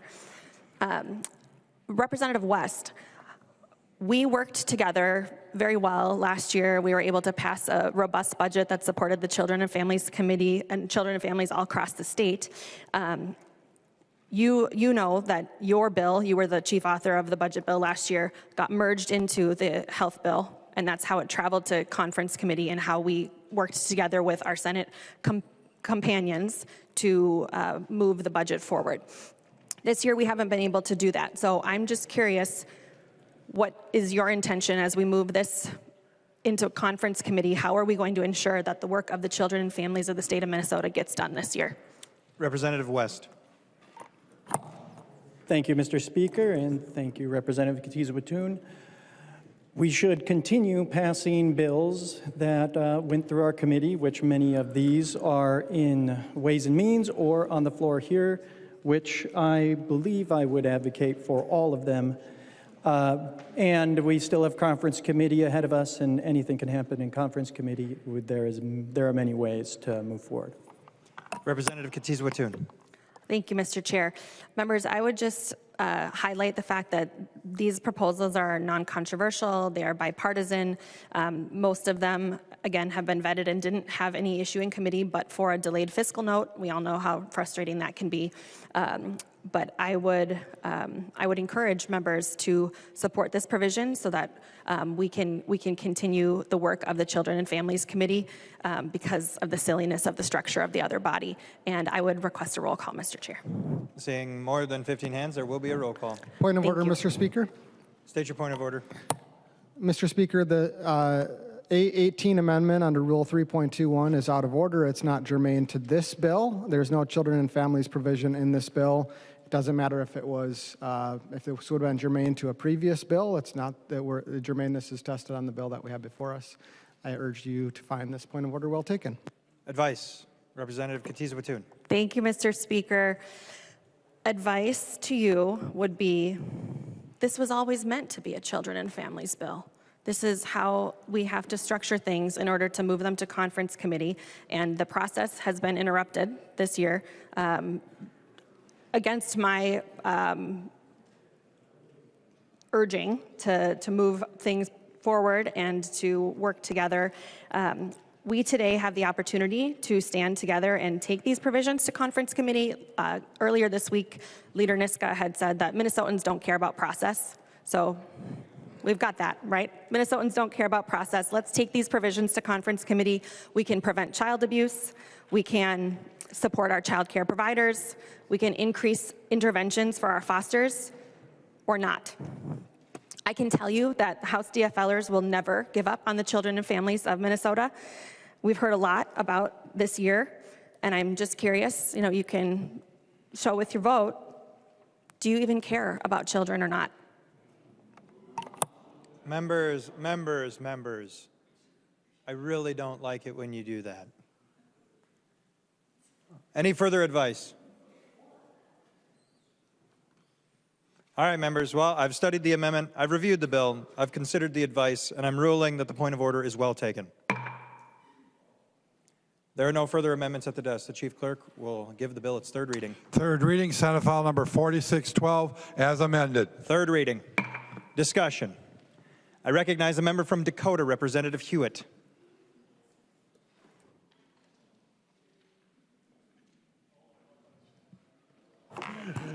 Sorry, Mr. Speaker. I knew I didn't have any more amendments. So today I will be supporting this bill as it has a number of my bills in it, but I can tell you Representative Backer didn't buy my vote. We have to do something, and this is the start. Am I upset about this bill? Yeah, because both sides, and I've had many discussions with my friends across the aisle here about mental health, and it's not in the bill. And we really have to go further because this is where I think we do come to an area that we can agree on, is that we got to figure out how to take care of our mental health issues in the state. I can tell you that from my transport experience, individuals, or from my ER experience, that individuals experiencing a mental health crisis are really at the bottom of the scale as far as how they got to that place that day. They maybe lost their jobs 3 months earlier, which means they lose their insurance, which means they lose their funding, which means sometimes they lose their housing. And sometimes that crisis, as many have heard, take place in really awkward positions, and then an ambulance service is called in to transport them to an ER. Those visits in ERs are extremely expensive. And actually the worst place for you to be in a mental health crisis is an ER, but it's a safety net that we use.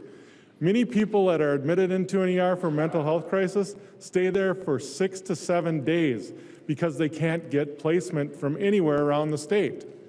Mental health, in many cases, if you have insurance, they'll find a bed for you, but if you don't, you're going to be sitting at one of our safety net hospitals. And we've heard about this over and over this term with what's going on with Hennepin County Medical Center. So as we look at should we vote, should we not, yeah, this is going to go to conference, and I'm hoping it's going to come back better, but I am a yes vote today, and I encourage members to really look at their communities and what we need for this. This is the start. And I've talked to both chairs, and I really have faith in where we can go as a House position on this. Thank you, Mr. Speaker. I recognize a member from Wright, Representative Hudson. Thank you, Mr. Speaker. I wanted to take the opportunity during third reading on this bill to talk about something that's not in it that I really wish was.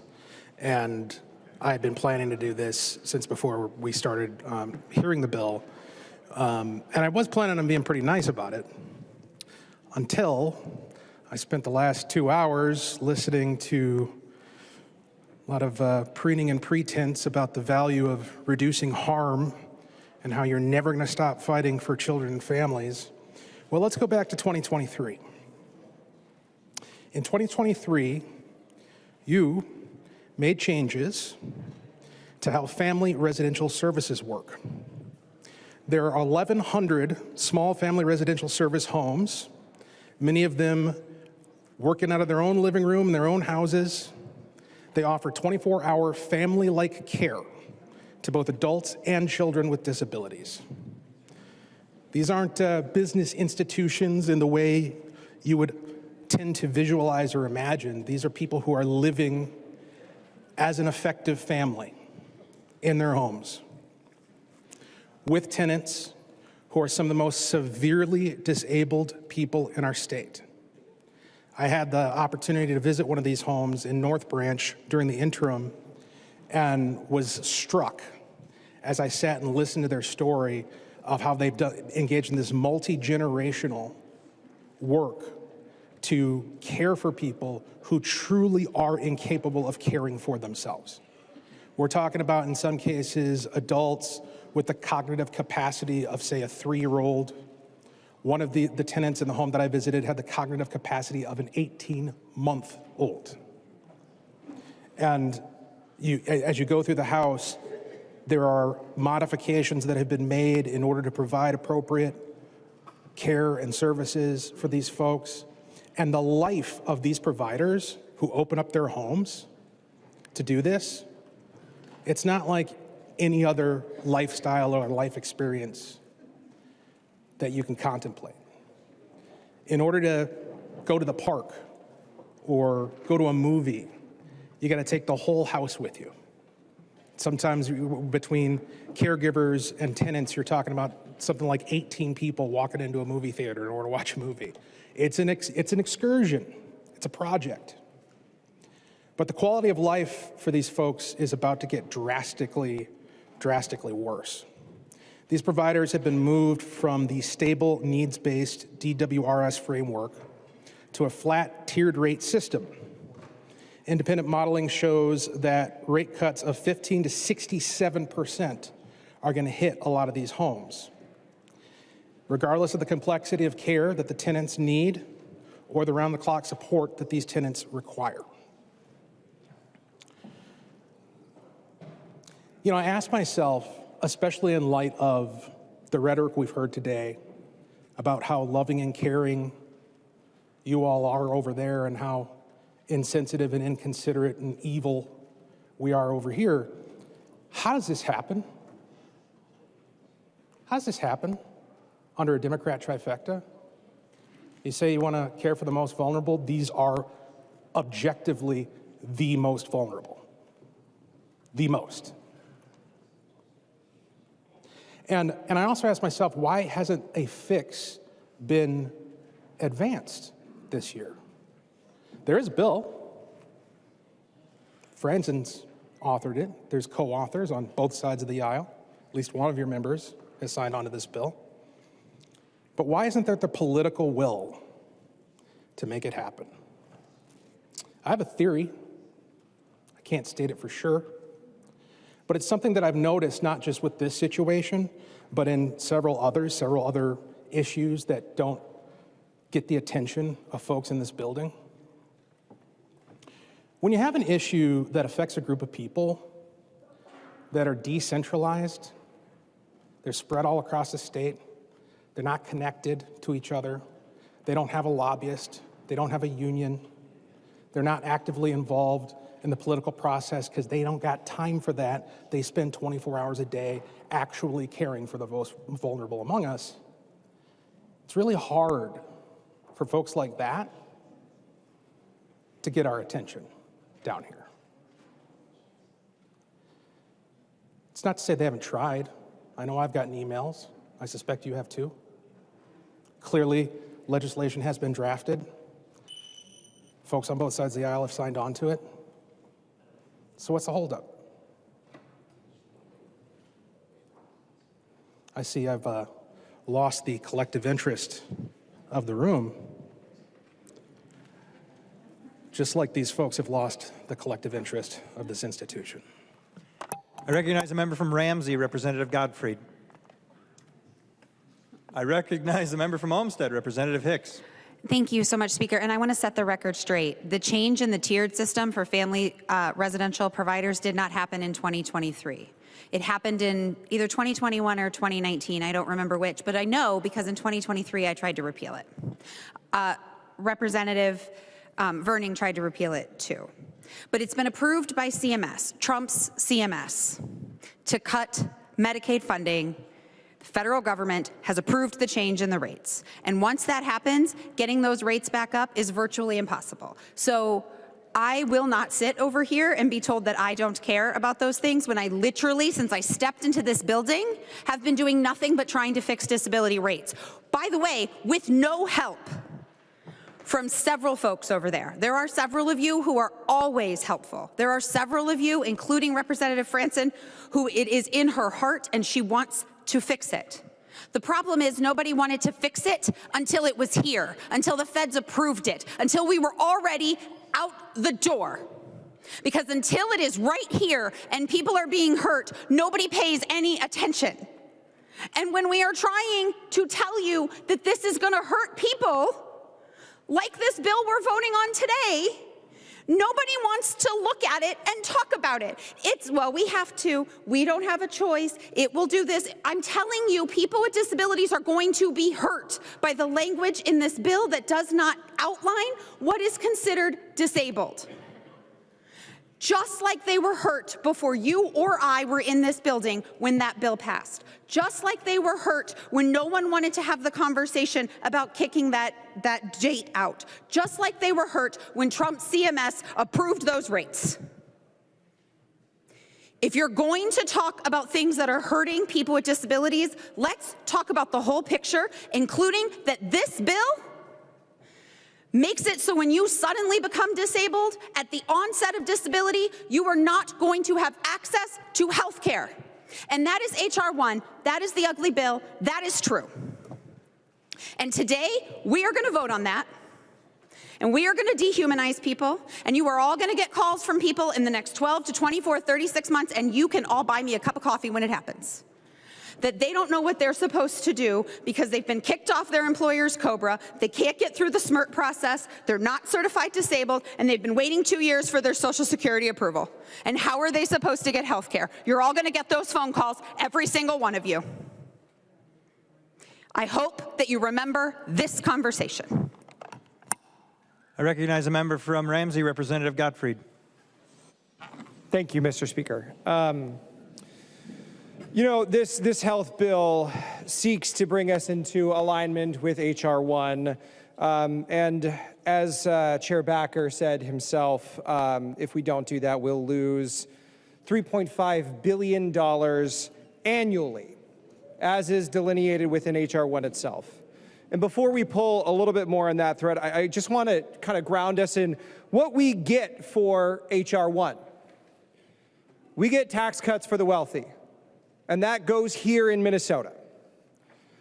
In Minnesota, the richest 1% will get 22% of the benefits of that tax cut. The next richest 4% will get 24% of that benefit. So if we're doing the math, the top 5% of earners in our state get almost half of the benefit of the tax cuts of H.R. 1. The next 15% receive 26 of the benefit of those tax cuts. So in total, the top 20% of earners in our state get 72% of the benefit. And so what do the rest of the 80% of us get? We get roughly 1/3 of the benefit of the top 20%, plus we get to foot the bill for $1 trillion transferred of costs to local and county governments. That's not just made up. That is from the National Association of Counties, a nonpartisan group. And what happens when $1 trillion of costs are transferred to local and county governments? Our property taxes go up. So we get the auspicious honor of footing the bill for billionaire tax cuts, in addition to higher property taxes, in order to align with a bill or lose $3.5 billion per year annually. We foot the billionaire bill and increase strain on our hospitals, specifically our rural hospitals, or we lose $3.5 billion per year. We foot the billionaire bill and dump people in need from Medicaid, or we lose $3.5 billion per year. We foot the billionaire bill and we hurt people with disabilities, or we lose $3.5 billion per year. This is not governance. It's extortion. This is extortion so that we can provide tax breaks to the people that need them the absolute least. And I'm sad to see that so many of my colleagues on the other side of the aisle are joyfully going along with it. Call it for what it is. This is extortion of everyday Minnesotans, harming people who cannot be harmed, who are in the least position to be harmed, to benefit those already at the top. I'm going to vote no on this bill. As many people in this room as possible should vote no on this bill. And I understand that we have to pass it. I understand. But let's not call it anything but what it is, and that is extortion. Thank you, Mr. Speaker. I recognize the member from Dakota, Representative Ryer. Thank you, Mr. Speaker, members. There are not many good things to say about House File 4612. There are a number of features in the bill, and there's a poison pill, the awful Trump bill, H.R. 1, a Republican bill that prides itself on stripping health care from people without regard to the human cost, impact on hospitals, and broader community economic harm, all to deliver tax cuts that enrich the wealthiest among us. Now, before I go deep on this, I do want to recognize improvements to one thing that I've worked on for 5-6 years now, statutes governing physical therapy scope of practice. This was bipartisan work. It was cleanup work. The changes in the bill clarify supervision requirements for physical therapists to oversee student physical therapist assistants and PT assistants. And these are really important, especially as related to the role of telemedicine, ensuring the safety of patients, quality of workforce, education and training. And we know we don't have enough workforce. But this change pales in comparison to the damage we're forced to inflict on our communities by H.R. 1. There are places where the federal law is very prescriptive and we do it the way it's called for. We have no choice. And there are places where we have, as a state, discretion in how we implement this. And this bill does not take advantage of that to be able to do the least harm to the people in our community, to the providers and the hospitals. The amendments we heard today all addressed the ways that we could have done that. Representative Liebling's amendments, aligning with federal requirements when we need to and not before.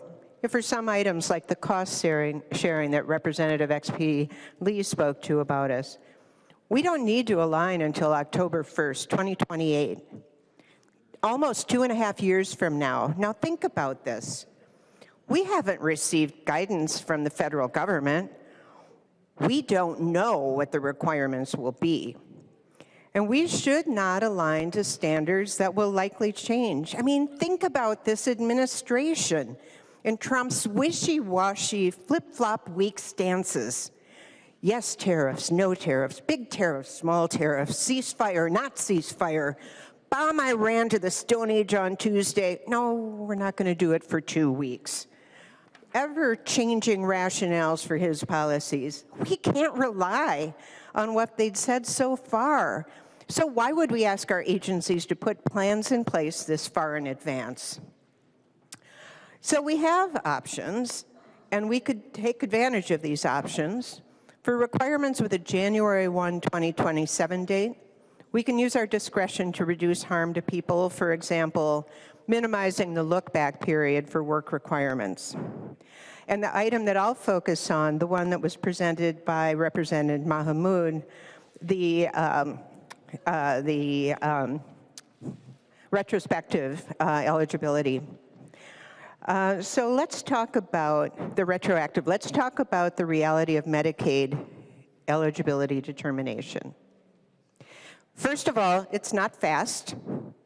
There are backlogs to get people signed up, in great measure driven by an existing requirement to complete recertifications before processing new applications. That means that if you are getting in line to get health care for the first time, you have to wait for all of the people ahead of you who are getting recertified, and remember that's going to be twice a year. Second, this bill, the reality, this hurts people who need health care. Maybe you've never been uninsured or had uninsured children, but I've had both. I've lived that. And I still carry that stress and that anxiety and that anger at a system that put me and my family in that position. And we don't have to put more people through that. We have discretion. We can minimize this. And third, this hurts our hospitals. Across Minnesota, hospitals are struggling, uncompensated care is rising, and the need for charity care is exploding. The uninsured rate in Minnesota has already risen, going from a low of 3.7% because of the Affordable Care Act and other policies that we put in place to help people have access to care. We've been leaders of that in Minnesota. We were some of the best in the country. We've gone up 2 full percentage points in the last couple of years as a result of Republican federal policies. Watch it skyrocket with the new Medicaid 6-month recertification rules. DHS estimates that 20% of members, 1 in 5 members, will lose their coverage as a result of the punitive bureaucratic processes. Then watch our hospitals struggle. Hospitals close, nursing homes close, especially in rural Minnesota. And let me tell you how this works then in the real world, what this will look like. So most people don't apply for Medicaid until after hospitalization, but they might have multiple emergency department visits. They might have other doctor visits in the weeks or months leading up to that hospitalization. They may have had a baby or been pregnant before applying for Medicaid. And these services that they've had are expensive. Now, retroactive coverage means that the 3 months going back that we currently allow, those services are going to be covered after you're approved. When you don't cover them, when you cut back that time, it's left as uncompensated care or it's added to patient medical debt. So hear me on this. Without Medicaid coverages, hospitals will not be paid. People in this situation are often living through complicated family dynamics, unstable housing, psychosocial challenges, other barriers. They often need time to resolve these issues before they can complete a Medicaid application. That was my life. Retroactive coverage protects them by covering necessary medical care received during this vulnerable period. H.R. 1 will take away this coverage, and it's going to cause a huge blow to equity and contribute to already shameful health disparities. Now, this sounds bleak, and it is.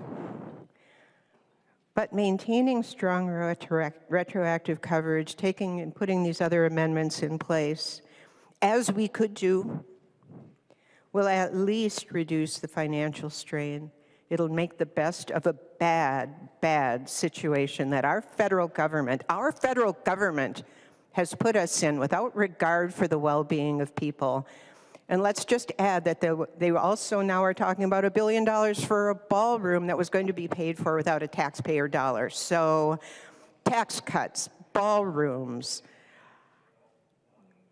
wars of choice, that's where the money is going instead of to people.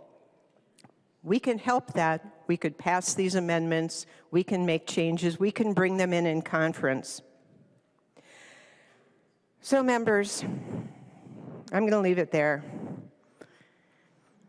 I'm sorry that my GOP colleagues across the aisle wouldn't join us in bringing forward a more patient, provider, and hospital-centered bill. This is a Republican bill. It will be hanging around your necks, riding on your back as you go back to your communities and they see the impact of what you have voted for. And what I'm going to vote for with deep anger, disappointment, and regret, because as an eternal optimist, anything can happen in conference. Thank you. I recognize a member from Anoka, Representative West. Thank you, Mr. Speaker. And just to cover what happened in the Children and Families Committee, we did have, during the budget year, we put together an omnibus bill and passed a budget. Then this year, with a non-requirement for a budget, there was a lot of discussion. And what's been clear repeatedly from our side of the aisle was we want to do single subject bills. We want to pass bills one at a time, the way we should be doing business. So that was the determination as we passed bills out of the committee. We actually didn't have many bills die in the committee. We sent a litany of bills out, bipartisan bills, and they made it through the process, some all the way through already, some are in Ways and Means, some are on the General Register. One of the big priorities that we'd like to see happen this year was getting child care modernization passed, and that was one of our last committee hearings, or the last committee hearing, and that's when we had another discussion of an omnibus bill that was brought up shortly before that. And it made it clear the other side of the aisle didn't want to support a modernization bill without putting a bunch of other stuff in it. So one of the compromises we offered, if that's going to sink modernization committee, we'll send modernization out as our budget bill, but we will also put all these other provisions in a separate bill, and we'll pass that out, which that was not supported. So we tried to offer a compromise of getting bills out of our committee for both sides, but in the end, every single bill in that discussion didn't end up making it. However, some of those bills we could still act on, and I would like to see them calendared and act on today. And one frustrating thing about all this debate is just how hyperbolic everything gets. It's one of the reasons why people tune out to politics, because they think, what you're hearing now, you'd think we're about to enter the apocalypse. But with what we're seeing with H.R. 1, which has been repeatedly invoked as the most horrific thing ever to happen in the history of mankind, SNAP has had work requirements, still does, did before, but somehow over 40 million Americans figured out how to be on SNAP. Work requirements are an expectation. We don't expect people to not work and expect compensation. And the idea that we're going to be taking the foods out of the mouth of babes. I mean, the number of exemptions, we have pregnant women, people with kids 15 and under, people with disabilities, caretakers of people with disabilities, and even people living in high unemployment areas, all exempt from the work requirements. And again, SNAP has work requirements, yet we see 40 million people around the nation on SNAP. So with these new work requirements, 80 million people are on Medicaid. These work requirements apply to maybe 20 million. And with the current exemptions, around half of those people are expected not to be required to comply. So all in all, we're talking about 9 million people across the whole country. Now you say, oh, that's 9 million people. Well, we're talking about able-bodied adults. If you can work, why do you expect the taxpayer to foot your bills? So the idea that this is going to be some sort of an apocalypse is a complete misrepresentation. People expect people to work to receive compensation. It is not this kind of, we have infinite money that we can just give away to everyone. So I just wanted to kind of bring us back to reality. Things aren't as extreme as people make them seem. And if we would dial it back from the hyperbole, we could accomplish a lot more. and honestly bring down the stress level of every single one of us and the people who listen to what we have to say. So I am pleased to see this bill come before us, and I would urge members to support it because we can't lose the federal money, and the other provisions, particularly Representative Ryer's athletic trainers bill, I very much support. So thank you, Mr. Speaker. I recognize the member from Hennepin, Representative Coulter. Thank you, Speaker. I'm glad I get to go when I do, because I think, first of all, that I need to clear the record. Representative West said that it was the determination that we would not be passing a package of bills out of the Children and Families Committee. We need to be clear that that determination was made by one person, Representative West. It was a determination that the DFL chair, Representative Koznick, did not agree to, that DFL members of the Children and Families Committee were, and if private conversations are to be believed, some Republican members of the committee were not informed of until we were in the room. We need to make that clear. So I am really disappointed that we didn't really get a chance to get into the A18 amendment. It included some really important bipartisan bills to protect kids from abuse, to support our foster kids, to help families use the Minnesota Family Investment Program, which, if you're not familiar, is a remarkable program that helps families save up for big purchases like cars and homes. And all of that work, indeed, almost all of the work of the Children and Families Committee this year is falling by the wayside. And so I'm not going to ask anyone to yield, but my question is, what is the plan to help those Minnesotans? Representative West brought up child care licensing modernization. I am the House author of child care licensing modernization. I want that to happen. And it seems like our Republican colleagues on the Children and Families Committee understand the importance of that happening too. What is the plan to make that happen? I can't tell you how many folks are asking me, what's the plan? And I have to tell them, I don't know. And that's because the work of the Children and Families Committee is not reflected in this bill. And it is just so deeply, deeply disappointing. Not just for Representative Pinto or Representative Hicks or Representative Katiza-Wittoon or me, but for our foster kids who used to be called wards of the state because they are all of our kids. For our child care providers who just want to take care of their kiddos. For Minnesota kids and families who need us to step up. I recognize the member from Meeker, Representative Gilman. Thank you, Mr. Speaker and members. I'm going to read a quote here today that had a lot of impact on me before I came down to the legislature. It says, "I've learned that people will forget what you said. People will forget what you did, but people will never forget how you made them feel." And this is from Maya Angelou. There's a book, it's titled Because I Said I Would by Alex Sheen. And I made a decision coming down to the legislature that I was going to show up with integrity, curiosity, not only care for my district, but just showing up in truth and with a purpose. And this 67-67 tie has been the biggest growth partner for me.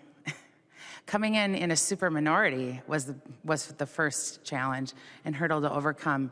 But I was able to connect with several members across the aisle, couple senators, people that are in our hallways here, advocates, folks that are going to be impacted by this, whatever legislation we are able to pass out of this body this year. And honestly, sometimes less is more. What I've seen is that I do a worse job spending people's money that they've worked for. And I know that there's a lot of big feelings, but I hope you know that when I've been curious about things and I've stepped in rooms and gotten screamed at, yelled at by members that are really passionate about what's in the bill or not in the bill, what the words say, what they don't say, I keep coming up. I keep showing up in hard meetings going, how can these two bills come together? How can we find peace in the valley and be curious about different perspectives? Our 47th president is our president. They found a lot of things that need a lot of attention. We are here to conform, not only so we don't lose billions of dollars, but I remember sitting in conference committee last year, watching our administration, the Tim Walz administration, literally telling us to cut $1.3 billion from our budget on the backs of those most vulnerable in Minnesota. He propped up all of his folks, he propped up all of his departments. And again, I'm not going to take offense to hearing something needs to be hung around my neck, but that is offensive. We have personal responsibility to show up here, be curious, not take things too personal, because I've heard from one of my members here when I first came in, we aren't special people. And I do have a couple imaginary 2x4s around this place because I want my head to be able to fit through that door. Meaning, my ego does not need to get in the way of doing good things. This bill may not be perfect. It doesn't need to be perfect. We're not perfect. But I'm imploring you all to just consider writing down on a piece of blank paper, because I said I would, and make one commitment before we get out of session. If that means there's a representative on this side of the aisle that you've never said hi to, or smiled to them, or said something to them, try it. Figure out one thing that you have in common. I did that with Representative Cha when I first came in. I found out who rode motorcycles here. Because it brings me joy. And there's a lot of people in this body that did not like the idea of lane filtering and lane splitting.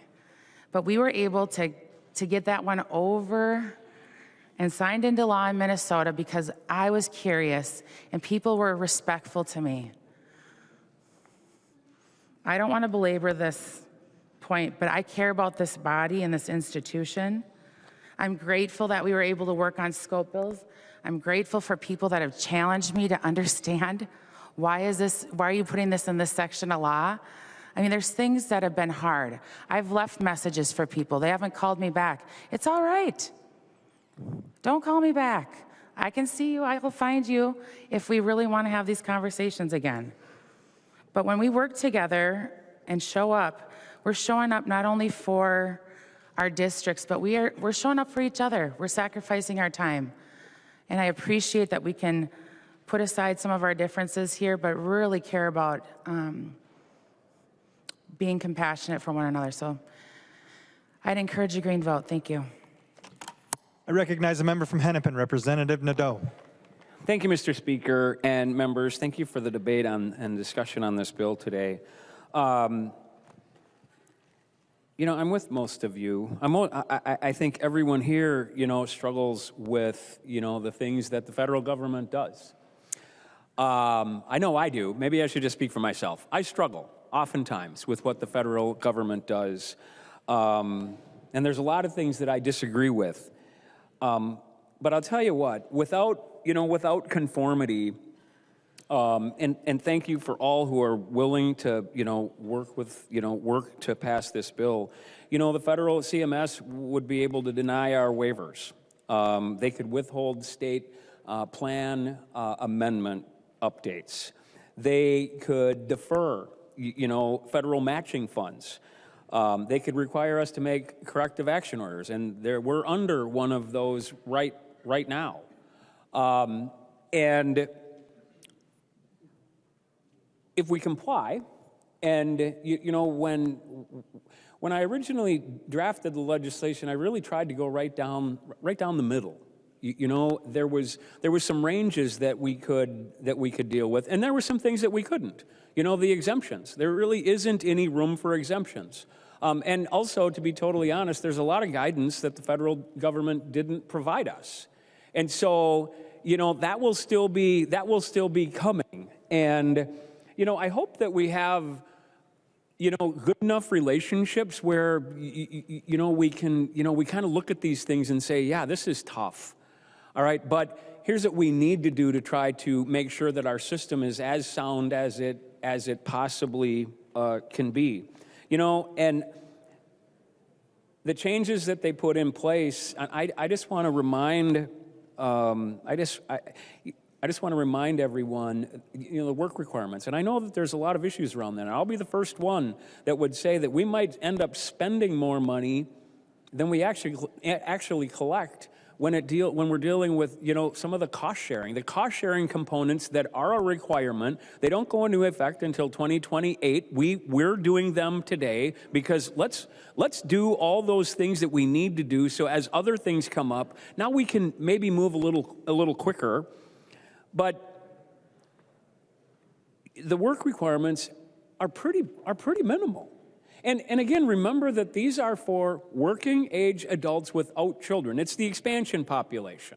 That's what it is. And there's a lot of exemptions. There's medical frailty, and Representative Liebling and I are going to continue to talk about how do we define that, and is there better ways that we can do it? No one wants to limit healthcare access to people with disabilities or people who are medically frail.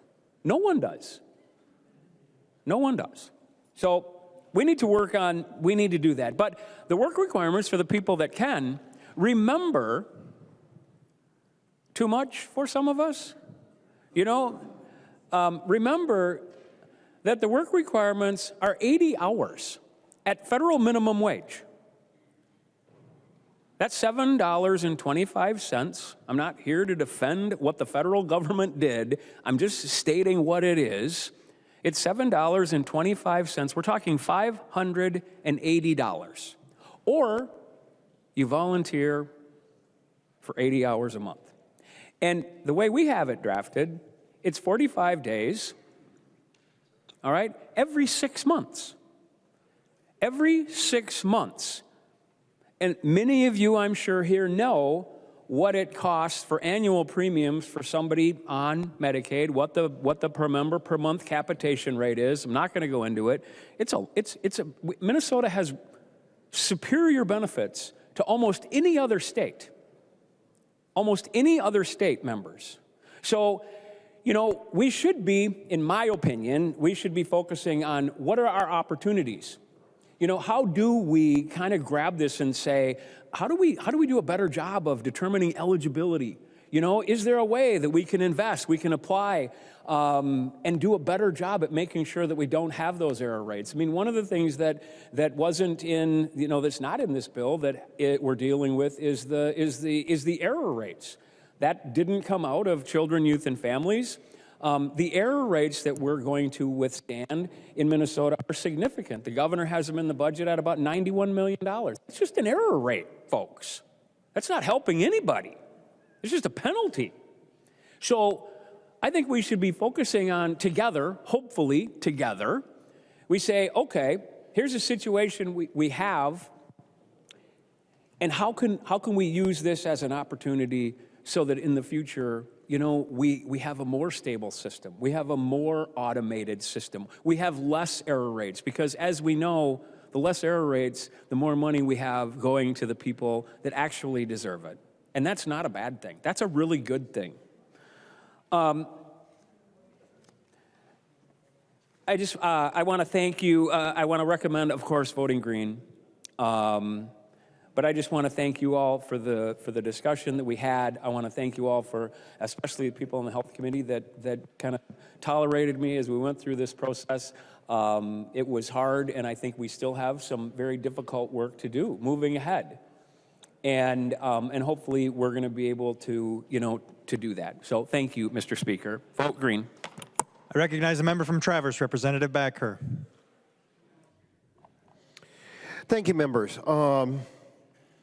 You know, we have these robust discussions because we care about our constituents. And I understand that. We care about their well-being and so forth. But I do want to just talk about one thing. One of the reasons, let's talk about disability individuals. We heard earlier that these people will be possibly be taken off Medicaid. This is one of the reasons why we have the FTEs, so they can go through the applications and so forth to make sure the people are being properly looked at and properly categorized. So that's one of the reasons why we did the FTEs, to handle that. Also, if we look at the requirements for able bodies, and even individuals who have a slight disability, they can volunteer. We're counting, in this bill, it counts if you volunteer, nonprofits, or, of course, work requirements. And as Representative Nadeau talked about, we are not talking about a lot. We're talking about work at least part-time or 80 hours per month. We heard a lot of things here about the people with high income earners. I just want to remind people in H.R. 1, it focuses only on the work requirements. We're not all of H.R. 1 bill that was passed from Congress and signed into law last year on July 4th. You know, this bill is about values. That's really what it's about. It is good to have individuals work. It is good to have a strong work ethic. It is good for individuals to volunteer. It is good for individuals to be involved with nonprofits. It's good for individuals to be responsible, contribute to our society in a responsible way. And that's what H.R. 1 does on the work requirements, because that's what this bill requires. I get it. Some people will disagree with it. But when you look at the policy, it is very fair and it's reasonable. We are not going to have people who are not able to work, force them to work. That's not what this bill does. You know, if you look at Minnesota, we have a very generous welfare system. We have SNAP, we have different other programs, MFIP, CCAP. So we want to help people. At the end of the day, we want people also to feel good about themselves with the work requirements. And that's really what this bill is about. It's our values that says, if you can work, you should work. We're not going to make anybody force or volunteer or with nonprofits. So members, I appreciate the care that we have heard tonight. I do want to set some records straight, and I thank you for your comments. I'm asking for a green vote. Thank you, members. And I do appreciate everybody that's voting green tonight on this vote. I know some of those votes are going to be hard. Some of them will not be as hard, but I want to say sincerely thank you for your support so we can continue to have this discussion and continue to make Minnesota better. Thank you, Mr. Speaker. I recognize the author of the bill, the member from Dakota, Representative Bierman. Thank you, Mr. Speaker. Thank you, members. Members, I just wanted to speak a little bit about reflecting on the work of the Health Committee and what it has done in the years some high points in the years I've been in the legislature. 2019, we established the Opioid Epidemic Response Advisory Council, which Chair Baker, unfortunately, is not here, but he and I both sit on that to fight the crisis of opioid addiction in our state. That was an important and life-saving bill. In 2020, we passed the Alex Smith Insulin Affordability Act. We made a commitment to Minnesotans that we won't let them choose between rationing medication they need to survive and putting food on the table. 21, Chair Liebling established a directed payment program for Hennepin Health, a crucial lifeline that has kept a crucial statewide asset afloat to this point. That bill has undoubtedly saved many lives and been essential to the public health of the state. In 2023, we passed the transformative health budget that gave a shot in the arm to our state's EMS system, built out our healthcare workforce, invested in mental health care, and enacted critical protections for those seeking reproductive care. Just last year, despite all our differences, we passed a health budget that made significant investments in local pharmacies, community health centers, and EMS services. I'm very proud of all that work. And I'm sorry to say that we've lost that forward momentum. We're now in a position where each day fewer and fewer Minnesotans have health care coverage, where more and more clinics and hospitals are on the brink. There are growing swaths of this state where people simply cannot receive the health services they need and have nowhere left to turn. Nothing has done more to reverse our progress in improving health care than the actions of the President and Republicans in Congress last summer when they passed H.R. 1. With the passage of that bill, they kicked over 140,000 Minnesotans off their coverage. They ended the financing mechanisms that kept our hospital system alive, including a $1 billion a year directed payment program that our committee established last year. Rep. Nadeau carried that bill. Chair Backer and I were both on it. Vice Chair Ryer and many of you were co-authors. What's particularly nauseating to me is that the Republicans in Congress are forcing states to do their dirty work for them. Align with these new requirements, which do nothing to improve health outcomes, are incredibly costly to implement, and will absolutely cause clinics and hospitals to shutter or risk losing the federal funding that we receive for our own Medicaid program. We are now required to kick victims of human trafficking or spousal violence off our Medicaid program. We're required to implement work requirements, which we know from every single state that has ever tried them will not lead to any more people working and only create more paperwork for enrollees, the counties, and the state to process, and will cause people who are eligible for these programs to fall off because of bureaucratic hurdles. And who's asking for this? It's not my constituents. I doubt it's any of yours.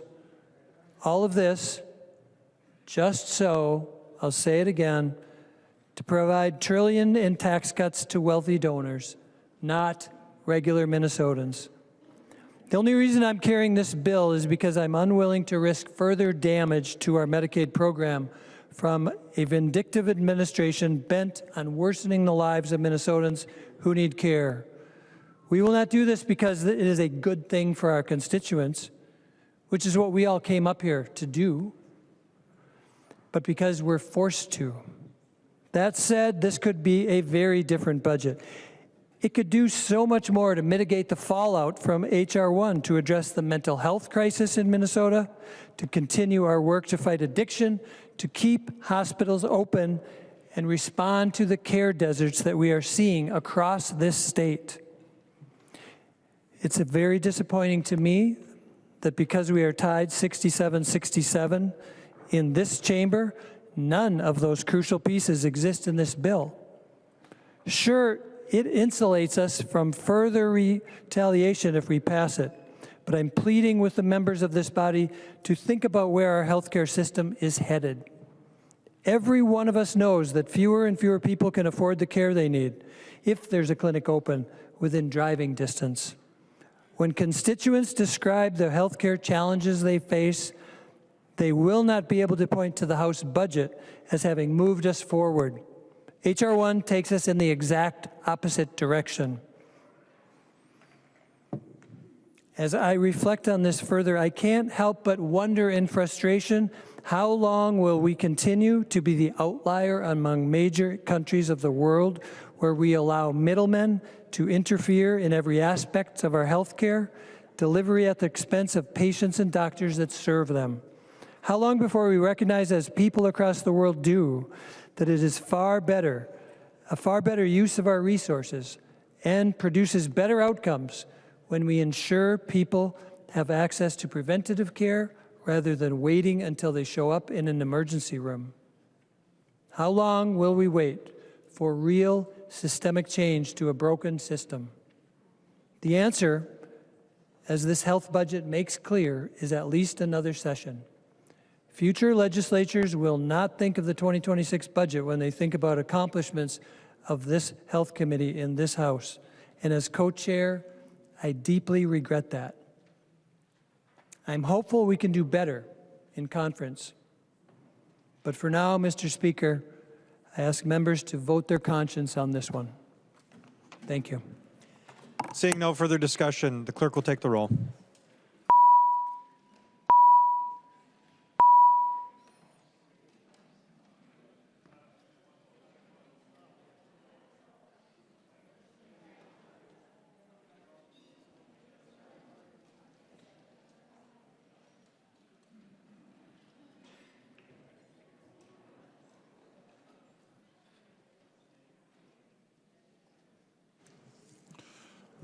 Members, please vote.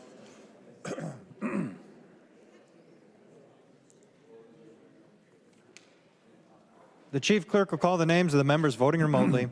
Baker. Go ahead, Dave. Baker, aye. Baker votes aye. McDonald. All right, bye. Thank you. McDonald, I. McDonald votes aye. Momani Hiltsley. Momanya Hiltsley, no.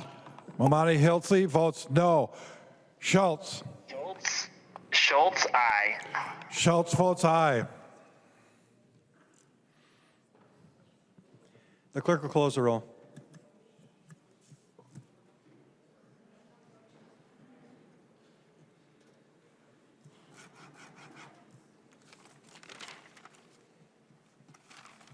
There being 69 yeas and 63 nays, the bill is passed as amended and its title agreed to. Members, the next bill on the calendar for the day is House File 3682. The chief clerk will report the bill.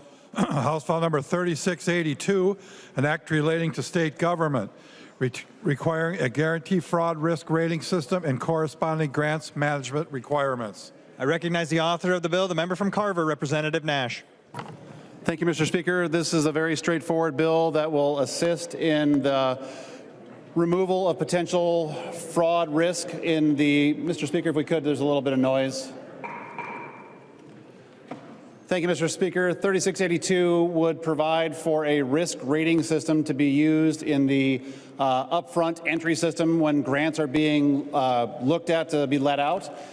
It's very much akin to a cybersecurity notion where it's called vendor risk management. You assign a potential 100 questions. Each grant applicant will have to answer those questions. The department, at their direction, will develop a point rating schema for that. If they don't hit a certain number of points, they are automatically kicked out. The department would then be able to work with them to elevate their score, but what this will do will allow us to have fewer and fewer potentially shaky and fraudulent grant applicants. It's very straightforward. It has had unanimous votes coming out of all the committees that it's gone to, Mr. Speaker. So I urge a green vote. There's an amendment at the desk. The chief clerk will report the amendment. Greenman moves to amend House Bill number 3682, the second engrossment. The amendment is coded A3. I recognize the member from Hennepin, Representative Greenman. Thank you, Mr. Speaker. This amendment ensures that entities that steal from state government shouldn't be eligible for government grants. If you agree with that, this is an easy yes vote. This language in this amendment bars organizations from receiving state grants if the entities or its officers have been found to have violated Minnesota's fraud statutes, misclassification fraud, criminal fraud, theft of public funds, and related violations that skim from the public coffers. And those of us on the Fraud Prevention Committee heard over and over about the need to ensure that fraudsters that steal from one program must have a mechanism, the state must have a mechanism to ensure that they can't get government money other places. If you're a provider suspected of defrauding CCAP, you should be barred from getting Medicaid payments. and state grants. If you were involved in Feed Our Future, you should be blocked from getting EIDBI payments and also state grants. And if you cheated the UI Trust Fund, you shouldn't be able to get Workforce Development Grant or any other state grants, for that matter.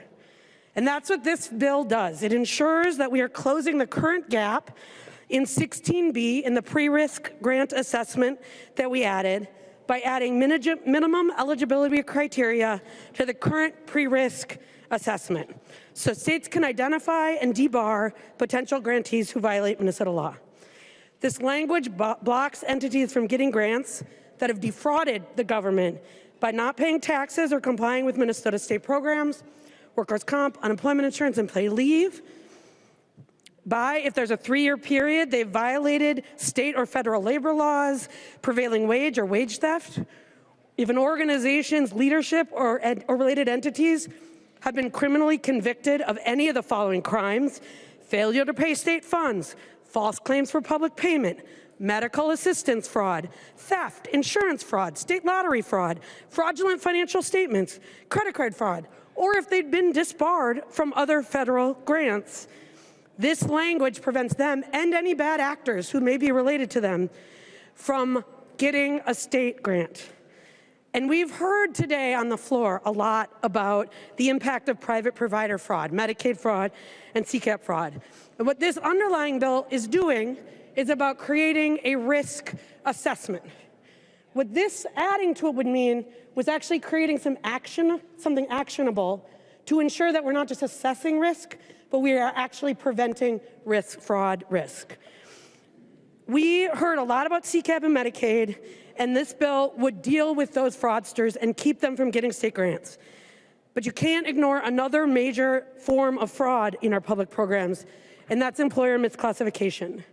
The OLA report in 2024 found misclassification fraud hurt state and federal government finances through, quote, lower program and tax revenue or increased reliance on government services. And in 2025, a study found misclassification fraud was costing the Minnesota state government between $500 million and $1.3 billion, including unrealized state income taxes, unrealized payments into the UI Trust Fund, and workers' compensation premium. Fraud, whether it's misclassification fraud, medical assistance fraud, or any other fraud on public programs, steals from taxpayers, cheats Minnesotans who rely on those programs, and it undermines the public trust. And I am also, like Representative Anderson, on the Legislative Audit Commission. And as you heard in the debate earlier today, we see audit after audit, and legislators have let it happen. And that frustrates me too. Many of you have heard from me about this bill.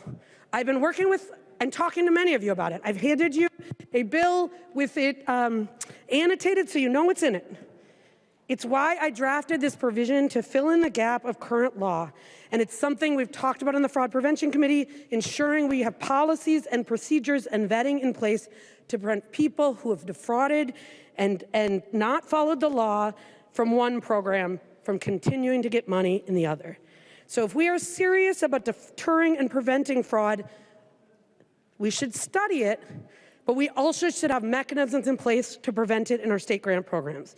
It is critical that entities that break these state laws and rip off the state, that they are barred from using state tax dollars, from getting state tax dollars or other programs. This is common sense work.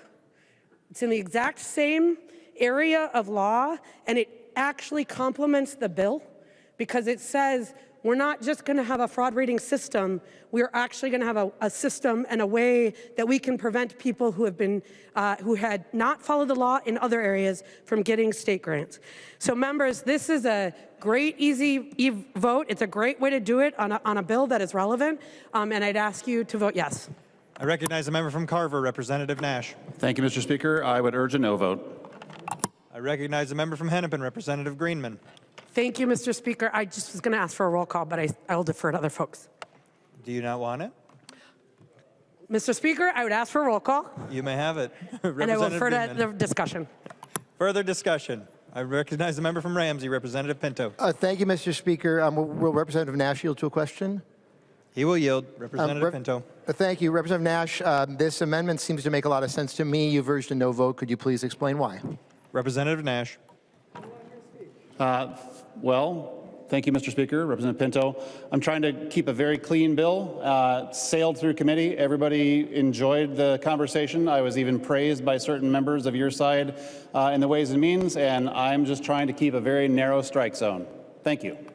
Representative Pinto. Thank you, Mr. Speaker. Representative Nash, thank you. I guess I'm a little bit confused. You described the point of your bill as ensuring that that grants don't involve fraud, that we improve our processes. As I read this amendment, this is requiring that grantees may not have previously defrauded the state. I would think we all would agree that if there's prior action by a grantee that's been fraudulent, that's probably a sign we probably don't want to be providing additional opportunities for fraud. In this case, the amendment to your bill would prohibit entities that have previously failed to pay taxes or comply with Minnesota state programs, really repeatedly violated state and federal standards, a number of things. I guess I'm still confused about how this would not enhance the substance of your bill. You said you want to keep the bill clean, you want to make sure folks are encouraged by that, but can you just talk about the substance? Is there anything in the substance of the amendment, Representative Nash, if he would yield, that concerns you here? He will continue to yield. Representative Nash. Well, thank you, Mr. Speaker. Representative Pinto, it's always the author's prerogative to accept or deny an amendment. Once again, very clearly, I am trying to, no, it's true, you've done it yourself. I am trying to keep a very narrow strike zone in this bill. It is written well. It is, again, it's been universally voted throughout every committee that we've had it in. I am trying to create, not prescriptively to the agency, which is kind of what the amendment does. It actually prescribes things that is not in my bill. I want a very narrow strike zone, and I'm urging a no vote. That's all. Representative Pinto. Thank you, Mr. Speaker. Representative Nash, the reason I look so perplexed when you talked about how it's the author's prerogative to accept or reject an amendment, I mean, you yourself have offered many amendments that authors have opposed. I have done that as well. I think you voted for amendments that authors have opposed. I've done that as well. It's certainly the author's prerogative to say what they think about an amendment. I'm actually giving you that opportunity to do so. I guess one would hope, though, you would be the person who have sort of deepest expertise about your own bill. I'm simply asking you to provide that expertise when it comes to an amendment to that bill, rather than sort of, you're kind of talking around it. But is there anything about this? Give me 1 second here. For example, line 3.10. So there's a requirement that a grantee should be in good standing with the Office of Secretary of State. Do you have any concern about that being something that you'd want a grantee to receive information, or receive a grant if they're not in good standing? If Representative Nash will yield. He will yield. Representative Nash. If you would repeat the question, I was getting a little bit of noise and I didn't quite hear you. Representative Pinto. Thank you, Mr. Speaker. Yeah, Representative Nash, I was asking about a requirement that a grantee be in good standing with the Office of Secretary of State. Do you think that's an appropriate requirement, or might you say that even if you're not in good standing with the Secretary of State, you still should get state money? Representative Nash. Again, Representative Pinto, my bill is not as prescriptive as Representative Greenman's amendment. I am trying to enable the pre-risk grant assessment of future grants to be straightforward, simple. I am encouraging the development of a paradigm. If they chose to do Representative Greenman's, so be it. But I'm not putting that on the bill because I haven't been approached by Representative Greenman. She did not come to me and say, Representative Nash, I intend on putting this on your bill. I'm trying to keep it very clean, very straightforward. And to your earlier point, I misspoke when I said it's the author's prerogative. It's my prerogative to recommend a no vote. So that's what I am doing. I am recommending a no vote. Representative Pinto. Thank you, Mr. Speaker. Will Representative Greenman yield to a question? Oh, of course you will. Representative Pinto. So, Representative Greenman, there was an assertion made about your communication or lack thereof with Representative Nash. Could you please clarify that? Representative Greenman. Thank you, Mr. Chair, or Mr. Speaker. Yes, Representative Nash, about a month ago, before this was in stake of this bill, I came to you, I handed you a bill that actually had was annotated with all of the different cross-references, which are just cross-references. I asked you if you wanted to talk about it. It came in front of your committee, and the committee voted it out with no opposition. And so that's a conversation we had about a month ago. Representative Pinto. Thank you, Mr. Speaker. I want to be fair to Representative Nash. If he'll yield, if he has some correction or anything he wants to say regarding that, he's certainly welcome to do so. I don't want to put him in a bad position, so I'll let Representative Nash respond to that if he wishes. He no longer wishes to yield to you, Representative Pinto. Okay, thank you. And I'll see if he's willing to provide any further insight into the substance of the bill at all. Representative Nash, if he's willing to yield, he may not be, but I guess I'll find out. Okay, it sounds like Mr. Speaker wants to know the question before he knows whether he's willing to yield. Okay, so Representative Nash, you had said earlier that when you're considering that you have this pre-award assessment that's contained in your bill, and then the agency might choose whether to include any of these criteria. Again, these seem like criteria that we as a legislature would demand of our agencies. I kind of don't care whether they don't care whether a grantee is in good standing with the Office of Secretary of State. So I guess I'm still wondering for you, is that something that's important to you, that a grantee be in good standing with the Secretary of State? He will yield. Representative Nash. Thanks, Mr. Speaker. Yes, Representative Pinto, I think that being in good standing is good, but if you read my bill, line 1.9 through 1.11, the Commissioner's policies and procedures must include a grantee fraud risk rating system with corresponding grants management requirements that are informed by the principles of vendor risk management. Everything further on from there is both talking about the required funding and implementation date. I'm not overly prescribing to them what's going on as opposed to the Greenman Amendment, which a month and a half ago, as everybody knows in legislative time, is forever ago. You didn't come and talk to me in the last couple of days, and that's an incontrovertible fact. So I'm recommending a no vote. I'm going to continue recommending a no vote. Let's move on. Representative Pinto. Thank you, Mr. Speaker. Representative Nash, so it sounds like she spoke with you at the beginning of time, and it sounds like you were well aware of this for a very, very, very long time ago. Representative Nash, I guess I'll say your bill, it's interesting. You appear to have a lot more faith in state agencies. I had not realized this than Representative Greenman. A number of us who are going to vote in favor of this. So, members, I'll just ask all of us to look on page 3 of the amendment and simply ask yourself, do you trust the state agencies to decide on their own every one of these things? Are you confident, by the way, they have the authority with every one of these? I'm not so sure that they do. Or do you believe that the legislature should, if you're as concerned about fraud as certainly I am, I would hope you would match that you would say, I don't want a grantee that fits any of these criteria to get a dime of state money, not a penny of state money. So choose to vote against this if you want, and you'll be saying that my minimum eligibility criteria are far lower, apparently, than what's on page 3. Or vote for the Greenman Amendment, and you will say, I care about whether, in fact, prior fraudsters are eligible, the word is eligible to receive a state grant. That's the question here. So if you have further substance to provide besides just saying vote no and that you like a clean bill, I get it. I like a clean system. I like clean grants. I like a lack of fraud. And when I look at this, I look at every one of these provisions and I say, I don't know why we wouldn't want these as minimal eligibility criteria, and that you will not be eligible for a grant if you fall into one of these categories. And I don't want to wait for an agency to potentially come up with a process if they have the authority to do so. It's time for the legislature to speak. This seems quite straightforward to me. And I would think, respectfully to the bill's author, we would vote green on the Greenman Amendment. Thank you, Mr. Speaker. I recognize the member from Anoka, Representative Cagle. Hello. Okay. Thank you, Mr. Speaker. So from what I understand, the bill went through Representative Nash's committee with no opposition. So in theory, everybody in that committee either voted or abstained. And so I'm really kind of curious about what has changed in the past month. What we're talking about here is not only hitting taxpayers, but it's hitting workers. So not only does this amendment stand up for taxpayers and guarding their dollars, but it also stands up for workers who are getting their paychecks stolen from them. And so I guess I just don't understand why why we think white-collar crime is okay, why it's okay for a company to defraud or embezzle, and then them not be banned from getting state contracts. That seems like a really, really, really stupid decision. So let's just do the common sense thing and vote yes. Thank you. I recognize a member from Hennepin, Representative Cleavorn.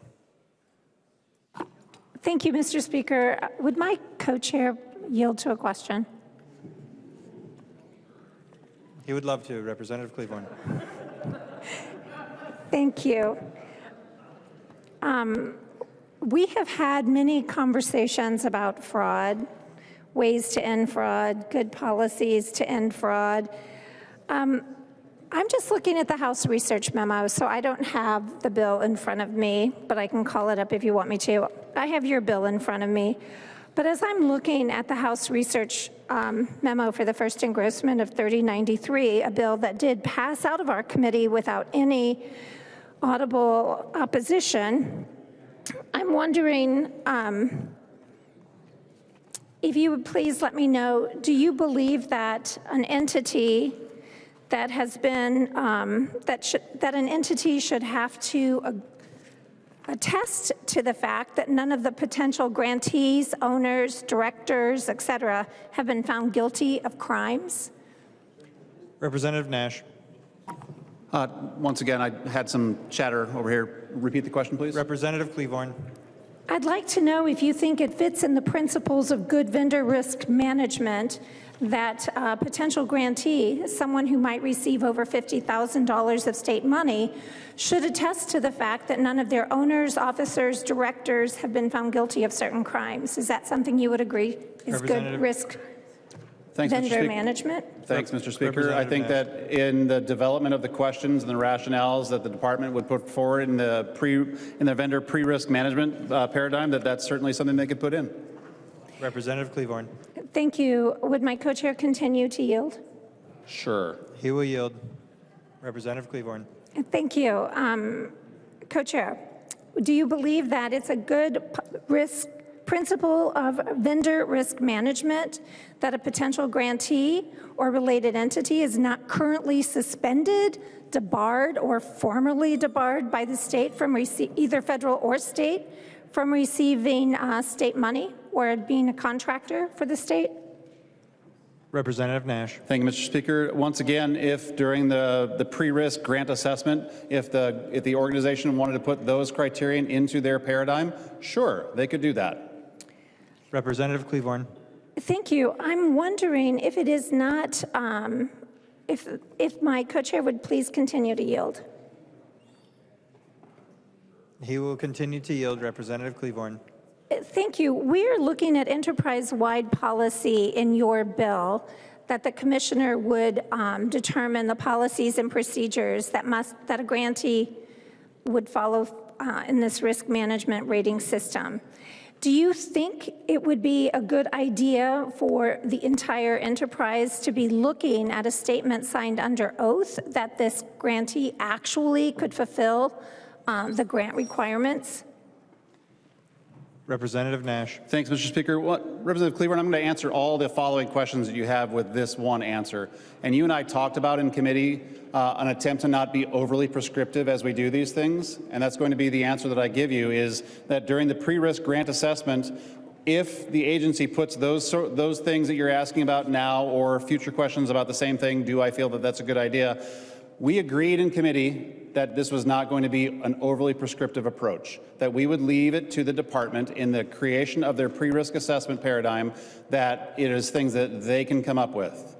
You agreed with that. You even said that was a good idea. So there we are. That is my answer. We are going to continue answering it in that same paradigm. If the department chooses to put that in their pre-grant risk assessment paradigm, I would be supportive of it. Representative Cleavorn. Thank you. Well, members, I think we should all be thinking about this really carefully. We have an opportunity to say that an organization that has been convicted of the failure to pay state funds that it owes has been convicted of making false claims and receiving public payment, who has participated in medical assistance fraud, who has participated in insurance fraud, state lottery fraud, fraudulent financial statements, or even credit card fraud. This is something that we could put into this bill and say this is an important criteria when we are looking at the principles of vendor risk management. It is not too much for us to take an opportunity to say that we want these things in statute. I think they're good vendor risk management items that we should all be looking for. Members, we definitely started the evening in a bipartisan way working to root out fraud, and what is contained in this misclassification bill is a good outline and guardrails for us preventing fraud in the state, and I wholeheartedly support it going on to this bill. I recognize a member from Ramsey, Representative Gottfried. Thank you, Mr. Speaker. I will be very short, as I promised. We've had a lot of great discussions about the very deep intricacies of this particular policy and its relevance to the underlying bill and the importance of it. But I kind of want to ground us in what this actually does. It was a couple of months ago that there was a reception that we were all invited to that was held by the Construction Employers Association, CEA. And I saw many of you all there, many of my colleagues as well, and we had an opportunity to talk with the folks that had hosted this event for everybody in this body, everybody in the state legislature. And one of the things that they wanted to address was worker misclassification. And the reason for this was because their companies were losing out on state contracts to bad actors that were committing fraud, committing worker misclassification, and many of us in this room here today enjoyed conversations with them, enjoyed the food that they provided for everybody in this room, enjoyed the drink that they provided for everybody in this room. And I just want to ground us that this is exactly what they were talking about. This amendment to the bill is exactly the sort of thing that they were asking for us to do. And so, any member that went to that and had the opportunity, not because you got, wined and dined or anything like that, but because you had an opportunity to actually hear straight from the folks who are negatively impacted by the practice within the marketplace of this worker misclassification, I would ask you to seriously consider voting green on this bill. I know I will be, or voting green on this amendment. I know I will be. This is a worker protection as well as an anti-fraud protection. Solidarity forever. I will be voting green, and I encourage you to do so as well. Thank you. Any further discussion to the amendment? I recognize the member from Sherburne, Representative Lawrence. Mr. Chair, I just want to bring to light, Mr. Speaker, I apologize. I was rightfully corrected, Mr. Speaker. And as we've been having this debate, I've been going through the bill, and I don't think you're wrong that a lot of things listed in 2A are very good, right? I think that's been the main focus of the discussion. But as we look at this amendment here, if you go down to 2B, and this is where I really have the problem with, is it leaves all the onus on the applicant again. We've seen since 2015 the amount of fraud that's happened in the state of Minnesota. Individuals that are applying for grants like this, the ones that are being fraudulent, already know how to do that. In 2B, it says all the onus of assuring the organization or the granting agency that they qualify for everything in 2A is on an individual signing under oath that they do. And the granting organization can accept that as a verification enough to grant the grant. And that's what under 2B, A and B, or the two parts there, specify. And for that very reason, I can't support the amendment at this point in time. There's no reason, because at the end of the day, the applicant is still the only one that says, yes, I qualify. Where are the checks and balances to make sure that they qualify? You go on, and you're right, there's things that say they can be denied in this, but there's nothing that says that they're the ones at the beginning that say, I qualify, please sign on, start sending me a check. And so that's why I encourage a red vote on this amendment. Any further discussion on the amendment? I recognize the author of the amendment, the member from Hennepin, Representative Greenman. Thank you, Mr. Speaker. And Representative Lawrence, if that's your concern, not putting this in the bill means that the information that we're asking people to provide, currently the department does not have. And if somebody provides this information and, as the bill requires, signs under oath, it becomes a felony. That's not currently the law. So if what your concern is with the fraudsters who have ripped off the government, right now, what I heard, and I'm going to ask Representative Nash to yield just because I want to be clear that I'm understanding what he's saying. Can I, Representative Nash, yield for a question? Okay, well. He will not. Well, I am happy to respond, or excuse me, to sum up what I heard Representative Nash say. And then if after I say that you would like to yield, to correct me. But what I heard Representative Nash say is we should leave it to the Department of Administration to decide if they want to incorporate in the pre-risk assessment the ability of, and know the information whether you have committed fraud, whether you have your officers have been convicted of insurance fraud, of medical assistance fraud, of public benefits fraud. Right now, the administration doesn't do that. We passed a pre-risk assessment for 16B 2 years ago. And so, Representative Nash, if you're, what I'm taking is you're okay with the state giving grants to entities that have previously been convicted of fraud because you don't want to put into the assessment something they're not already doing. So, would you like to yield for a question? He will yield. Representative Greenman. Sorry, that was my question. Representative Nash. Do you want me to repeat the question? Representative Greenman. Thanks, Mr. Speaker. Representative Greenman, Nash. nothing in my bill would preclude them from taking pieces, parts, or components and putting it into that. And I guess also I would say that if you, when you passed the pre-risk, was it 2 years ago, that you could have put yours in there too at the time, but you didn't. But what I'm saying is that, not wishing to be overly prescriptive, when they develop the paradigm, they could look at any number of factors, give them a numeric score value, decrement the score, augment the score, and go from there. Representative Greenman. Thank you. Representative Nash, that's exactly what I'm doing. What I started and opened by saying is that this is filling a gap, a loophole that we did not do 2 years ago. And in the 2 years since, we have not seen that added to the paradigm, as you call it. But we have seen articles about organizations that have gotten grants that have misclassified their workers and had a DLI violation.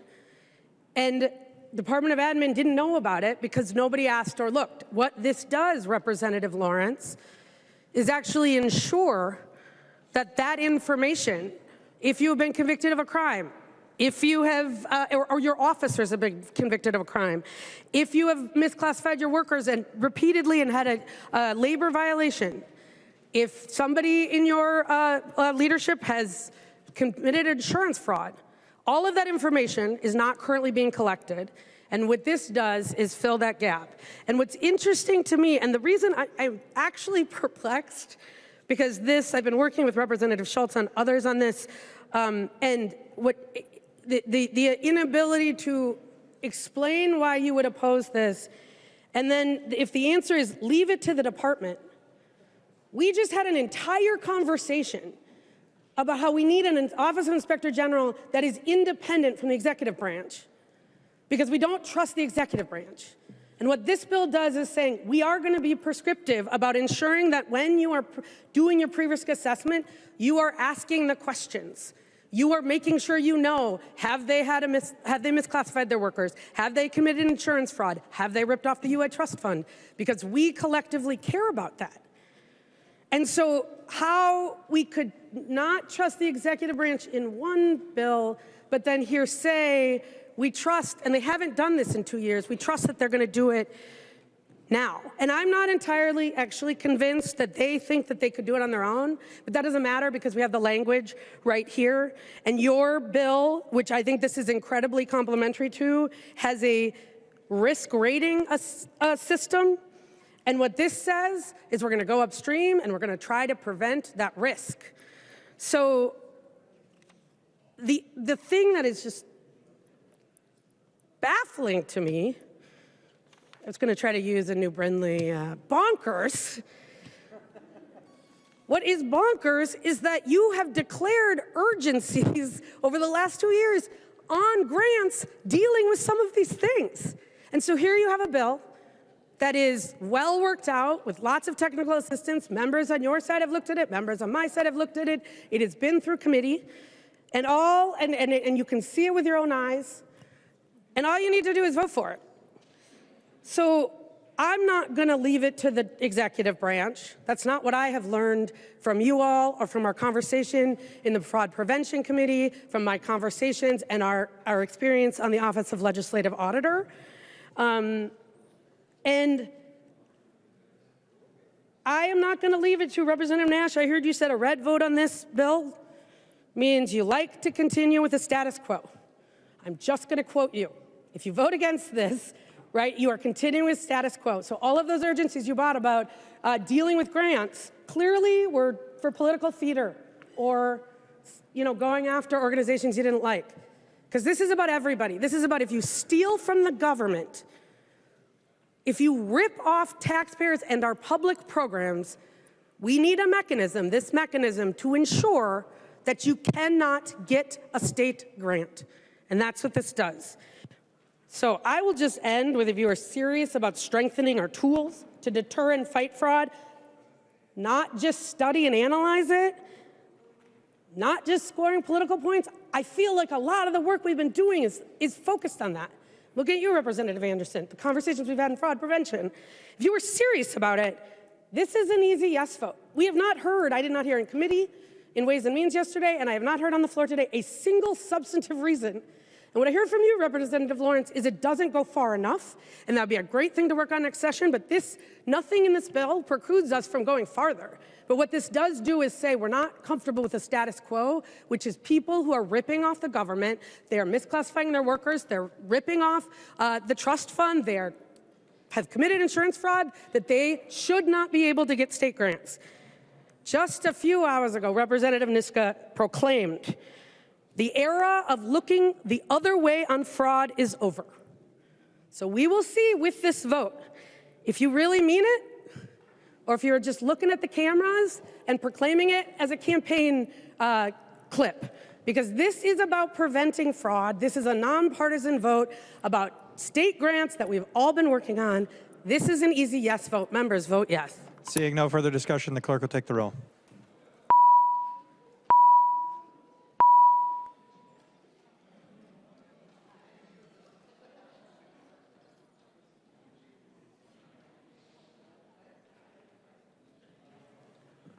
The clerk will call the names of the members voting remotely. Baker.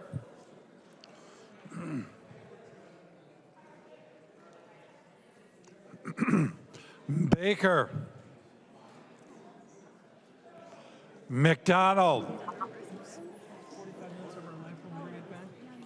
McDonald. We're going to come back to you. Just I'll pitch back on speaker. Bomani Hildsley. Bomani Hildsley, aye. Bomani Hildsley votes aye. Schultz. Baker, no. Schultz. Schultz. Schultz, no. Schultz votes no. Baker. Okay. Go ahead, Baker. Baker, no. Baker votes no. McDonald.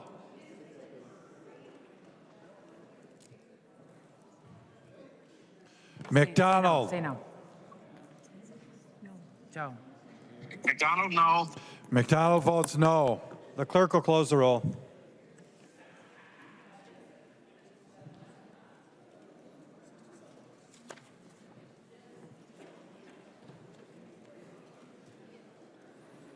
There being 67 yeas and 67 nays, the motion does not prevail. The amendment is not adopted.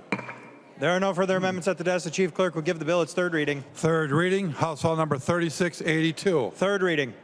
I recognize the member from Hennepin, Representative Cleavorn. Thank you, Mr. Speaker. And I will say that the underlying bill, I'm really absolutely disappointed about what just happened because we had an opportunity to really address fraud, and this body decided not to do that.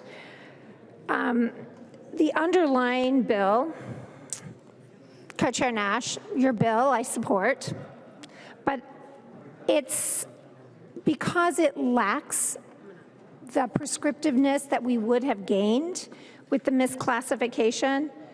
I feel that there's still more work to be done, but I will encourage our side to vote green on the bill because I do think every step that we can take to defeat fraud is an important step. But again, I will express my deep disappointment that we did not put the misclassification bill on. I recognize the author of the bill, the member from Carver, Representative Nash. It's a good bill. Vote green. Seeing no further discussion, the clerk will take the roll.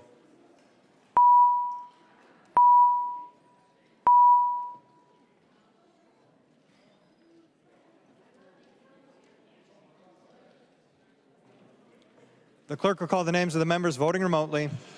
Momani Hilsley. Momani Hilsley, aye. Momani Hilsley votes aye.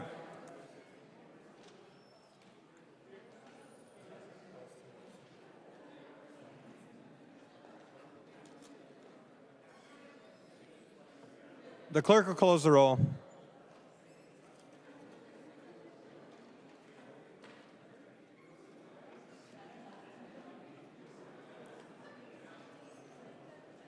There being 128 yeas and 0 nays, the bill is passed and its title agreed to. Members, the next bill on the calendar for the day is House File 3295. The Chief Clerk will report the bill. House File number 3295, an act relating to the open meeting law, authorizing meeting broadcasting through social media. I recognize the author of the bill, the member from Isante, Representative Gordon.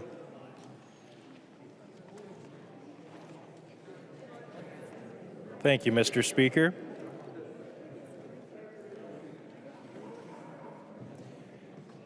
HF 3295 would bring more government transparency by codifying into law that local public bodies are allowed to live stream their meetings on social media.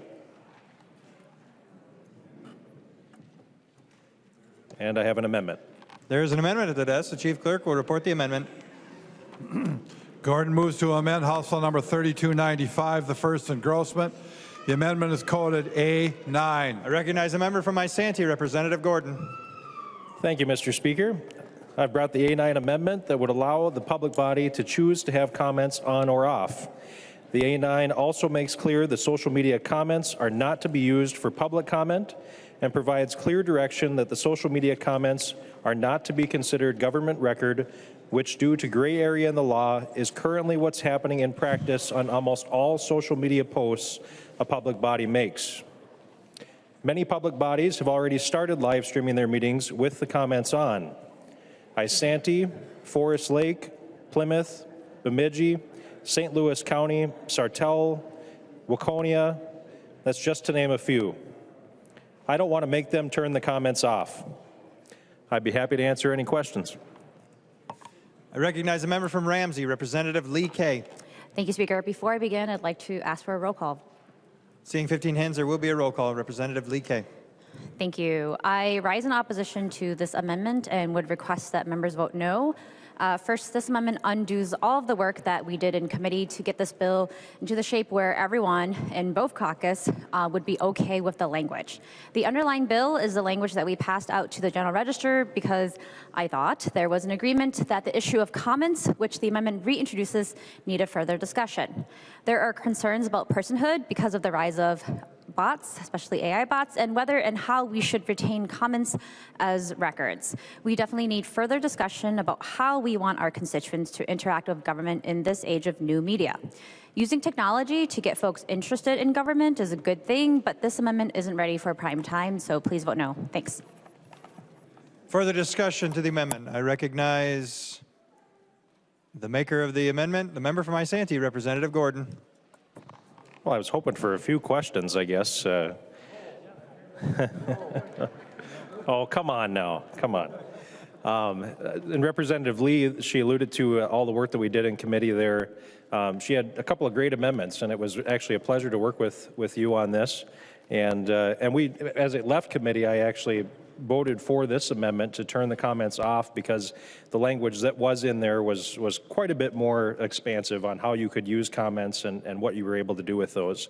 And I said, as it left the committee, I said, I'm not 100% on board with this, and we both committed to working on it further, and we actually had this bill calendared last week on Monday, and I had brought an amendment that was trying to basically please three different sides of this argument, and you had basically folks that are wanting to have the comments on, and you've got folks that want the comments, if they are to be on, to be considered government record.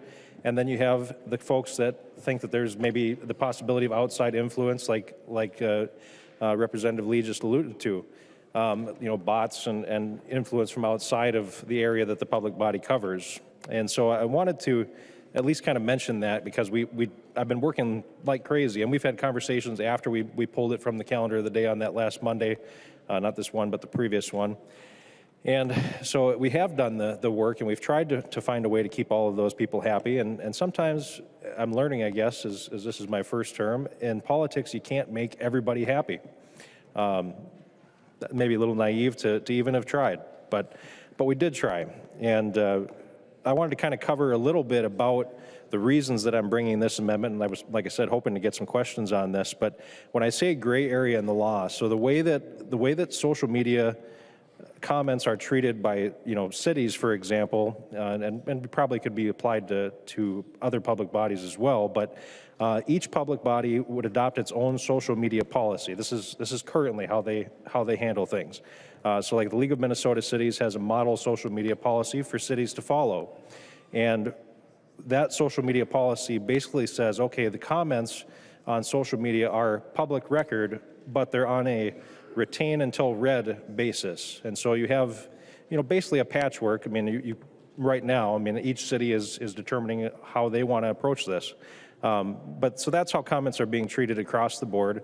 And like I mentioned, we've got Isani, we've got Forest Lake, Plymouth, Bemidji, St. Louis County, Sartell, Waconia, all of them have the comments on now and are live streaming currently. And so I don't want to have a law passed that's more restrictive than what's actually being done in practice. And the A9, to your reference about bots and outside influence, the A9 makes clear that the social media comments are not to be included in the official meeting record and we're not including them in the government record. And by not including them in the government record, we're making sure that the comments are seen for what they are and that they're just social media chatter. And now you may say the next question, that I was hoping to maybe be asked was, well, if they're just social media chatter, why do we want them on? And I think we've got, these entities that have chosen to do that because they want the public to be able to engage with their content. It gives them more exposure, and it helps that content get to more people, which is good for transparency. So I think the argument that if we were to pass the bill in the form that it's in, it could potentially be more restrictive. It may lead to more transparency as well, but I really would love to see the amendment go on here. And I just think that that it's a good thing. Cities are doing it now, and the world's not falling apart. So, well, I should say public bodies, but I'd ask you for a yes vote on this. I don't want to make those ones that are using comments now turn them off, and I want to encourage more transparency, and that's been the goal of this bill from the beginning. So, if you could do me a solid and vote yes, please. Thank you.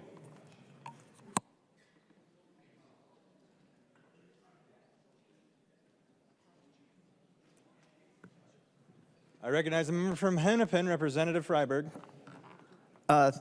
Thank you, Mr. Speaker. I apologize if I'm going after the closing. I know Representative Gordon said he was hoping for some more discussion on this, so I thought I would speak here. You're welcome to speak after me if you would like an additional closing, assuming that's okay with the speaker. But I did want to mention just this bot issue is fairly prominent. I was doing some research into it before this came up. Senator Katie Britt, from Alabama, my understanding is she's not exactly a liberal. She looked into this. I'm reading an article about it now. She says her team says estimates show bots account for 20 to 30% of social media activity. Other studies suggest this share could be even higher.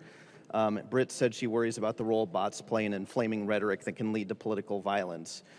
There's another article or a study that came out of George Washington University talking about bots in political discussions. It says throughout the entirety of the former U.S. This article is a couple years old, referring to the first term of President Trump, but it says throughout the entirety of the former U.S. President Donald Trump's first impeachment process, social media platforms were a battlefield for information between supporters and opponents of the president. Social bots played an increasingly important role during this time, despite the fact that they represent less than 1% of all users.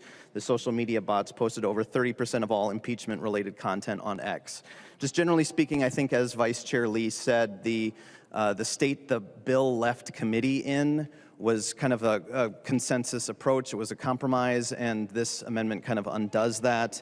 I'd also mention, too, I think it's worth mentioning that our own House Information Services, if you go to their YouTube page, they have comments turned off. So, you know, I think this is kind of a status quo position. The underlying bill is. I'm comfortable supporting the bill without this amendment. So, you know, just because it undoes the work we did in committee, and I think there's more work that needs to be done on this issue, I would encourage members to vote no on the amendment.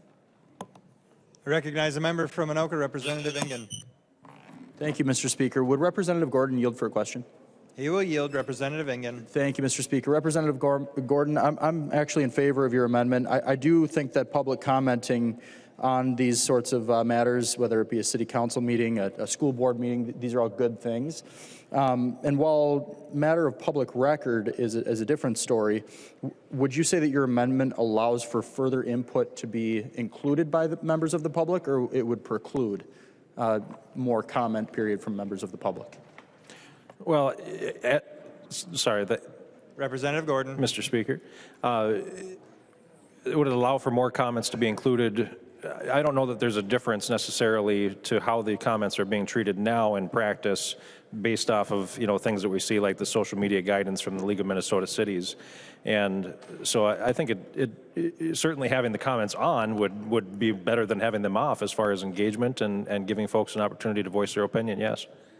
Representative Ingen. Thank you, Mr. Speaker. I would agree with you wholeheartedly. In cities like White Bear Lake, on school boards like White Bear Lake School Board, they've actually cut the public comment period from public viewing altogether, citing that it was becoming a platform for hate. And so I think we would want more public comment. We would want more transparency and more inclusion of voices from members of the public, even if it's not going to be included in the public record as the meeting minutes would identify. So I want to thank you for your amendment. I'll be voting in favor of it. Thank you. Any further discussion on the amendment? I recognize the author of the amendment, the member from Isanti, Representative Gordon. Thank you, Mr. Speaker. And thank you, Chair Freiberg. And Chair Freiberg was generous enough to, we had talked about this, we had added some amendments prior to the last meeting that we had, and that was a Republican gavel day, and we wanted to keep working on it and make some changes. And Chair Freiberg, being a man of his word, he scheduled it the last day with all the other priorities that you guys had, and I want to thank you again for doing that. And so, but like I said, we said, and we made it clear as it came out of committee, that yes, this is the safest form that this bill can be in, probably the easiest to get everybody on board with. But we all committed to continuing to work on it, and so that's what we're doing. You know, that's what we've done. Like I said, it was calendared last Monday. We couldn't come to an agreement, so we pulled it. We've come back today now to try this again, and I would just mention, you know, that you had mentioned some statistics on bots and that type of thing, and I don't know what format that social media is in when they're looking at those studies, if it's, you know, X or Twitter or whatever, but I mean, I definitely don't see, if you look at these cities that I've mentioned and you look at their comments, I mean, they're not getting a ton of comments. I mean, it's pretty benign stuff. I mean, but it is there, and it's available for the residents of the cities or the residents of the county or the township or the school board to voice their opinion. But there's nothing that makes that public body have to have those comments on. You look at, and there's several other ones that have the comments off. If you look at I'm trying to think when I was sitting here looking them up, but Bloomington, I think, was one maybe that they're on YouTube and they live stream it. There were several of them that do live stream, but they have the comments off. And we're giving them the flexibility to still do that. We're just saying we want to give the cities that are currently doing it or that would like to have comments on the ability to do so. So there's nothing that stops a city that doesn't find value in the comments or that feels like they've got a bot problem to turn those comments off. And so I don't know that that's as much of a concern, and it's not like you can't change between the two. If you have a rash of bots coming in and you turn the comments off and you try it again a couple months later, well, there's nothing that says you can't go back and forth, right? So I mean, they have the flexibility to adjust if they see a problem with that. So I don't know that that's as big of a concern as it should be. And like I mentioned, it's not part of the journal and not part of the minutes. And so it's not something that's going to have influence. We've recognized them for what they are, as social media chatter. Mr. Chair, would Representative Finke mind yielding for a question? Representative Finke will yield. Representative Gordon. Thank you, Mr. Chair. Representative Finke, I'm trying to kind of remember some of your statements from the Judiciary Committee when we heard it there, and the bill was in different shape then, and the comments were much more, like I said, expansive for what they were able to do. But the word echo chamber kind of is sticking out in my mind, and I'm just curious if you had any thoughts on this, or if you wouldn't mind just kind of sharing some of your experiences, and just would appreciate your perspective. Representative Finke. Well, I appreciate the invitation, Representative Gordon. And I do remember the Judiciary Committee, but I can't quite remember the nature of my comments. But I do have some thoughts on this bill, so I'm happy to share them. Particularly the part about, because when I'm listening to this, I think to myself, oh, can I turn off comments on Facebook? And I don't know the answer to that question. Legally, can I turn off the comments on my Facebook page, my state representative Facebook page? I am of the opinion that I cannot. If you want to know what it's like to be me, you could go to my state representative Facebook page. I think every single post I put up there gets about 100 to 350 comments. They're all horrible, just horrid content. I like to think most of it is AI and bots and not humans, but maybe they are. And then I heard the comment about how most of these local government hearings don't get a lot of comments, and I believe that's probably true. I think that that's not true for all of us, and I don't know how to sort of fit that into this conversation. I do think we need participation. Right, I remember thinking to myself, do we want to have this, do we want to move our meetings online at all? Because if we do that, we are taking away that humanity. If we do that, do we want comments? If we put comments in, are they going to be like the comments that I receive, hundreds and hundreds of every single day across every social media platform? That wouldn't be useful. That wouldn't be a part of the record I would particularly like in those meeting notes. Or what about if somebody doxed a participant in that meeting in the comments? I mean, I think that's a real question for some of us. I don't know. I don't know what the legal requirement of that comment becomes. I think that there is then there is this sort of final piece of this in my mind, which is that people want to participate in the work that we do, and we should be enabling them to do that, right? I do believe very deeply in the idea that the work we do to engage the public is the most important part of the work that we do. And not having a way for people to do that, well, that's difficult for me. I do want people to participate in this conversation and every conversation that we have. But personally, that means, to me, harassment. The end, It's just harassment on the internet for someone like me. So I don't know. I don't really know what I'm going to do with any of this. But I do hope that we can be nicer to each other.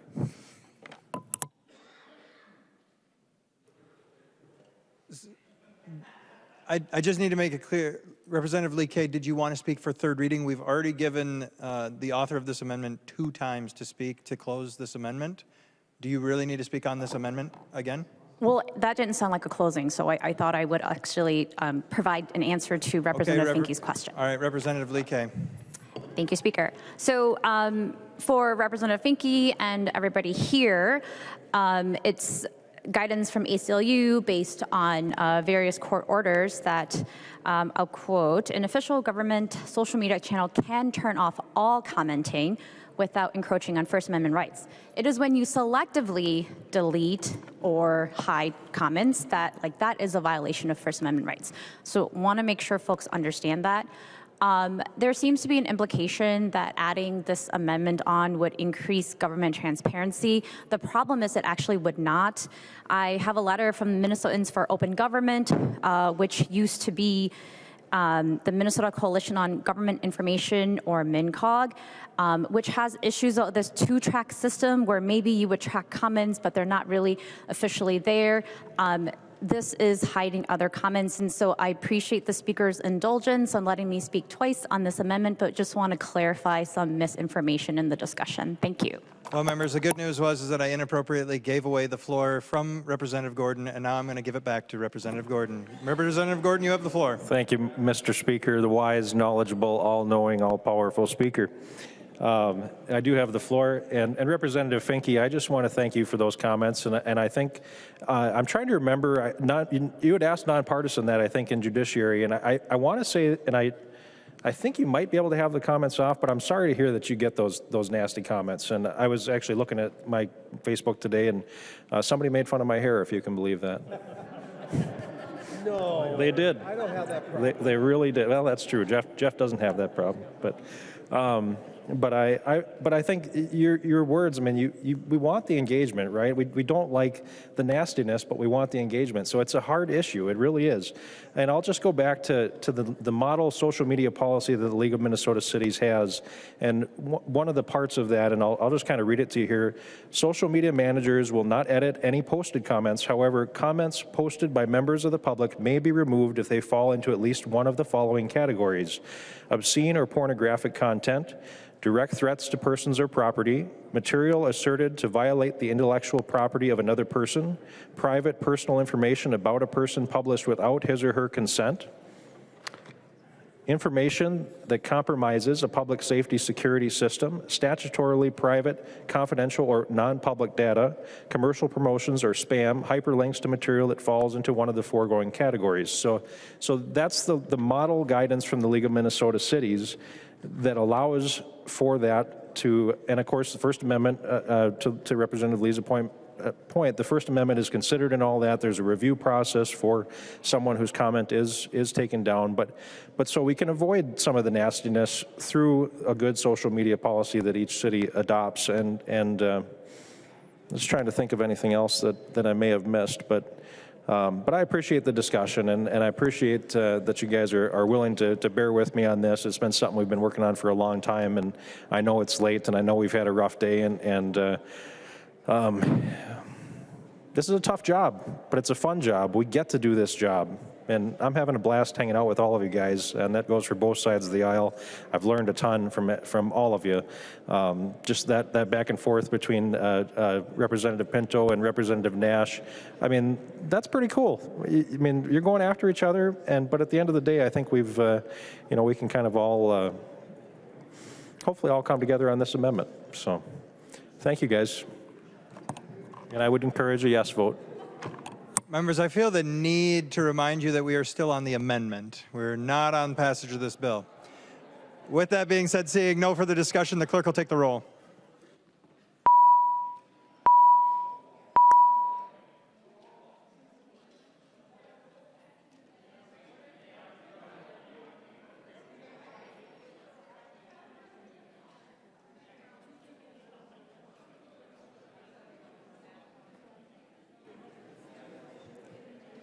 The chief clerk will call the names of the members voting remotely.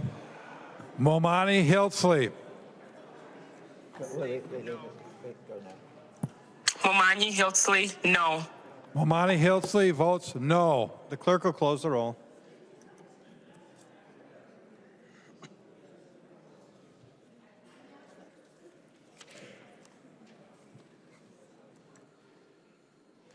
There being 62 yeas and 68 nays, the motion does not prevail. The amendment is not adopted. There are no further amendments at the desk. The Chief Clerk will give the bill its third reading. Third reading, House File Number 3295. Third reading. I recognize the member from Ramsey, Representative Lee Kay. Thank you, Speaker. So I just want to close by making sure folks understand when we are passing this underlying bill without the aforementioned amendment, it doesn't mean that people cannot participate in our democracy.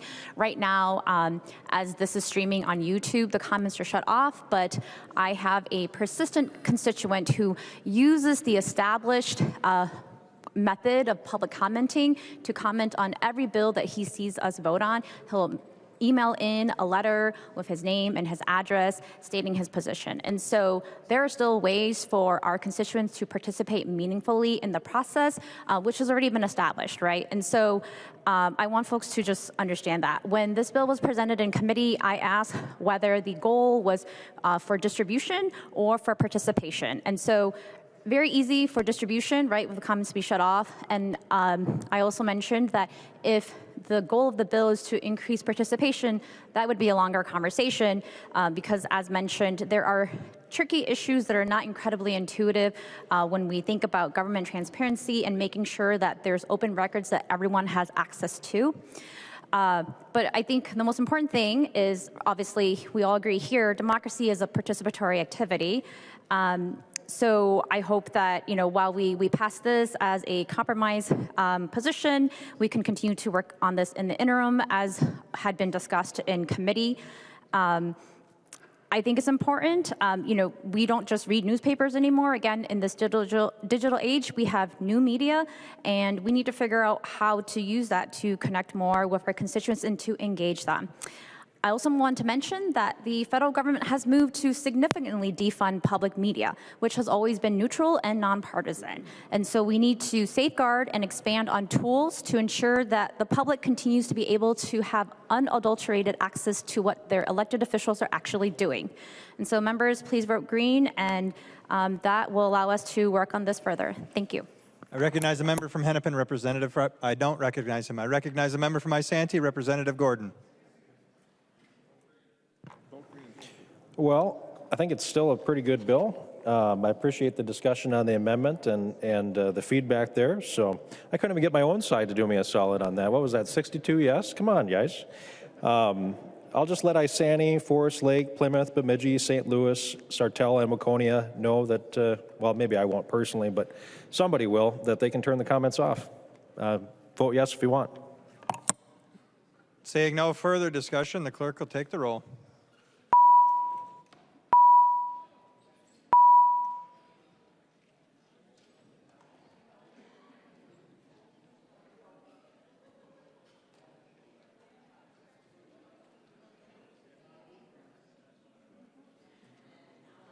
The clerk will call the name of the member voting remotely. Momani Hiltzley. Momani Hiltzley, aye. Momani Hiltzley votes aye.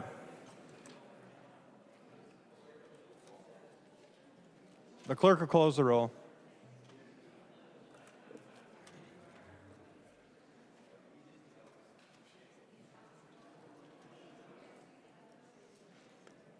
There being 125 yeas and 5 nays, the bill is passed and its title agreed to.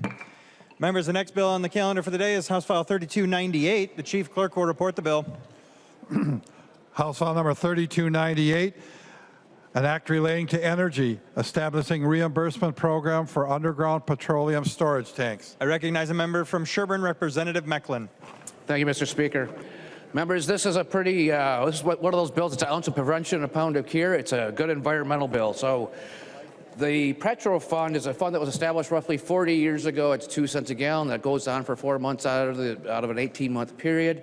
What this bill proposes to do is to add a 5th month. In that 5th month will generate money so that the roughly 500 stations that have underground storage tanks can get their pipes replaced as they are failing. As some people have made mention, like couldn't these people do it on their own? The Petro Fund is what cleans up all of them. So in Elgin, I think it's Elgin, Minnesota right now, The Petro Fund is spending $2.3 million to clean up. These folks are looking at this at if we give them $100,000 of seed money, which that's not even half of the cost of the project, then we will be ahead of this and we won't have the bigger cleanup. So that is the bill, Mr. Speaker. There are no amendments at the desk. The Chief Clerk will give the bill its third reading. Third reading, House File Number 3298. Third reading. I recognize the member from Lyon, Representative Swazinski. Thank you, Mr. Speaker. Thank you, members. Thank you, Representative Mekeland, for your leadership in this area. Petroleum retailers, this is a small town, big town, any town bill when it comes to things happen. Metal corrodes, and this is old technology that needs to be updated to keep accidents from happening. Good, straightforward bill. Any further discussion? I recognize the author of the bill, the member from Sherburne, Representative Mekeland. Thank you, everybody. Vote green. There being no further discussion, the clerk will take the roll.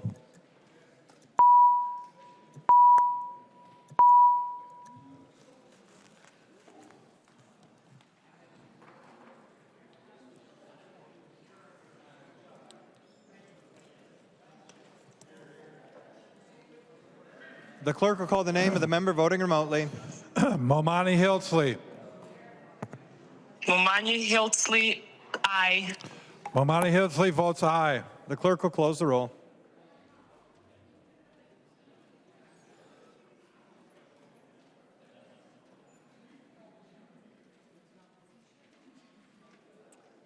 There being 128 yeas and 0 nays, the bill is passed and its title agreed to. Members, the next bill on the calendar for the day is House File 3131. The Chief Clerk will report the bill. House File Number 3131, an act relating to transportation, authorizing the issuance of cancer-related disability parking certificates. I recognize the member from Douglas, Representative Franson. All right, members, thank you. So House File 3131, what I want to do is read the testimony from my constituent explaining why this bill is before us today. So it starts off, hello, my name is Bill Nyberg. I'm 32 years old and I have brain cancer. And I support this change in the law regarding who is eligible for handicap parking permits to allow people with cancer. Please forgive my pauses and moments to collect. The cancer location affects my speech and reading under stress. I have always struggled with speaking to groups. This again is his public testimony. I support this change because I have cancer. I have brain cancer specifically. My diagnosis came over 10 years ago now, and I have a lot of experience with the side effects of having cancer. The cancer effects on my body, and beyond that, how treatment has affected my body. A few years ago, I was approached by my doctor about the possibility of getting the paperwork completed to receive a handicap parking permit. I was informed she would not be willing to fill out the paperwork and showed me that although she agrees I have cancer and the cancer limits my ability to physically function, the law she has to follow does not have provisions for cancer and the side effects of cancer. I personally struggle with chronic fatigue, loss of coordination at times, and brain fog, for example, due to having cancer. I have to work harder to overcome the effects of the cancer on my body. If I had access to handicap parking, the benefit would not just mean parking closer to the doors at the grocery store. A lot of organizations and businesses base how they help people based on having a handicap parking permit. For instance, my wife and children enjoy camping, as do I. I've been thankfully blessed with still being here to do those activities with them. Campgrounds often restrict the campsites and parking locations closest to amenities for the handicap. For a lot of people with cancer, quick access to a restroom is essential to avoid embarrassing situations. Another consideration is that my family and I like attending community events. Due to liability and insurance concerns, events have stopped allowing people to use wheeled means of transportation on their property without proof of being handicapped. The event organizers use the handicap parking permits as proof of medical need. To give a specific example, we go to a heritage festival every summer as a family gathering. We camp there for the weekend. I need a golf cart or ATV to get around the 200-acre plus grounds the event is held on. Campsites within close and reasonable walking distance to the bathroom and shower building require a handicap parking permit as proof of disability. Organizers at the event have been warning that to bring my ATV or golf cart to get around in the future will require the parking permit also as proof. They advised me that this is because of insurance and liability reasons. Cancer and its long-term side effects can significantly impair mobility, endurance, and daily functioning. I respectfully ask that the law be amended to recognize cancer and its symptoms as qualifying conditions for a handicap parking permit, so individuals like me can receive reasonable accommodations consistent with our medical needs. Thank you for your consideration. This is a bill he brought forward to me, and so I'm very grateful to the committee hearing the bill, passing it out of committee, and getting it to the House floor. And today I respectfully ask for your green vote. Thank you. There are no amendments at the desk. The Chief Clerk will give the bill its third reading. Third reading, House File Number 3131. Third reading. Discussion. I recognize a member from Scott, Representative Tabke.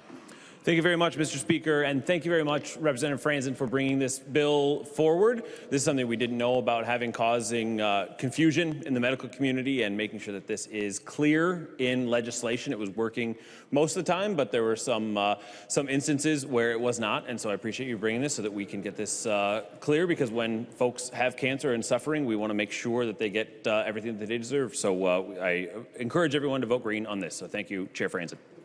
Any further discussion? I recognize the author of the bill, the member from Douglas, Representative Franson. The clerk will take the roll.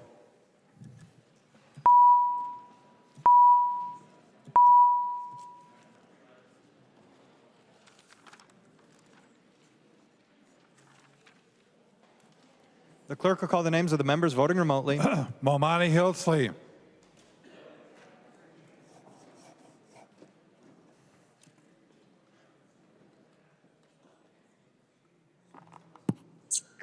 Momani Hildsley, aye.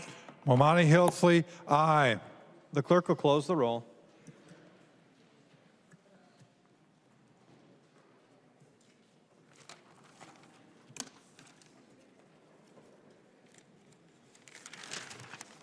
There being 130 yeas and 0 nays, the bill is passed and its title agreed to. The next bill on the calendar for the day is House File 4102. The Chief Clerk will report the bill.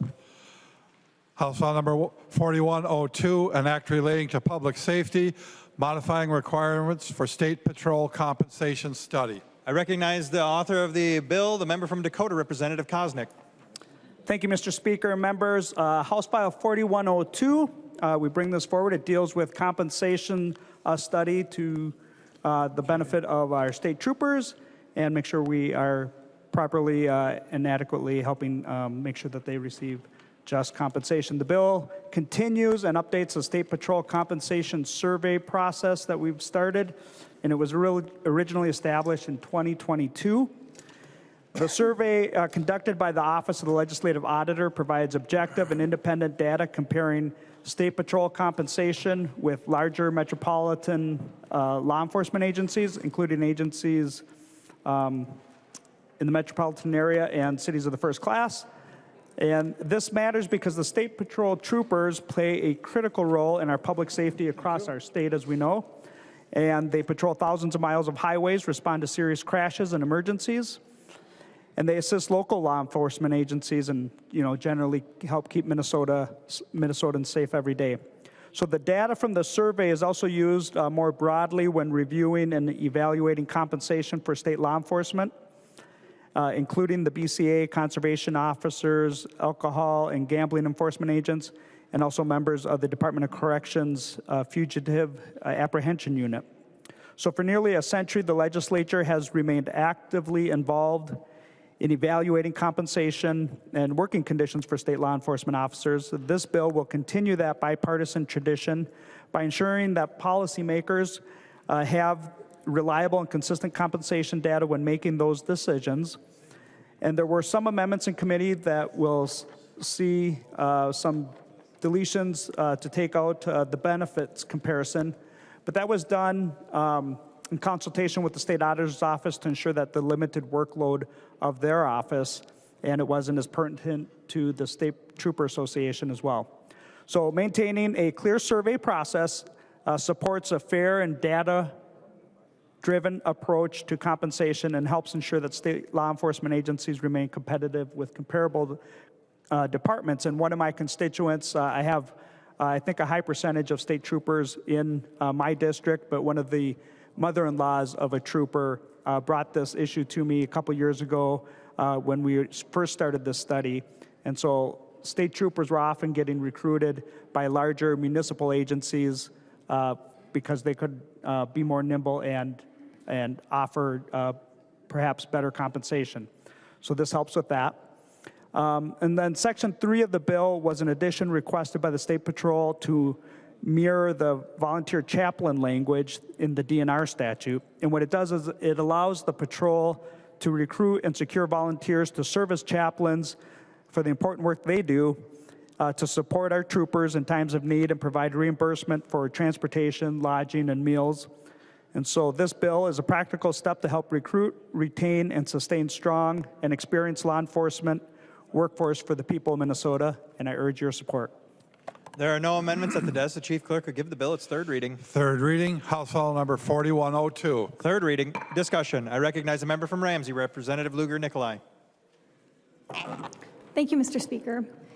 I rise in opposition to House File 4102 because this bill is not going to do what the statute was originally intended to do, and it leaves work for a body for whom this is not really its job. So first and foremost, the Office of the Legislative Auditor is not a human resources department. The OLA's role is principally in program analysis and a post hoc review of the implementation of the legislation that we pass. To that end, it doesn't make a great deal of sense to vest this authority in the OLA in the first place. And ultimately, the bodies that are actually tasked with raising the wages of our state employees are actually our state agencies and us, the legislature. So the agency's role, of course, as folks know, in this case the Department of Public Safety, is to bargain with its unions for the state employees. This is an important function under Minnesota state labor relations law. And it requires both unions and employers, in this case the state, to evaluate bargaining proposals based on goals of fairness, retention, and budgetary fidelity. This study encompasses none of those concerns. Additionally, our role is to pass legislation helping workers. We can do that by raising the state's minimum wage. We can do that by requiring targeted increases, as we have for the state troopers in the past. And we can also give more money to DPS so that when they negotiate with the unions, that they have additional budgetary flexibility to create competitive wage schedules. In this case, the OLA's role is only to assemble the collective bargaining data that already exists and is public, and is something that both MMB, DPS, and the unions also get for themselves when they study comparative wages in bargaining. The other reason that this bill is deeply flawed was already mentioned by Chair Koznick, which is that it's an unnecessary report to begin with, but it is made worse than useless by the omission of benefit data. There is nobody in this body, there is no single person in this chamber who, when comparing two jobs, would look only at the salary schedules to determine whether one was more or less attractive. By stripping a comparison of benefits out of the study, it means that we aren't really going to know whether or not jobs are comparable. It matters a great deal. It matters largely because we are currently locked in a system of employer-provided health insurance that forms an increasingly large part of employee compensation for our state troopers and for everybody else. This means oftentimes many workers are seeing that their take-home pay is decreased as the insurance costs, but not value, are increasing. So it matters a lot that we have taken away the OLA's ability, if they have to do this at all, to look at an extremely relevant source of information about whether or not a job is good or can sustain a family. We should move to a world where we are no longer dependent on employer-provided health care, and we can realize the efficiencies of a state health coverage system with a managed risk pool that is less vulnerable to erratic premium increases because of people actually using insurance, which is what occurs in many small municipalities and school districts and for other and mid-sized and small employers. Until we do this, extending the life of this study while also removing among the most important pieces of information in it makes absolutely no sense. And importantly, folks need to know that this bill doesn't ensure that anybody gets paid more. This bill isn't an increase in wages. This doesn't make an appropriation to improve the salaries of our state troopers. It could result in law enforcement officers getting no real increases because their salaries may be at or below what comparators are making elsewhere. The law only permits them to be increased if it is appropriate. That's the language of the statute right now.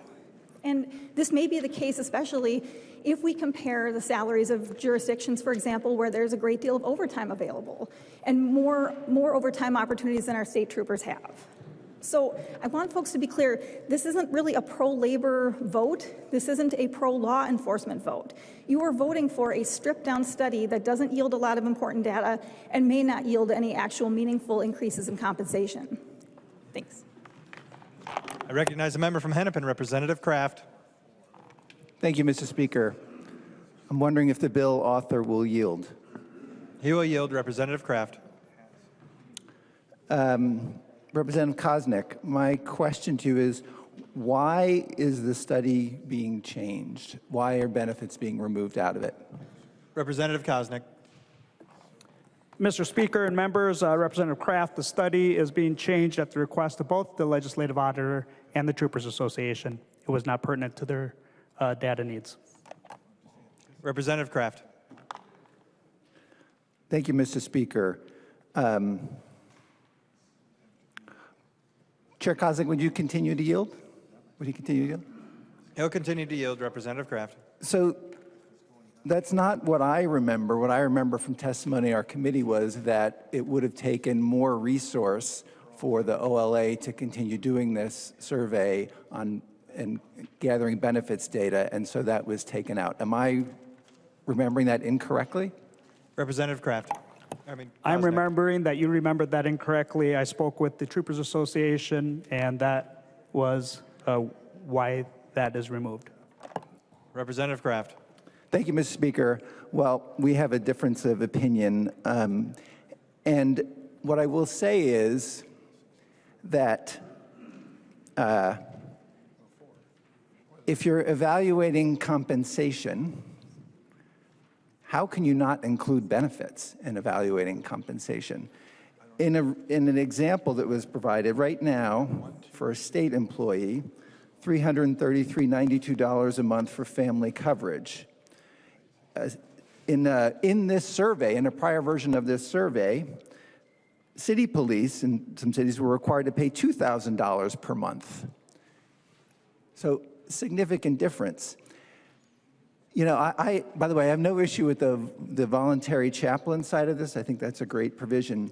But if you're doing a study of benefits, of compensation, and you're not including, if you're doing a study of compensation and you're not including benefits, the data is not complete. And, you know, we've talked a lot about, we had a discussion before about waste, and I looked up, you know, what is waste? Needless, careless, or extravagant expenditure of government funds. Well, we're expending money on this survey to create data that's not representative of what it's trying to accomplish. So this just makes no sense, and I ask for a no vote. I recognize a member from Scott, Representative Tabke. Thank you very much, Mr. Speaker. So a couple of things on this bill is that this is a bill. I'll give a little history on here. We started this process in 2019, and it was a Republican Senate and a Democratic House at the time, and so Melissa Hortman gave me this project to work on trooper pay, and troopers were very much falling behind what other police departments, county sheriffs, other folks were getting paid. And so we wanted to make sure we were able to have troopers staying in the state of Minnesota, people who we invested in, who were doing great work for our communities and our state, and wanted to make sure that they had adequate pay to make sure to be able to compete. And so in the bargaining unit, they were falling behind, and so what this study did was it allowed troopers to be compared to other like services, so comparing them to police departments, comparing them to county sheriffs instead of other departments within the state. And so the goal of this bill was to make sure that we are able to support troopers, conservation workers, BCA folks, conservation officers, and folks in the BCA that are in this bargaining unit, make sure that we are able to pay them appropriately to keep them as wonderful work in the state that they were doing. And so that leaves me just making sure to say thank you to our state troopers for all the work they do. Thank you to the conservation officers for the work that they do. Thank you to the troopers who keep us safe here at the Capitol, and also to the folks at the BCA who are doing great work. And so this bill is something that I don't think is super necessary. It's something that did not necessarily need to go forward this year, but it came to us and to Chair Koznick from the Senate side of things, and Senator Howe over there wanted to do a couple things before he was done, before he retired, and I wanted to make sure that we were able to do this. So there's some good technical changes in here. The reasoning, as was discussed, that the benefits was taken out because the OLA's work has changed and it has grown significantly, and they're unable to do is under the fiscal note that they had previously on things. And so this is a bill that I will be voting for, and I encourage other folks to support. It does a couple of good things in here that are for the state of Minnesota. So thank you very much, Mr. Speaker. I recognize the author of the bill, the member from Dakota, Representative Koznick. Thank you, Mr. Speaker and members. This is an important bill. If you talk to the troopers, you will know that it's not easy to recruit and retain people in that line of work. This study is valuable in that regard. And so when there's opposition from the other side, people that apparently don't have the same level of support as others and have never tried to retain or recruit a trooper and fill a trooper academy, it's a little mind-boggling of the objections here, and so it is a little frustrating to me about that. But I think we all understand the need for state troopers to be fairly compensated for the dangerous work they do and the important work they do, and I'm happy to carry this bill for that. Please vote yes. Seeing no further discussion, the clerk will take the roll.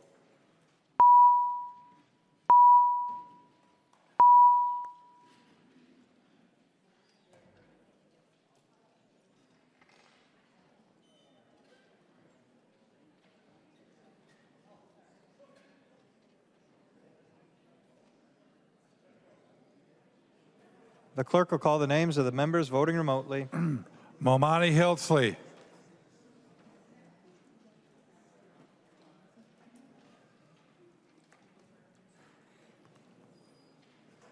Momani Hiltsley. Momani Hiltsley, aye. Momani Hiltsley votes aye.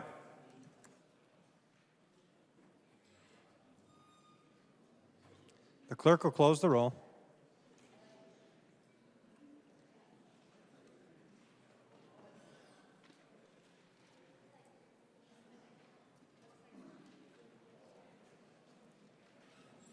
There being 100 yeas and 19 nays, the bill is passed and its title agreed to. Members, the last bill on the calendar for the day is House File 4591. The Chief Clerk will report the bill. House File number 4591, an act relating to state government, modifying eligibility for non-commercial radio station grants. I recognize the author of the bill, the member from Carver, Representative Nash. Thanks, Mr. Speaker. This is a one-time appropriation for AMPers. And members, if you've ever been in outstate Minnesota and you've had an Amber Alert pushed towards you, or you've had a tornado warning, or you've listened to some of the local radio that's there, it's very likely AMPers. They do a fantastic job. They have had a request for some one-time appropriation to seek some efficiencies, actually reduce some headcount, and use some technological innovation to become better at what they're doing on behalf of the state of Minnesota. So this is a very good underlying bill. Mr. Speaker, there is an amendment, and I'll let my co-chair speak to her amendment. Members, can you please take your conversations to the alcoves or the back room here? There's an amendment at the desk. The Chief Clerk will report the amendment. Cleavorn moves to amend House File number 4591. The amendment is coded A1. I recognize a member from Hennepin, Representative Cleavorn. Thank you, Mr. Speaker. And this is a very simple amendment. It changes two things in the statute. In 2023, in the state government budget, we provided money for block grants to public television. This amendment is a technical amendment which clarifies for the Commissioner of Administration that any group that was allowed to qualify for these grants in 2024 is still able to qualify. So it's a present tense to past tense.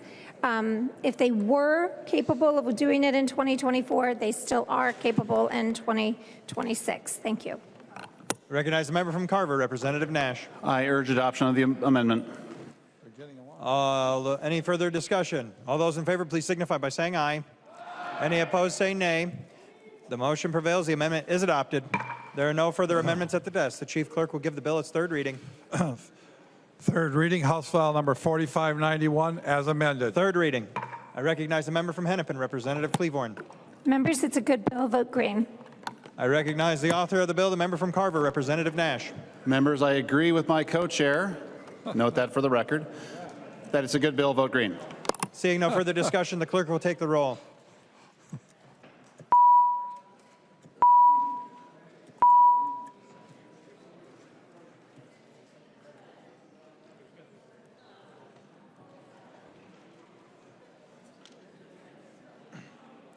The clerk will call the name of the member voting remotely. Momani Hiltsley. Momani Hiltsley, aye. Momani Hiltsley votes aye. The clerk will close the roll.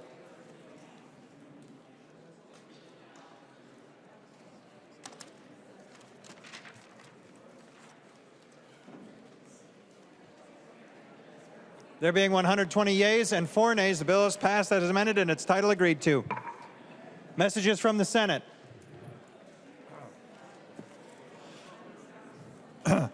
Message from the Senate, Madam Speaker. I hereby announce that the Senate...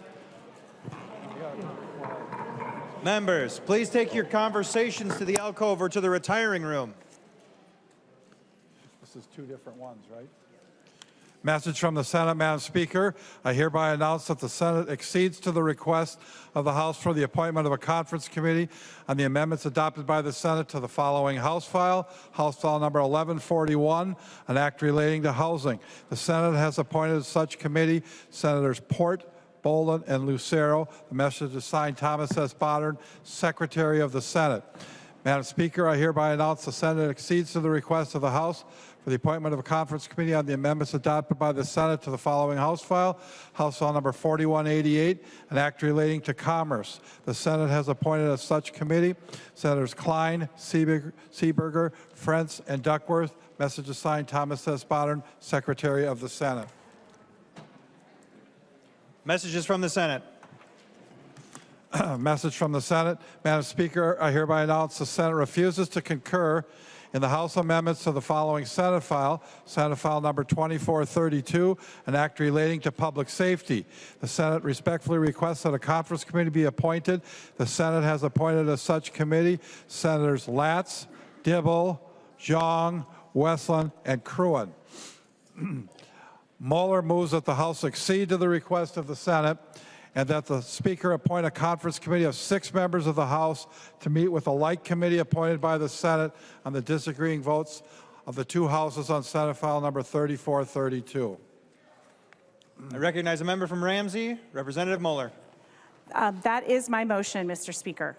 All those in favor, please signify by saying aye. All opposed, say nay. Motion prevails. Announcement by the Speaker. Announcement by the Speaker. The Speaker announces the appointment of the following members of the House to a conference committee on Senate File number 3432. Mueller, Liebling, Curran, Novotny, Scott, and Olson. Motions and resolutions. Members, there are copies of the non-controversial motions at the House desk and online. If there is no objection, we'll take action on these motions first. Hearing no objection, the motions prevail. Motions and resolutions. Frazier moved that Senate File number 334 be recalled from the Committee on Education Policy and be re-referred to the Committee on Ways and Means. I recognize the member from Hennepin, Representative Long. Thank you, Mr. Speaker. On behalf of Representative Frazier, that is our motion. I recognize the member from Anoka, Representative Niska. What is this bill? Representative Long. We don't have... Representative Frazier is here. Representative Frazier. To your motion.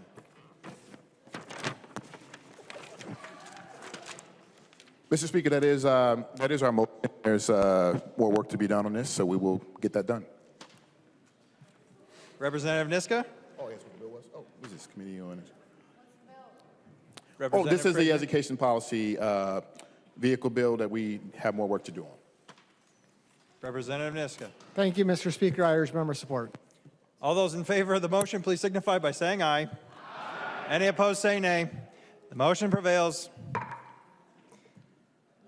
Announcements. I recognize the member from Hennepin, Representative Long. Mr. Speaker, point of parliamentary inquiry. State your point of parliamentary inquiry. Are there any further messages at the desk?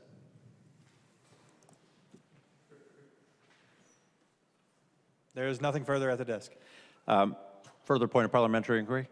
State your point of parliamentary inquiry. Have we received the message from the Senate for Senate File 4067?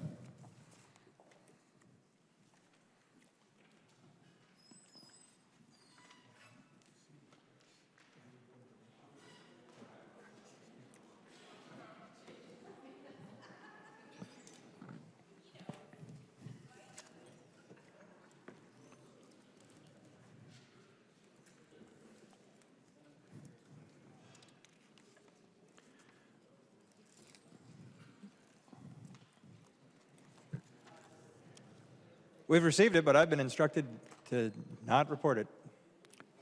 A further point of parliamentary inquiry, Mr. State Speaker. your point of parliamentary inquiry. So, Mr. Speaker, that's disappointing to hear. It's been 3 days since the bill passed the Senate. We have reported in that time 8 bills, including 1 bill today. And I don't get to ask you your motive for not hearing it, but I think it's pretty clear to the public, which is that we are hiding this bill to prevent it from coming up for a vote in front of the House. It's been 3 days that it has been in our possession, and we have not moved it forward. But more importantly, it's been 253 days since the tragedy at Annunciation Church. And Minnesotans deserve action on gun violence. They deserve to know where their members stand on this important bill that has passed the Senate and has come to our possession. And I urge you, Mr. Speaker, to reconsider and allow us to move forward on this bill so that we can have Minnesotans understand where we stand as a body on gun violence prevention. Thank you. I remind the body that it's the Speaker's prerogative to report the bill when and so they choose. Announcements. Representative Nadeau. Thank you, Mr. Speaker and members. Coinciding with Mental Health Awareness Month, I'm offering a resolution from the Minnesota House of Representatives that designates May 3rd through 9, 2026 as Tardive Dyskinesia Awareness Week to raise awareness of TD, a serious and often underdiagnosed movement disorder linked to prolonged use of certain medications, including antipsychotics. This affects more than 800,000 people in Minnesota. TD causes involuntary, repetitive movements that can significantly impact daily life. This resolution highlights the importance of regular screening, early recognition, and available FDA-approved treatments while encouraging Minnesotans to learn more about TD and its effects. Thank you. Further announcements. I recognize the member from Anoka, Representative Niska. Thank you, Mr. Speaker. I move that when the House adjourns today, it adjourns until 11 a.m. Monday, May 11th, 2026. Representative Niska moves that when the House adjourns today, it adjourns until 11 a.m. Monday, May 11th, 2026. All those in favor say aye. Those opposed say nay. The motion prevails. Representative Niska. I move that the House do now adjourn. Representative Niska moves that the House do now adjourn. All those in favor say aye. Those opposed say nay. The motion prevails. The House stands adjourned until 11 a.m. Monday, May 11th, 2026.